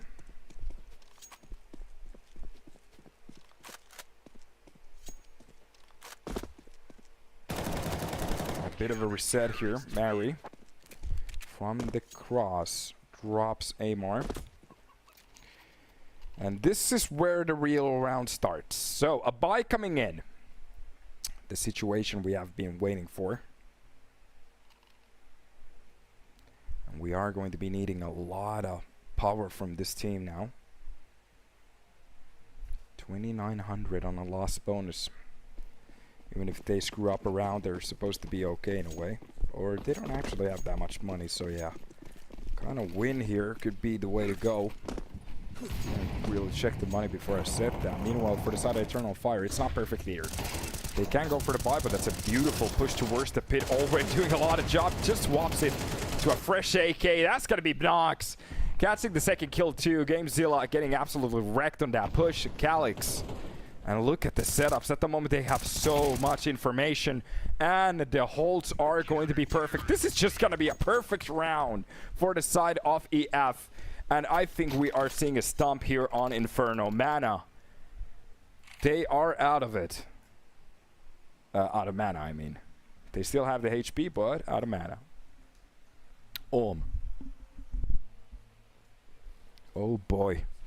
It's finally starting to be sunny here in Finland.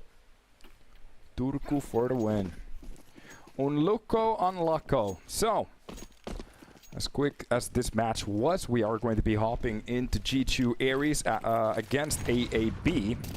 Nice Nate dump. That's going to be more with a kill onto Amar. Cereber already dropped down very low. These Deagles, they're not just going to see the... I don't think we're going to see a kill here as long as he... Oh, well, of course. The second I said it. Mary will be dropped. That's a beautiful utility right there. So the smoke is going to cop them off. Imar comes up with a double of his own. Kali got just a quick trade, but the problem is Splendor and Kali. By total, they have 113 HP, and the full HP already been lost. Kali, this is just going to be the last kill. 12 on the board. Map point for the side of Eternal Fire. Upper bracket point, and a step to the playoff point. Of course, for mana, it's not done yet, so if there's anybody feeling a little bit bad about this matchup at the moment, they still have a chance. They're going to be... The loser of this one is going to drop to the lower bracket against Sangal Academy, so still a chance for both of them to reach the playoffs. Meanwhile, for Eternal Fire, if they win this, they get the focus on the upcoming battles and get to take a little bit of a time off. Early damage done. That's a lot to start off with, but a controlled AK. Calyx actually finds that kill. For a second, I wasn't believing that. Cali finds the kill on the Emor, so the entries are working the other side of the route, but Nox comes up with a double. Blender and Amar, both of them, they step back into it. So 2 versus 2 with one of the players, which is Nox. A little bit low, but from Banana. This is where it matters. Bledar takes a little bit damage from that nade. Couple of tests through that smoke, just to make sure they have the control. Bledar will be the one to actually hold on to it, catches that kill easily. And a rotation coming in from Banana already. Almar, he kind of has to win that fight. Maybe a little bit too much noise made from Banana. Almar should get the control, but Mary wins that 1-to-1 fight, and this is where it gets a little bit insane. Mary with 18 and 10. Bledar with 10 and 15. The first one to hit the shot is going to be the one to win here, and Bledar uses the timing perfectly as he's using utility. A round on the table, he makes it a 5.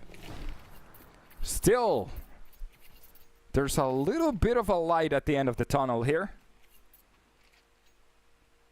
The question is, how doable is this to actually bring it to a victory? I'm not sure.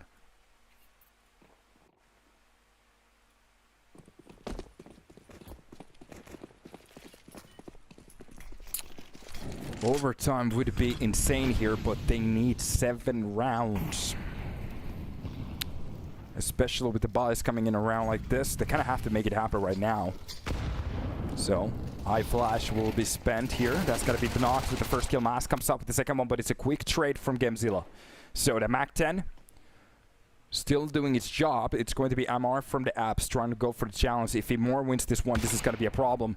Quick little shot there from the op, and he's going to be reposting his position. I'm not entirely sure what Calyx is doing. He's supposed to be the one winning that fight, but absolutely gets stumped. Seymour comes up with the second shot, and the bomb will be on the back of Gamezilla, left in a 1 versus 2.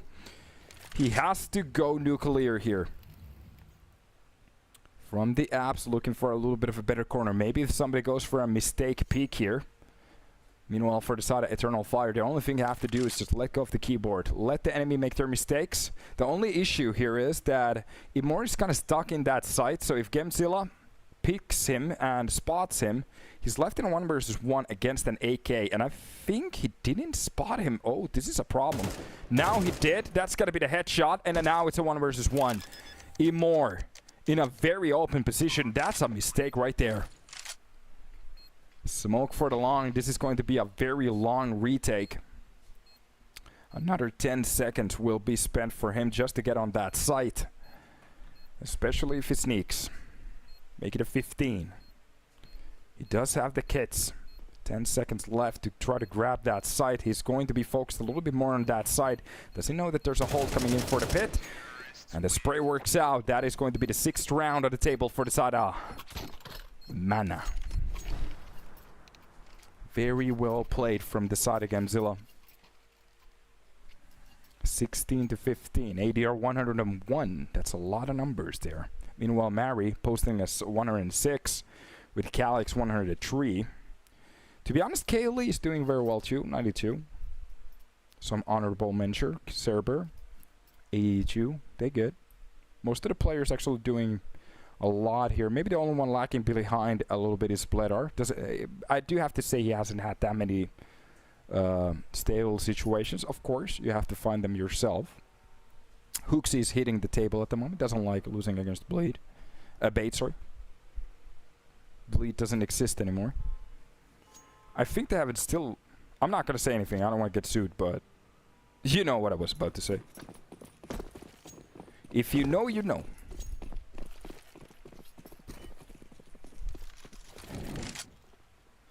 Here we go.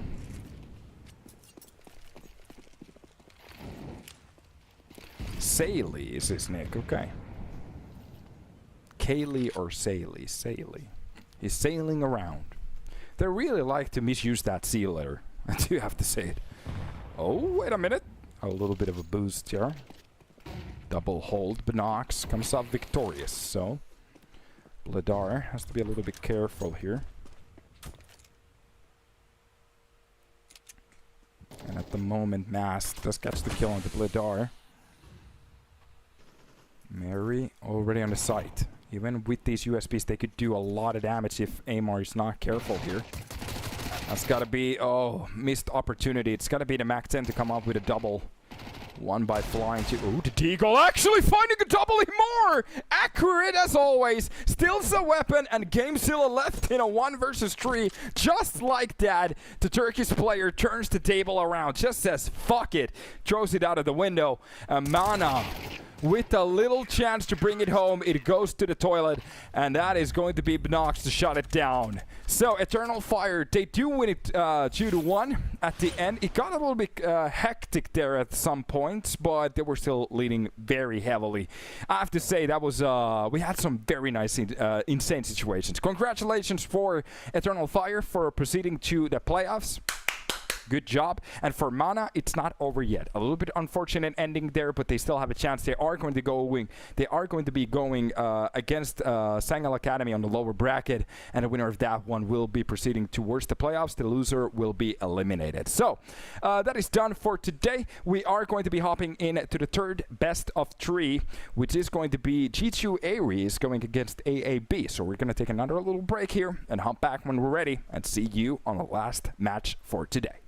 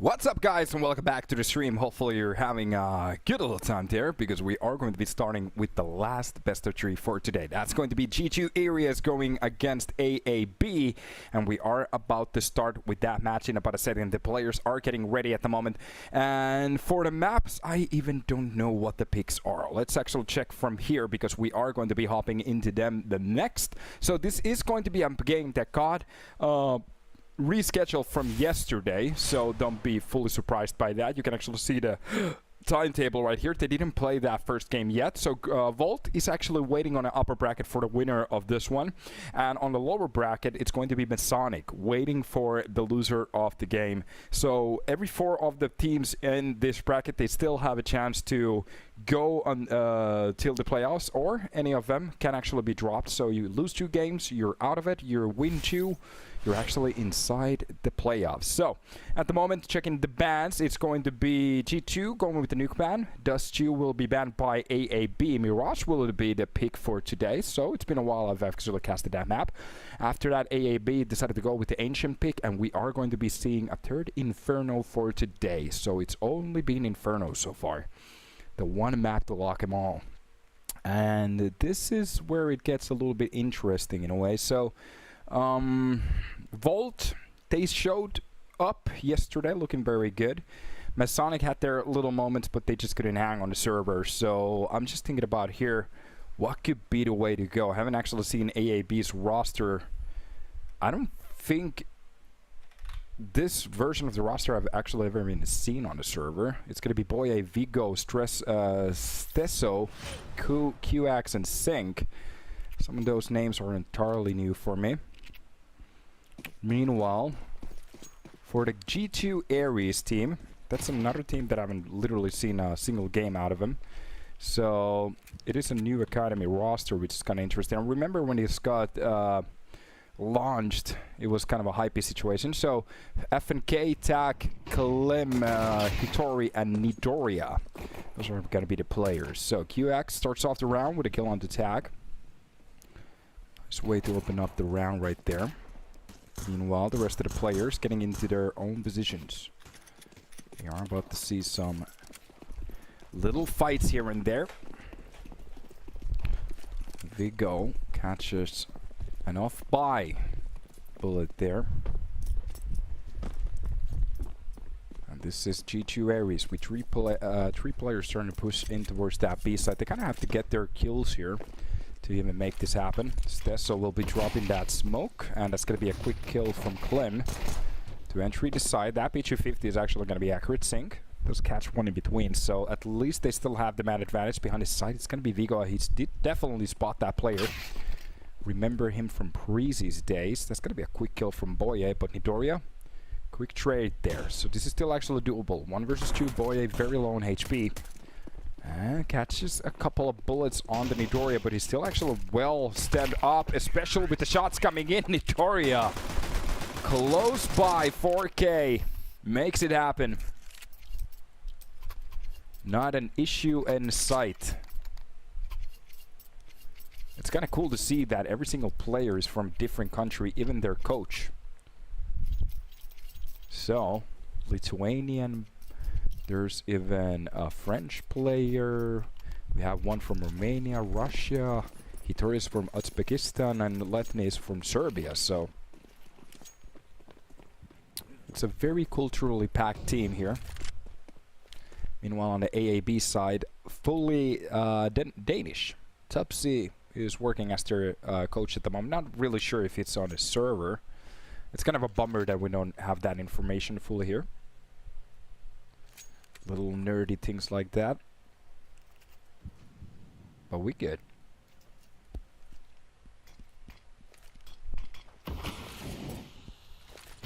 This is gonna be the forced buy coming out of AaB. Sob up. Nice push from FNK. Romanian star there. Just literally running into the game. Trying to get into the same spot as Imo. Boye, he catches one with that MP9. That's going to be Vigo with the Max 7 to drop one. Catches the second kill too. Okay. Starting to make this at least a little bit expensive.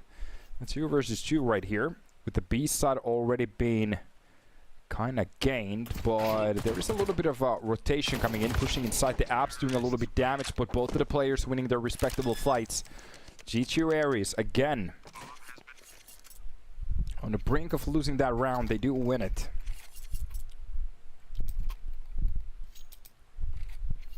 Now the question for the side of AaB, as they know their money is going to be still sucky, they really can't go for another force. I do see somebody buying Mag 7 again. So Vigo is really feeling that weapon at the moment.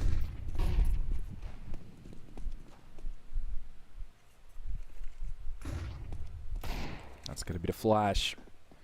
Offshore shot there from that deal. Not really landing the target. Nice shot from that Mag 10. Long range. A couple of shots to the face makes it happen. Boye will be the one to go down.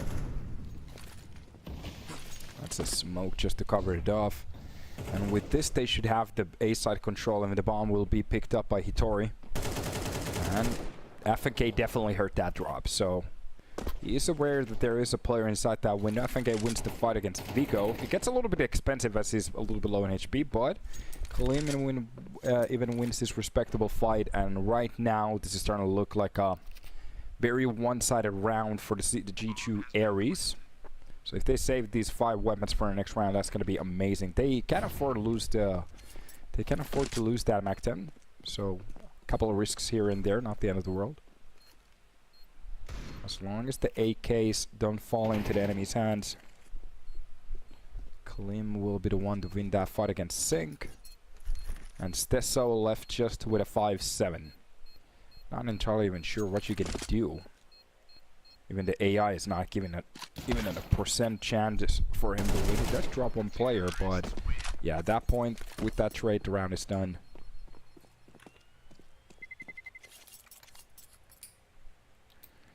And here we are.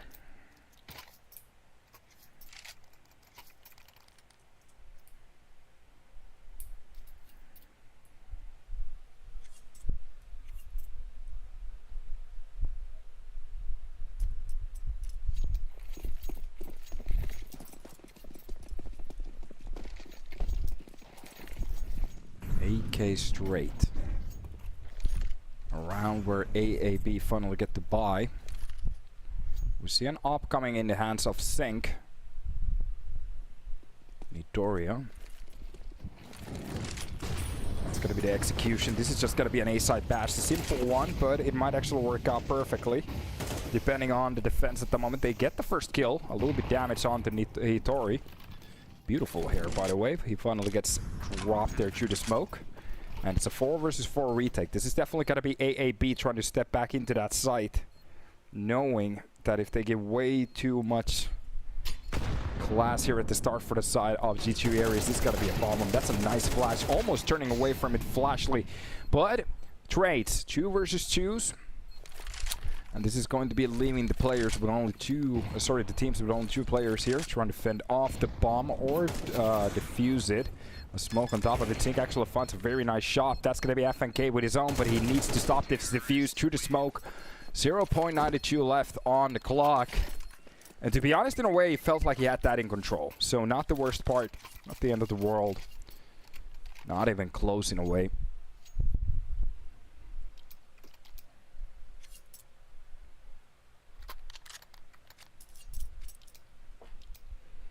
Here we go.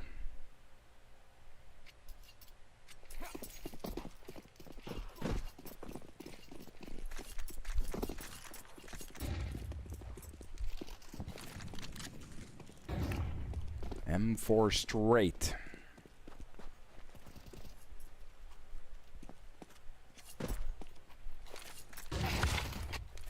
Nice catch there. Vigo will be the one to drop down FNK. Now push from the lower works out perfectly, and they have actually short control. This seems to be a read for that B side. That's a kill from Vigo to drop down Hitori. Catches the second kill too onto Nitoria. So right now AaB, they're actually starting to look very good here.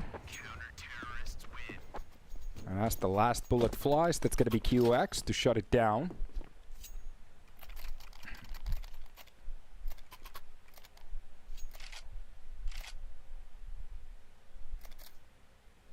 Off we are.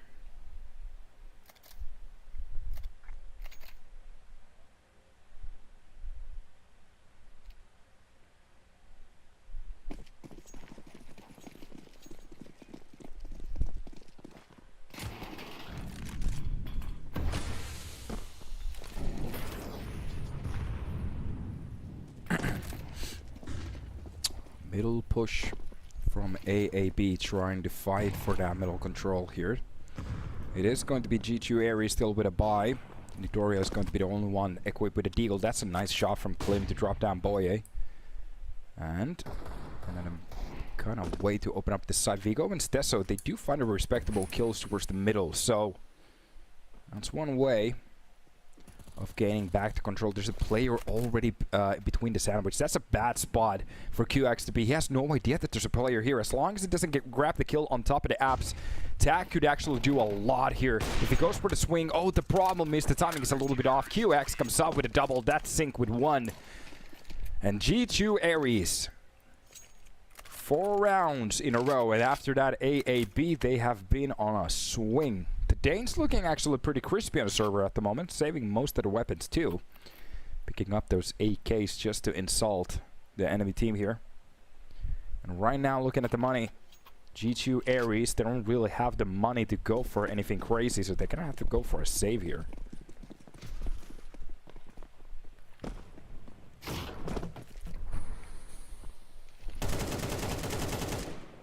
Nice shot from Vico to make it a double. The Eagles not getting their chance in a way. And this will be the last 3 players trying to occupy that B side. So 1 Deagle in fold. And this is where they gotta have to make it happen right now. Stesso could just shut them down with the simple M4, especially with this spot if they don't know how to pick here. Or the pick is easy, the problem is just being ready for it. Double spray from the air. Stesso doesn't get the third one. It was Klim. Okay, catches another kill there at least. Almost makes it the third one, as I'm not entirely sure how QX just jumped into that fight without a weapon in hand, but it doesn't matter. He wins the fight anyway. They do lose a couple of weapons. It's not the end of the world. AaB, they make this their 3rd round. And for Aries, well, on their own map pick, they do want to look good, so starting to gain some of those rounds back could be the way to go. Looking at AB's history, Mirage is a 66.7% map win rate for them. For the side of G2, Mirage is a 75. And after this one, we're jumping into Ancient, which is a 60%. It's a 60% map for the side of G2 Aries. And for AaB, it's the 66.7. If we fall into the 3rd map, which is Inferno, that's a 57.1% win rate for the side of AaB. For G2 Aries, it's a 75. So all of their maps that we're seeing on this list is above 60, which is kind of cool. That's the first one to fall down. Hitori taking that early shot from that off. A couple of the shots being used. That's QX, making sure that they know Klim comes up with a kill. That's FNK with 1, but QX through the smoke. They are starting to drop like flies, but Tak does represent his team with a kill. And to be honest, looking at the damage at the moment, AaB, they're kind of on the down low here. G2 Aries getting into a little bit of a better spot, especially as a team. If they push together, they could still even go towards that B side. If they cut off that flank. Now it's all about the read. What do they feel? They could go for a safe plant on inside that A site. Even for the pit control. Especially as the A holder isn't peeking from the pit. Gives them just a little bit more space to work around with. Great peek coming in from QX. That molly used for the boring spot, of course. And the bomb will be picked back up. This time around, QX doesn't get the opportunity to go for the peek here. But it's gonna be sync with that op to shut him down. Very nice shot. 2 of the weapons still saved. And another reset.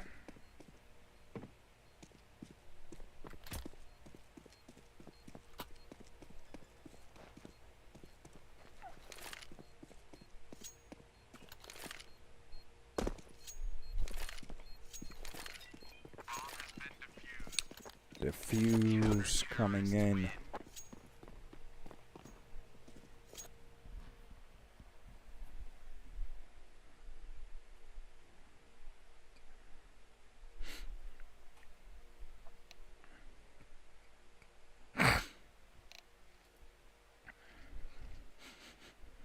I can finally breathe.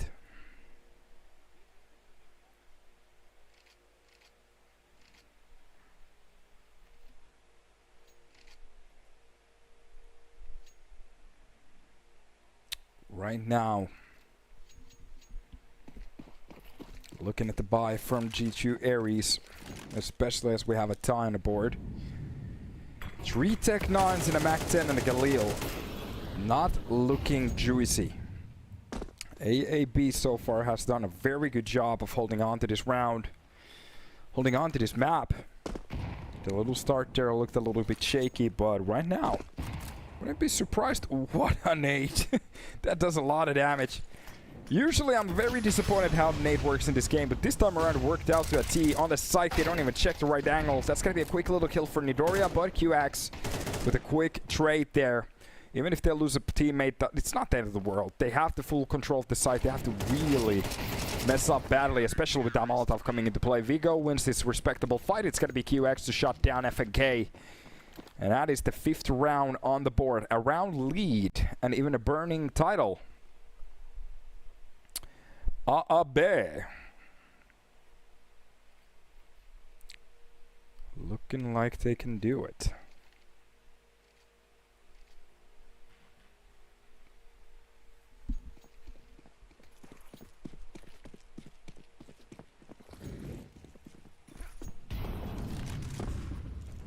Quick peek towards the apps. It's the way to go.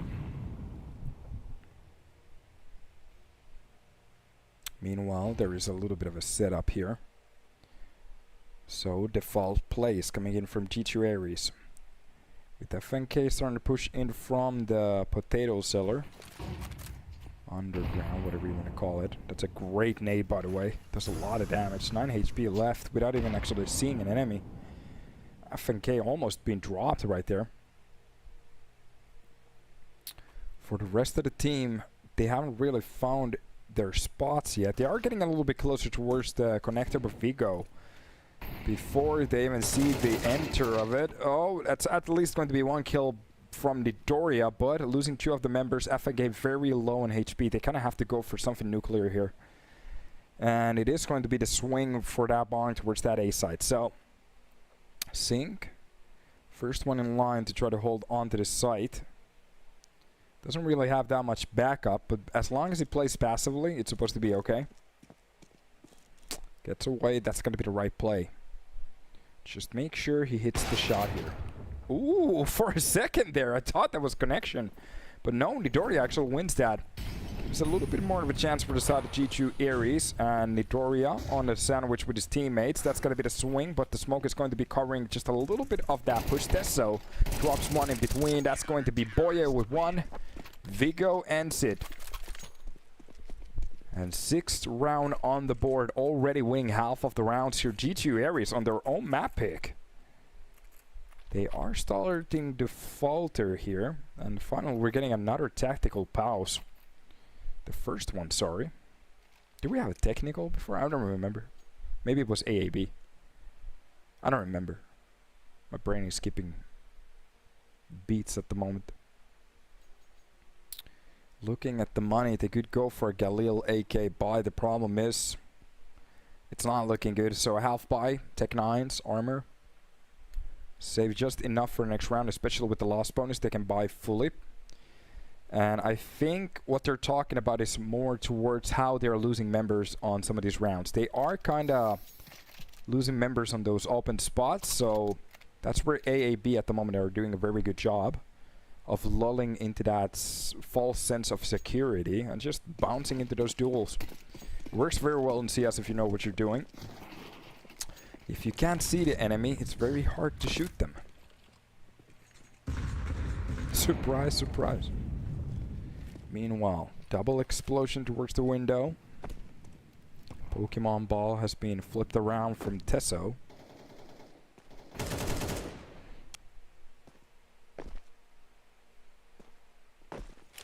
That's gonna be the nade. Oh, this is gonna hurt.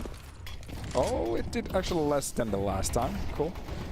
Jump towards the side. It's gonna be Vigo with a double. At the moment, controlling the window perfectly. That's going to be the second swing. Tesso comes in with fire. But it's going to be a 4K for Vigo. Maybe hoping for a full ace, but hey, you have a teammate for a reason. So a B-side ace.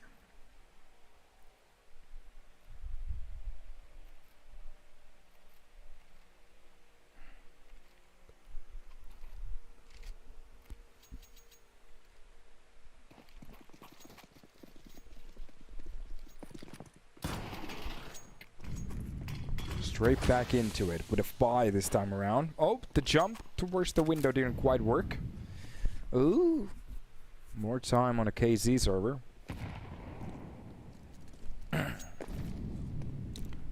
Now as we have the AaB Klim, 12-9, leading on his team. Hitori and Tak having a little bit of a tougher time. I think K not having the game of this live. It's actually Nidoria and Klim who's basically doing the most of the work. Boy, actually going for automatic. So we're gonna see the Scar coming into the server. That's gonna be interesting. An AaB and a Scar. Haven't seen a Scar in a while. Sync catches the kill on the claim. So that's gonna be the entry. Hitori comes out with his own, and now as they have to yeah, they're gonna have to retake with that Scar. It's not gonna be a good time. Depending on what side he's pushing into. Sync still waiting. That's gonna be Boya with the kill onto FNK. So at least it comes into use. And if he wants to swap it around, now it's possible. The rest of the players starting to push towards the underground, towards that A side. Connector seems to be the way to go.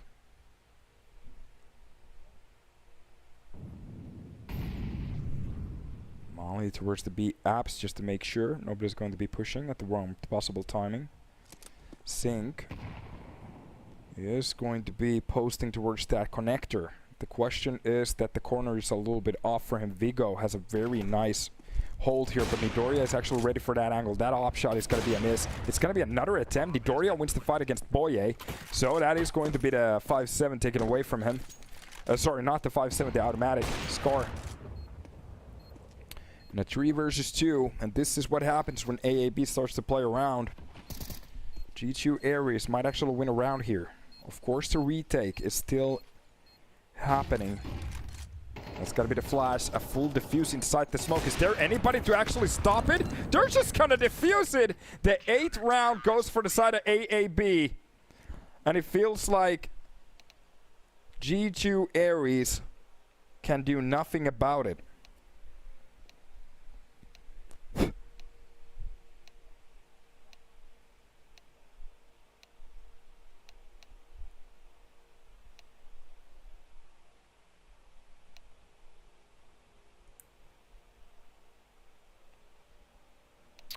What a show.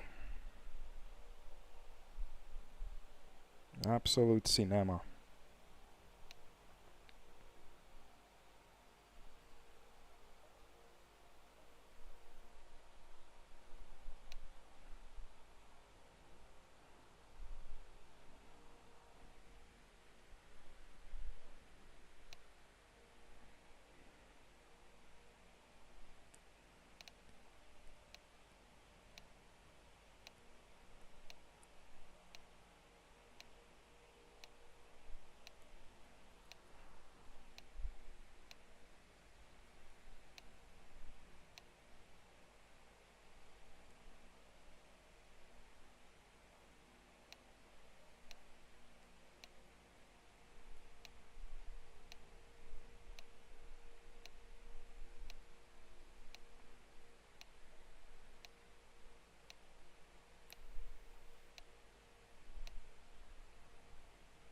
You can hear the clicks in the background at the moment. Server is being optimized.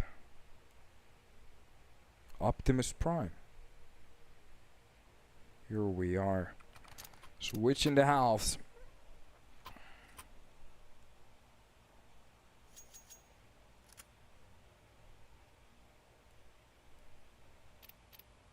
Just shy of getting ready. AaB. The lock straight. And it seems like the way is in there towards middle or B side. Seems like we're gonna get a middle bash. So this could be an A split with one of the players being dumped in towards the pit. He's gonna get the information off the rest of the bush from the side of G2 areas, but they're already pushing in from the connector. This is going to be a ridiculous one. They do fend off the push towards the pit, but most of the players starting to get a fight here. This is still actually a 3 versus 3.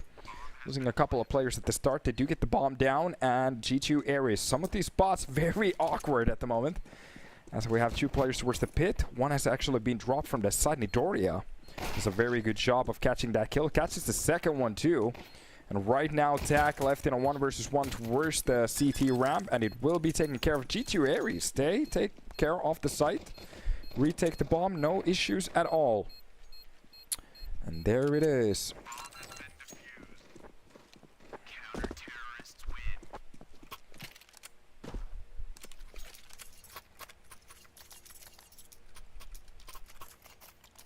Oopsie doopsie.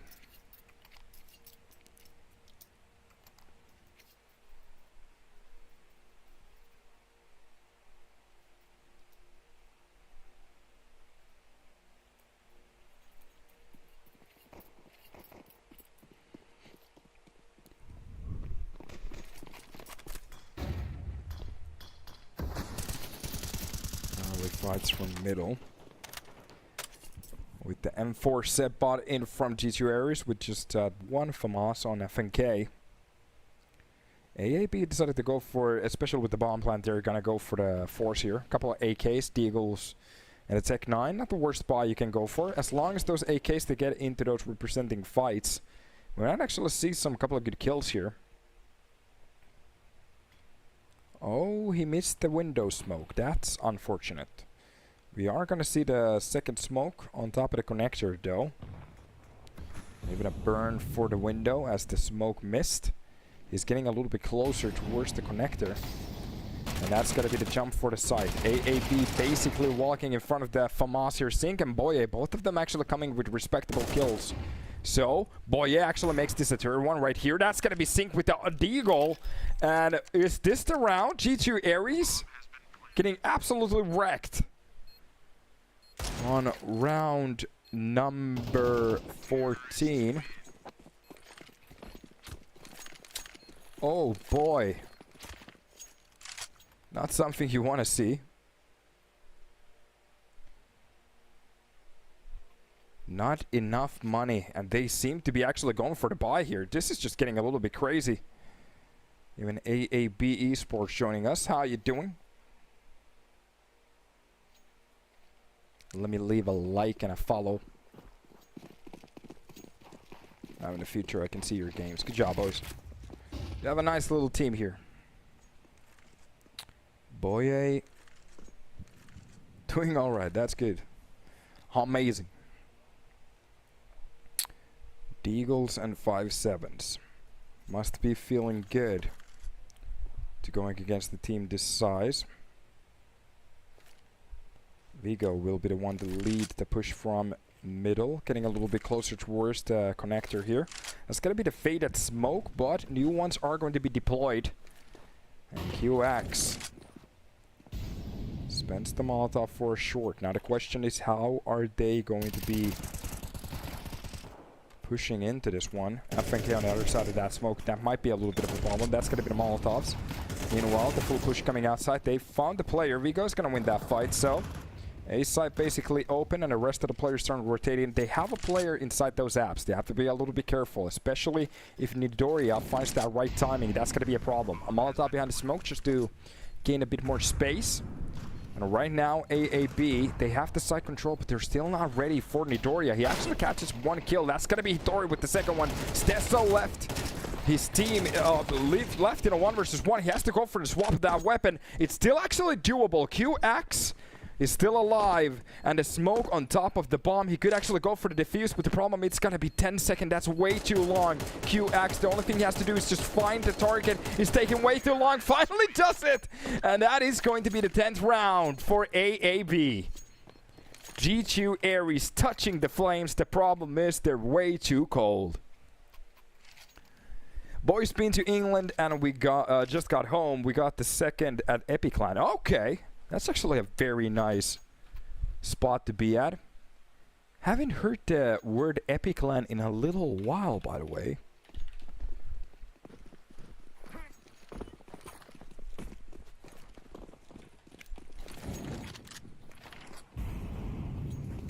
No, I think I mistook it for Epicenter, my bad. Yeah.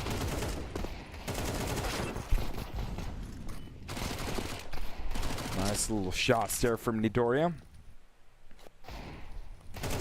No, yeah, it's Epic Land. Yeah, I think I've been asked to cast here once.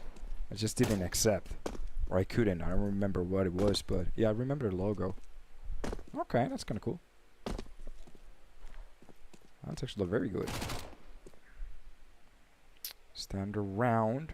Somehow we got into a 2 versus 2 situation right here. Stesso almost backstabbing attack, but it's got to be synced with a long range shot on a Mac 10. To be honest, it would something that could be cool is that if Valve came up with a patch where you could see the distance of the kill, like 80 meters or something like that, that would be awesome. We placed 81 in the world now, gained so much VRS. Yeah, every time we win a line like that, especially if it's posted somewhere in HLTV, those are some points. But that's a good event to actually win. How much prize money was in that event usually tells you a lot about the size of the tournament too. But it looks legit, so congratulations, AaB. We even see a tactical timeout on the enemy's map pick at the moment. 11th round on the table. G2 Aries 6 rounds behind. They can actually buy into this one, but oh, it's still not something good. 4,000 pounds. So in real money, that's like 4,500 euros, something like that. That's kind of cool. In Canadian dollars, that's like $20,000 billion. I'm so funny. So 0.225 modifier with the prize pool. We got it. Okay. Boys doing a good job there. So having a team that actually wins something is kind of cool. Or coming second is very good too. Nothing to scoff at. Yeah, I can actually see it here from the team's history. I was a little bit dumb. Iberian Soul. Yeah, they won the first place. That's 2,380 bucks. Buckaroos. So yeah, 4.760k. That's kind of cool. So meanwhile, we're getting a little bit of a push here from the pit. Boye leading the charge with that kill. That's going to be Klim with one in between. Vigo comes up with a quick trade, so some of the kills are going left and right. The damage at the moment is playing a little bit more towards the side of AaB, especially with the side control. It's going to be the quick swing from the CT ramp. That comes up with a double, so it's being left alone, and Hitori with a backstab. Make sure that Vigo will be going down. And at least G2 Aries, they gain around here on their own map pick. Looking a little bit shaky at the moment. Seems like that land boost from AaB is doing its job. Getting that little oomph there. Yeah, 120 points from that match alone. Do we get like a VRS spread on HLTV to see like... I don't think so. Yeah, we just get the information rank type, nothing else. Yeah, it would be actually pretty cool.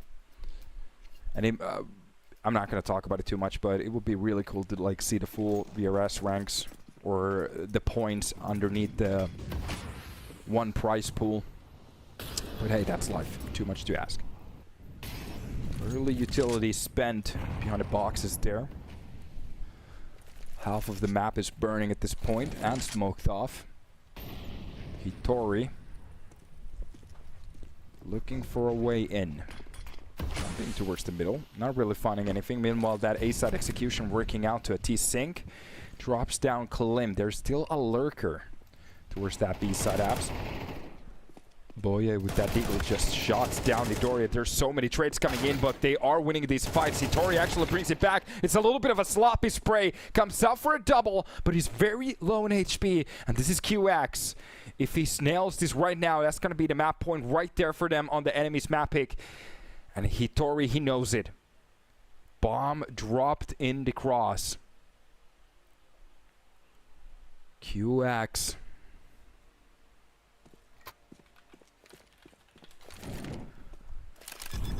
Catches the bomb. He's gonna be planning it for the default, so a reset 40 seconds right there. Hitori from the other side of the map. Now it doesn't even matter where he's pushing. As long as the bomb is down and QX has that control from the ramp. QX resetting his brain. The last time he saw him was in ramp. So much time has passed, he could literally be anywhere. And he does have the kits and the utility to play around with. That could bring out this situation a little bit closer to end, but even with that smoke, oh my god, that nade is gonna be enough. Kaboom. There we go. 12 on the board. G2 Ares. Money almost wrecked. They can actually buy. We might actually even see an AaB on the server right now. No, it's a dropped M4. Wait a minute. It's gonna go for a couple of drops here. Yeah, we're gonna see the AaB on the server, of course.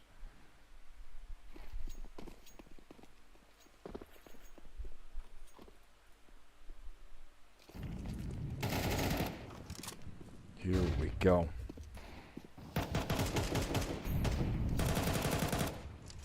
Spray into the feet. Doesn't do enough damage, but makes them dance. Boye just waiting for a peek towards that pit. Meanwhile, the rest of the players are just making a little bit noise towards the middle. We are going to be hopping into Ancient after this one, which is AaB's home pick. Stesso with a nice pick on the FNK. These are just raids that we're seeing. Sync coming out with his own. That's going to be the burn. And as quickly as it started, it's going to be ended. We are done with map number 1. And to be honest, it's a little bit of a bash. AaB looking like they are on fire. That LAN was amazing for them, but we are going to be taking a little bit of a break and hopping in for their own pick, which is on Ancient. So for G2 Ares, if they want to step up, they can have to do it now. So let's take a little break and see you on that map number 2.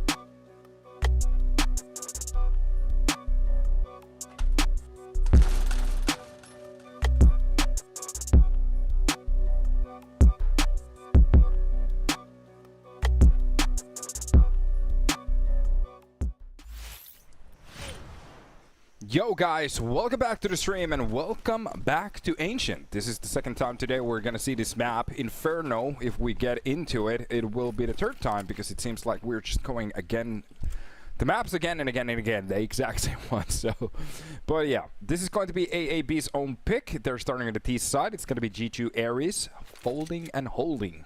That's gonna be the smoke for the CT push there. I'm not entirely sure if that landed the correct way right now. Very possible that it didn't, but it is going to... Maybe that was a fake, by the way. Yeah. A way to get that peek. Vigo catches that kill. That's going to be FNK drop. Meanwhile, Nidoria will catch one in between, but it's going to be Sync with the trade. That is Glock still trying to find that headshot, but a 3-4 retake onto that B side. Baye and Vigo already doing the most here. Hitori left in 1 versus 4. And I'd say that this is basically going to be impossible. Couple of clock shots. Hitori wins it, and it seems like he's booking it. So, saving that armor for the next round is going to be the way to go. AaB already boasting the first round here.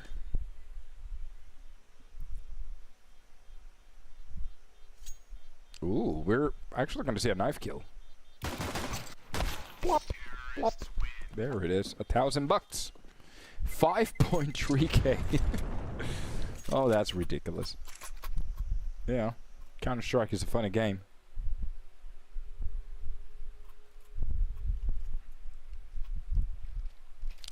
Some of the players holding enough money to buy, well, France, I guess. How much is France? How much does it cost? Like 13 bucks? Ooh, we got the nade set up here. Most of the players gathering towards... Wait a minute, are we gonna get a reset?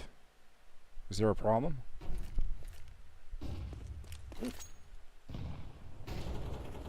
I'm not entirely sure what happened. Yeah, this is gonna be a reset, yeah. For a second there, it looked like everybody was way too chill on the server. So yeah, we're gonna get a reset. Seems like Nidoria just dropped out of the server. That is... QX, how dare you?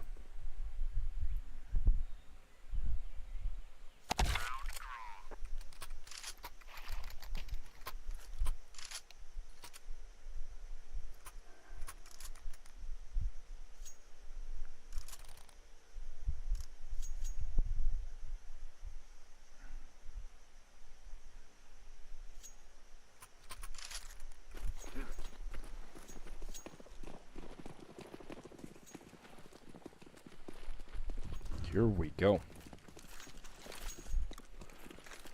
So, off to a new start. Okay, that's gonna be the bash towards the lane, but they do control it. AaB, they win their respectable fights here. To pull it back into a little bit more of a doable spot in a way.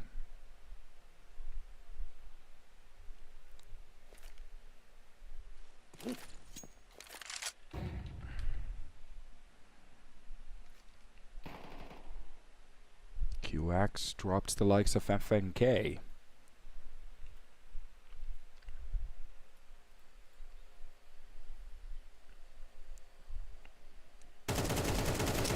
Ooh, a little bit of a sloppy spray there from Sync. Had the opportunity of his lifetime, but they are going to be just running into Stesso's crosshair. Even though that nade doesn't land the right way. Nitori gets the kill on the Stesso, but Sync with a quick trade. This time around, he's not gonna miss up those shots. A couple of the weapons being safe for the next round. And 2 of the rounds at the start has been won, but this is where G2 Ares, they don't have the money to go for the full buy here, so we're gonna see some kind of a pistol armor buy. Not entirely sure how much I like these, but it's okay. Just waiting for that round where we actually start to see those rifles come in.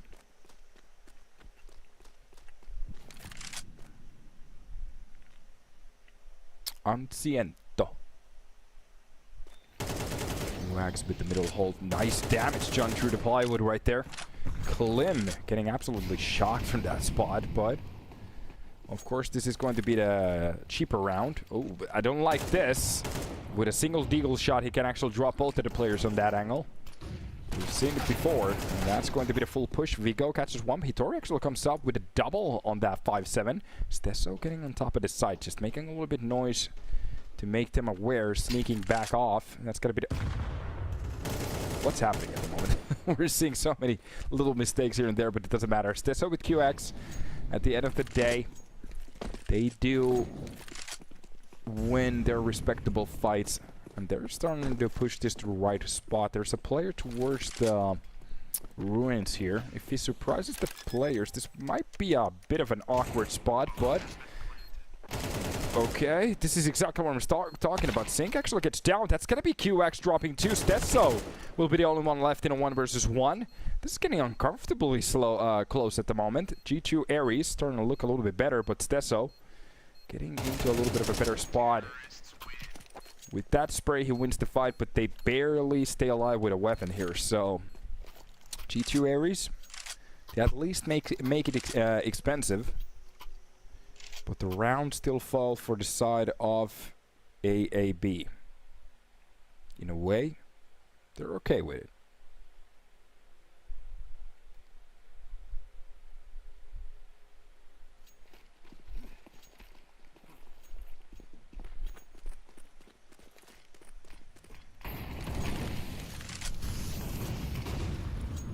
Here we go.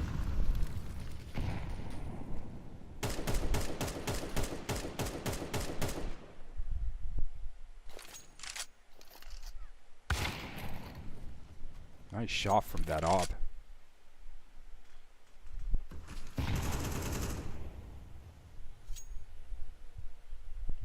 At the moment, almost a 1-to-1. Nidori is a little bit low on HP, but still swinging. Has to just be a little bit careful, I guess.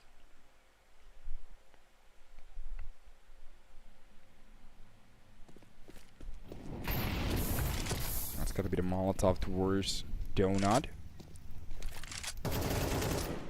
And a nice shot coming in from Vigo. So that's going to be the 1-to-1 trade. They are a man down at the moment. Trying to look for a way back in. And their last rotation towards the B side, as they do have a player inside that site. That's going to be an off-cut. He could actually drop a couple of players here if he takes that swing at the perfect time. They do have a flash for that long too.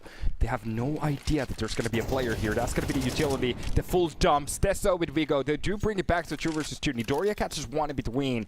And Boye just left to post that Molotov. Spots the player inside that short. It's going to be FNK. And this is a tough spot. Vigo and his teammate, both of them are holding the same corner. Spotting the player, catching through. Boye wins the fight. Now the only thing he has to do is hide and wait for that first contact coming in from Vigo. Spots the hands. That's going to be Vigo to step into that fight. And there it is. AaB. 4 rounds on the board. By the way, if the AaB dudes in the chat, what does AaB stand for? Is it like automatic, always balling or something like that? I'm not entirely sure. Hey yo, Weezies. How you doing, my brother? Aalborg. It's a city. Oh, okay. England is my city. Aalborg. Let's see. Danska. Denmark. Alright. Aalborg. It's a beautiful looking place, so cool to see it. Aalborg. Hopefully I'm saying it correctly and not pissing you guys off. So yeah, AaB. To be honest, I would like it if you're... I'm not gonna say anything. It's your name, but like Aalborg with the Swedish O, it would work just as a team name. Ah, it's a football club, Aalborg AaB of 1885. Okay, now I understand. Yeah. Okay, interesting. Arju, I guess Atura fully back to casting. Well, I'm just taking gigs here and there, trying to enjoying my time, you know. Here we go. So, at this point, MP9s and a couple of 5.7s. Oh, that's a naughty boy. Watching games while working. Somebody's about to lose their jobs. Vigo still posting towards the side. There's a double hold inside the KF and K and TAC. We're just looking for a little bit of a mistake here, but Vigo is still actually holding on to this. And, forget it. Stesso just steps into that duel, just absolutely sprays both of them. Well, I work for the Glob. Okay, okay. Well, that makes a lot of sense. I thought you were like doing some tech job and just watching the games at the same time. But if you can actually perform doing your job, doesn't matter. A lot of people listen to music, watch games at the same time. If you can, you can. So the bomb is definitely going to explode. A little bit of a block there coming in from his teammates. QX, last one to... By the way, does your club have like a LAN spot? Like in Denmark? Do you have like a football, like a... I'm not entirely sure how to speak words at the moment, but... Do you guys have like a... We have facilities. Ooh. Like bathrooms and shit? That's awesome. Sounds good. Nice to have you back. Thank you, Weezies. Yeah, I was in a surgery, and after that, just took a couple of games, took a little bit of a break, as I didn't have one for a couple of years. At the moment, I feel amazing. Finally can breathe too. We have cooks and everything. Boys, you boys are balling. I don't have a cook. And I'm working full time. A couple of jobs too, so yo, hit me up. FK starts off the round with a kill onto Sync. That's going to be Vico with Boye, both of them entering the site. They have the full B side control. There is a player closing in from the caves and a push coming in from the land at the same time. They do have a lurker towards the middle, so that is on QX to do the most here. Meanwhile, Stesso is just playing around with his life here. That's going to be the pop flash inside the cave. Nidoria is not going to enjoy that one. A face full of milk right there. QX wins the fight against Hitori.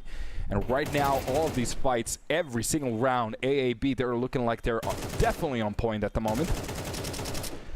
And here we go. A couple of shots through the smoke. Boye will be the one to actually push in. And with Klim trying to save that off, a little bit of a poppy flash. Baiting that shot. Oh, finally gets found out. Boye hits the floor. And kaboom goes the bomb.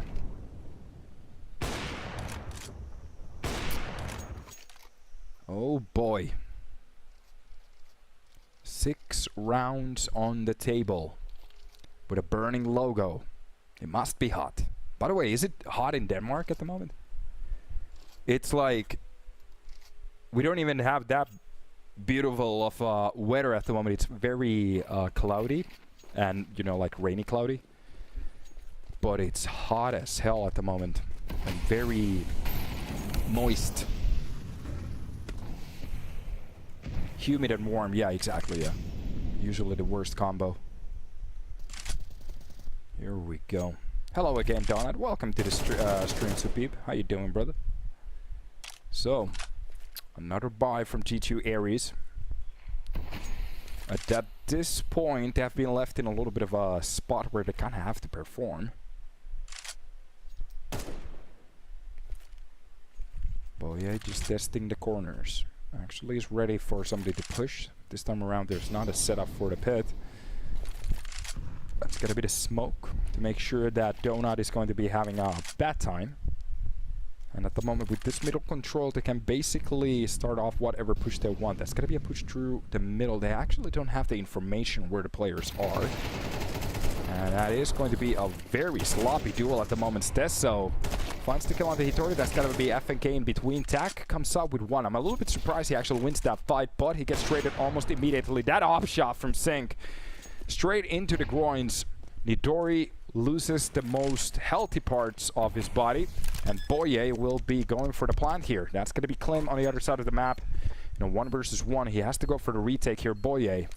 Oh, he's playing some mind games here. Straight into the A main. Are we going to see a tap spread? Sometimes they go with the first one. And Klim is actually smelling this, but no. Boye steps in to read perfectly. Handles the situation, and that's going to be the 7th round on the board.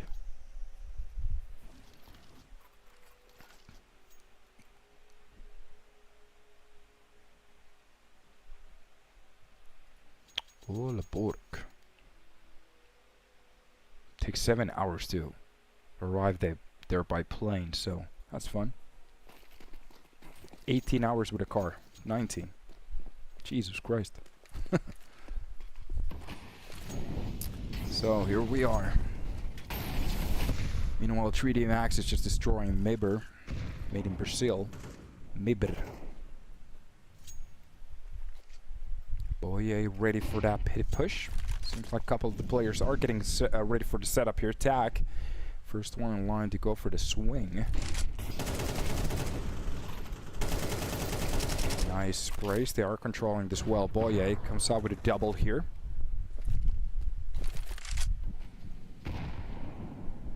Nice nade on top of Hitori. Almost gets dropped by it. Ooh, an AK Asimov. I haven't actually seen one in a while.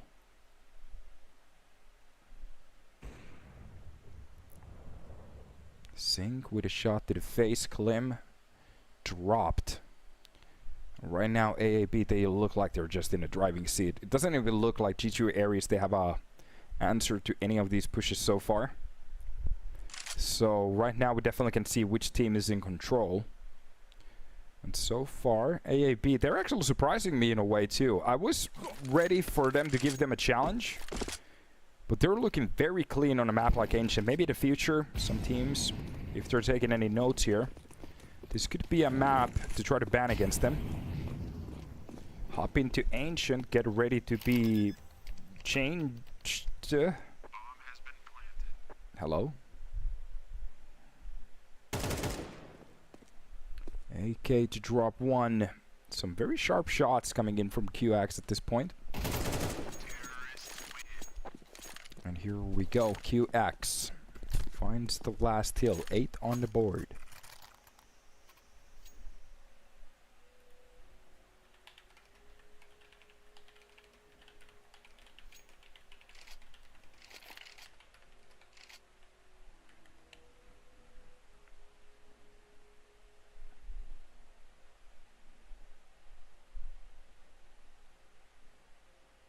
Slow pan from the camera as G2 Aries taking a tactical pause here.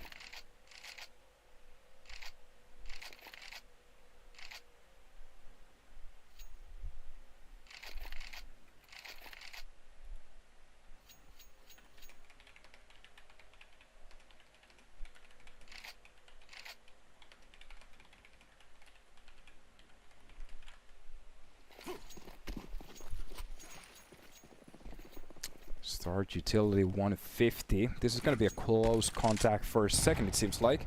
That nade was made to open up the smoke, or even if the players wanted to push close. It's got to be the flash behind him. Oh, QX. Oh, they're stuck in a Andrew Tate matrix. Whatever doesn't work for them. Oh, it's the Matrix. Ah. I drove 100 kilometers per hour into a brick wall. It's the Matrix. Everything is against me. It's always the against. Whatever happens. Even if a meteorite hits the server, it's the Matrix. I bet it that the game was gonna end 3-1 in a best of 3. It's the Matrix. I love it. Meanwhile, we get another bash round. Since Mirage, G2 Aries, they have had their issues. And right now, AaB, they look like a very well-oiled machine. That's going to be a player lost here. Maybe it's getting a little bit closer at the moment. Shaky spray coming in from Stesso, but finally he controls it, and that's done. Here we go.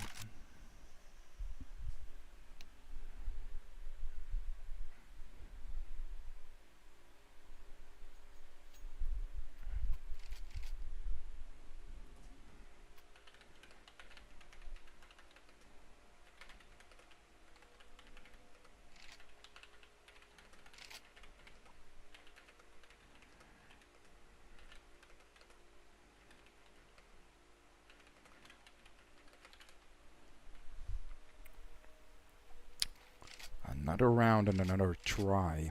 3 rounds to be played for.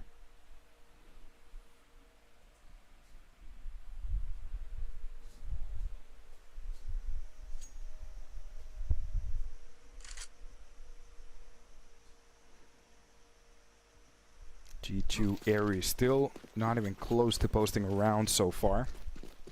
Okay, this is gonna be a very long lineup from Sync at this point. It's a running smoke. There we go. It's been a while we've actually seen some kind of a smoke like that, so it is going to be the full pop towards the A side. Quick play. Sync actually comes up with a kill onto Hitori.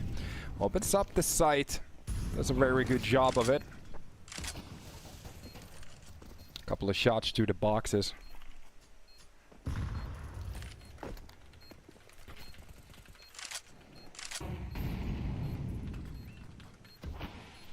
Right now the retake kind of has to step in, even with a man disadvantage.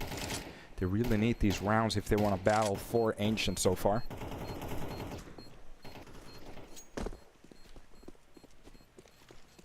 And right now it's going to be called for a save. G2 Ares understanding that the only thing they can go for is another buy, and that's basically it. Oh boy.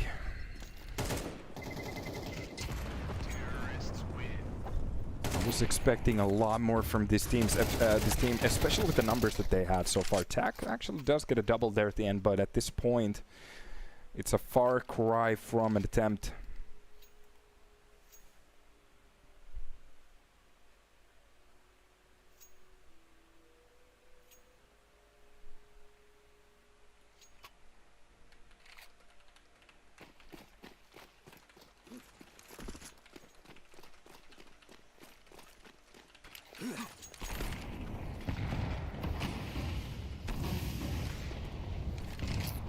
Here we go, round number 11. Smoke and a molly combo. Seems like we're gonna get a little bit of a peek towards the pit here, but that idea will be rejected. G2 Ares, knowing that a couple of times that they have gone for the pushes, AaB has been basically just waiting around. Ooh, the side of the shoulders being shown. Tak just catching a bullet there. A couple of sprays through the plywood. And this time around, there's not a target to receive that spray from the other end. Cheetah will be compromised, so that's going to be the molly to play a little bit more space for them. Minute left on the clock. And AaB with that smoke, the double push coming in, it doesn't work out at all. Vigo and Boye definitely ready for this.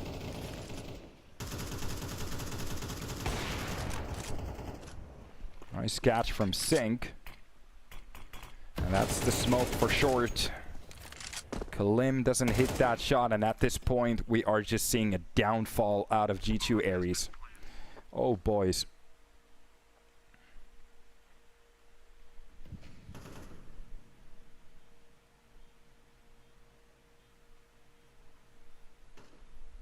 Hitori.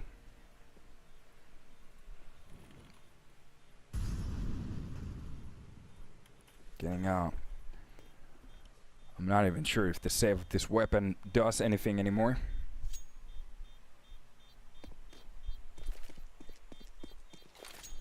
Oh.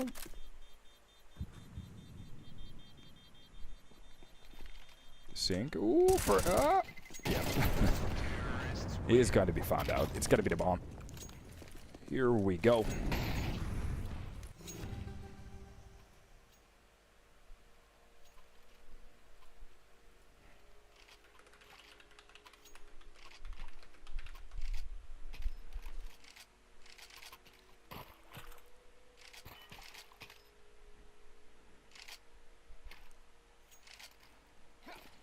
$11 rounds on the table. Potentially just a round here to be won for the side of G2 Ares. If they want to make this happen, it has to be clean from now on. And to be honest, what we've seen so much for the server, how they have been playing, many gaps. I think A does want that quick trade. Vigo will be shut down, but again, early entry goes for the side of AaB. Right now, it's just a little bit more silent here on the server. That bomb will be rotated around.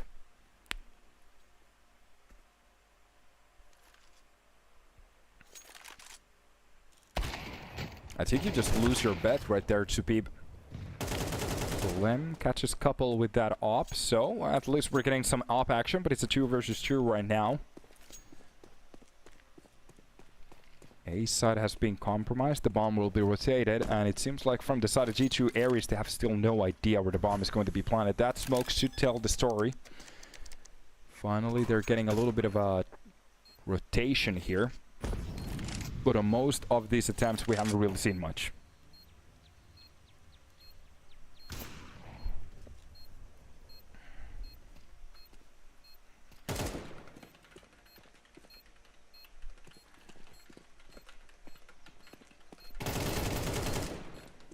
Nice little catch there for that 1v1. He's very low on HP. Stesso has to be careful here. Just a one bullet is going to be enough. Oh, Tak is taking way too long of fighting the dude. He doesn't have the kits. Oh boy, that's done.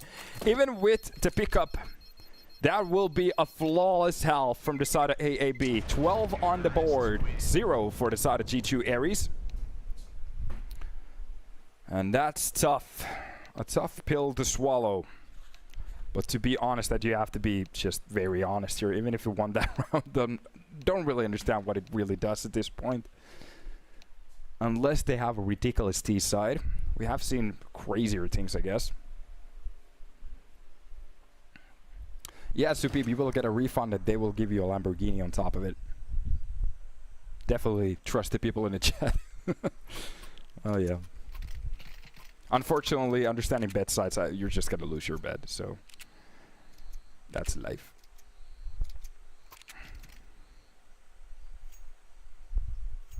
But if you get your money back, that's awesome.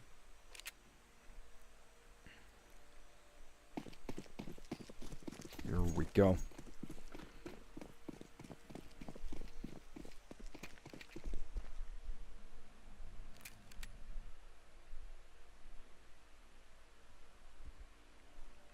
Okay.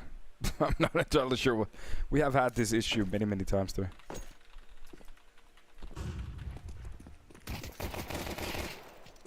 Oh, nice kill there. We're back in the server. Claim does catch the kill on the Boye. That's gonna be Stesso with a quick trade. And Notoria is gonna drop Stesso there for good feels, I guess. For the CT side, they kinda have to step into the site now. Not losing flawlessly was the plan, I guess. So, G2 Ares on the brink of actually winning a round here, making it look a little bit better, I guess. Nice is going to be Hitori. Oh, is he gonna go for that pick? That is going to be a couple of shots there at the back of the head, and G2 Ares, at least they're gonna catch a round. So, hopefully that feels good.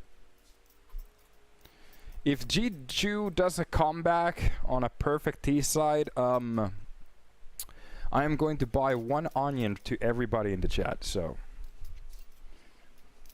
you get to cook whatever you want with it. No, that would be actually insane. Does anybody know the multipliers for this game at the moment for G2 Ares on live bet? That's like, that has to be like 40 or something like that. Especially looking at what they looked like before that round too. Ooh. Oh, look at that.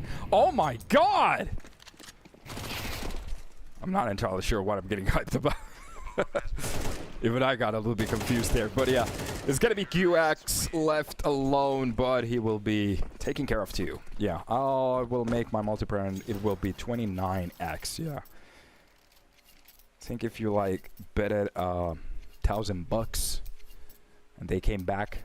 Actually, I've had a game like that before. It was I don't remember when it was on NIP when Alexi B was playing on that team, and they were on Vertigo. They were literally losing like, I think it was like 10 rounds back in the days when it was MR15, and they actually came back into that round with 10 rounds in a row or something like that.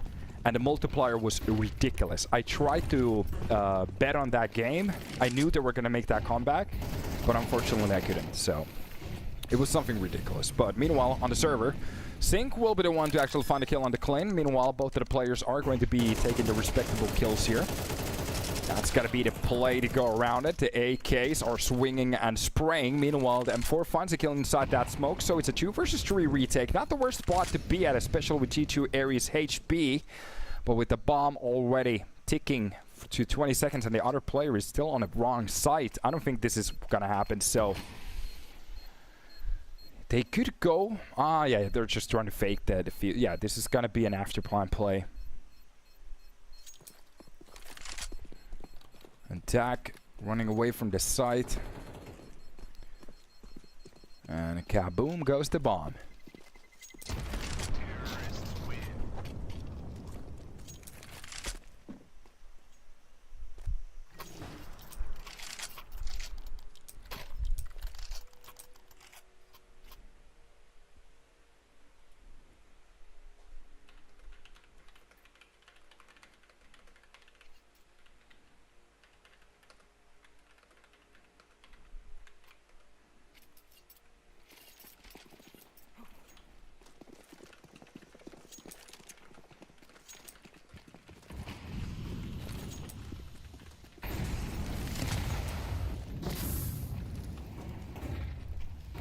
Go off to a new try. Nidoria starts off the round with a kill on the QX. This is going to be a little bit of a broken buy here.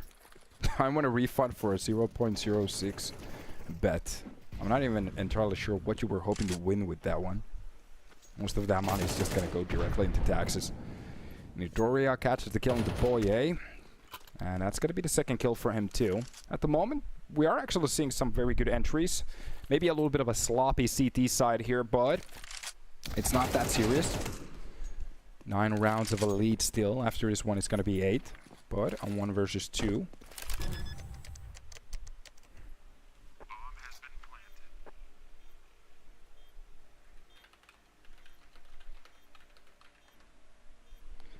And Stesso pushing in from the pit has to be a little bit careful. He might actually catch one of these players off guard. Oh god, that could have been a double, but FNK is going to be aware of it. So, at least one of those kills will be found out, but they do survive for round number 17.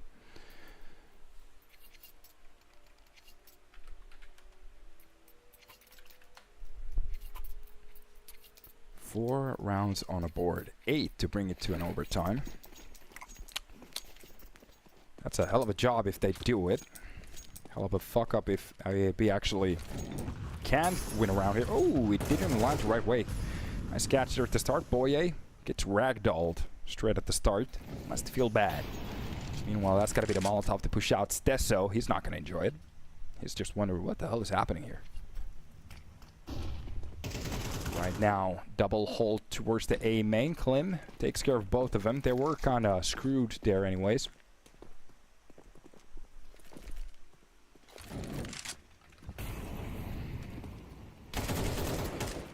Attempt from Donut is not going to work out, and that's going to be the corner plan for Hitori. Last player will be cut off with that AK. A bullet to the dome, and that is done. Round number 5 goes for the side of G2 Ares. And I think the owners are getting a little bit shaky coming after Epic Clan tournament. 5 rounds. Ooh, that must suck. It's still far away, but it is one of those situations that it makes you think a little bit. Is G2 gonna win? What's that gonna happen? I don't know. It is what it is. That's gonna be the early smoke there at the start. They might go for the pit control this time around. It seems like they are focusing a little bit more towards the connector here. And no, boys. I was joking about the onions. I don't actually have money to buy enough onions for you people. So, calm down. FNK opens up the smoke, goes for the kill, drops down Sync. Meanwhile, that is going to be the Kobe off the wall there. Sync. First one to be dropped down. That's FNK actually going for a very nice fight there. Doesn't catch the player, but Vigo is going to be pushing in towards the middle. Catches the kill. That's going to be QX with the second one. Meanwhile, B side is the right target. They are stepping inside of it. The problem is they have a man disadvantage. It doesn't matter. They know that there's a player coming in from the short. That's going to be Klim and Hitori. Both of the players dropping respectable ones. And from the short, it's going to be the peak. Stesso doesn't even look to the left. And it's a 1 versus 3. And everybody's nading QX. He's having a bad time. Another round for the side of G2 Ares, and QX, he's shaking. Those legs are wobbling at the moment. 6 rounds in a row, and it almost sounds like sex.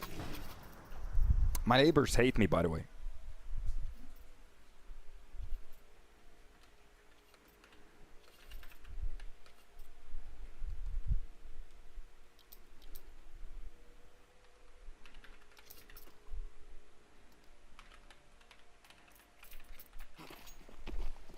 Bad neighbor. Yeah. Here we go. Burning logo. Still going hot. To be honest, every time they win more rounds, in my opinion, the flames should be bigger. To a point that you don't even see the logo. It's just like one burning flame. That would be awesome. You can always hope.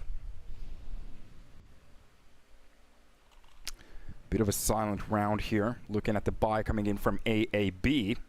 Mag 7, 5.7s, MP9s. Every single gun from an outlet store that they can actually go for. That's going to be TAC with a double. Oh boy. One way to catch that kill. Some of the betters at the moment, they're starting to feel shaky here. Ooh. It's getting moist, isn't it? That will be TAC with one more kill to shut it down. A triple for the man. Make it a hat trick on football terms. And right about now, Stesso finds one more kill to make this look a little bit formidable, but it's not even close for a round. So, for them to actually save that AK for the next round, that's going to be the best situation for them. The QX is actually getting backstabbed at the moment. No. That's going to be the kill. There's still a player towards the T-spawn. If he's not ready for that, oh, it's just not going to work out. So, yeah. Here we go. So,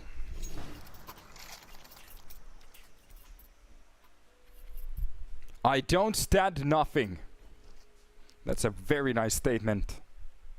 Mini Eater. I actually have a necklace that is made in China, and it says, give me a second. I feel about you makes my heart long to be free. Here we go. I feel about you makes my heart long to be free. That's a love story. QX starts off the round with a nice little dink. Kalim not enjoying it.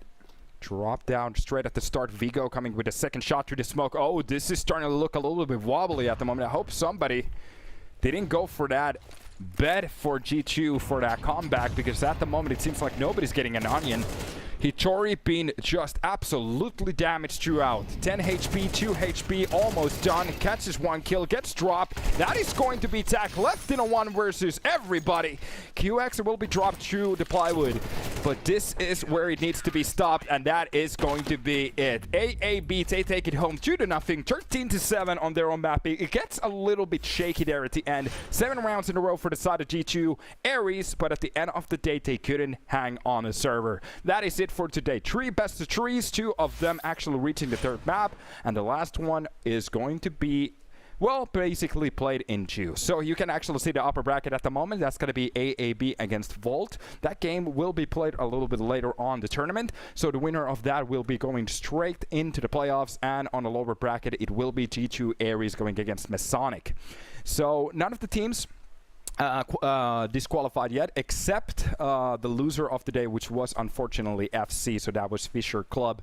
So for them, we have to say bye-bye, but for everybody else, they still have a chance, and those games will be streamed a little bit later on. Hopefully you guys had a good time. My name was Donut, and I will see you in the future. It was nice to hang, and bye-bye.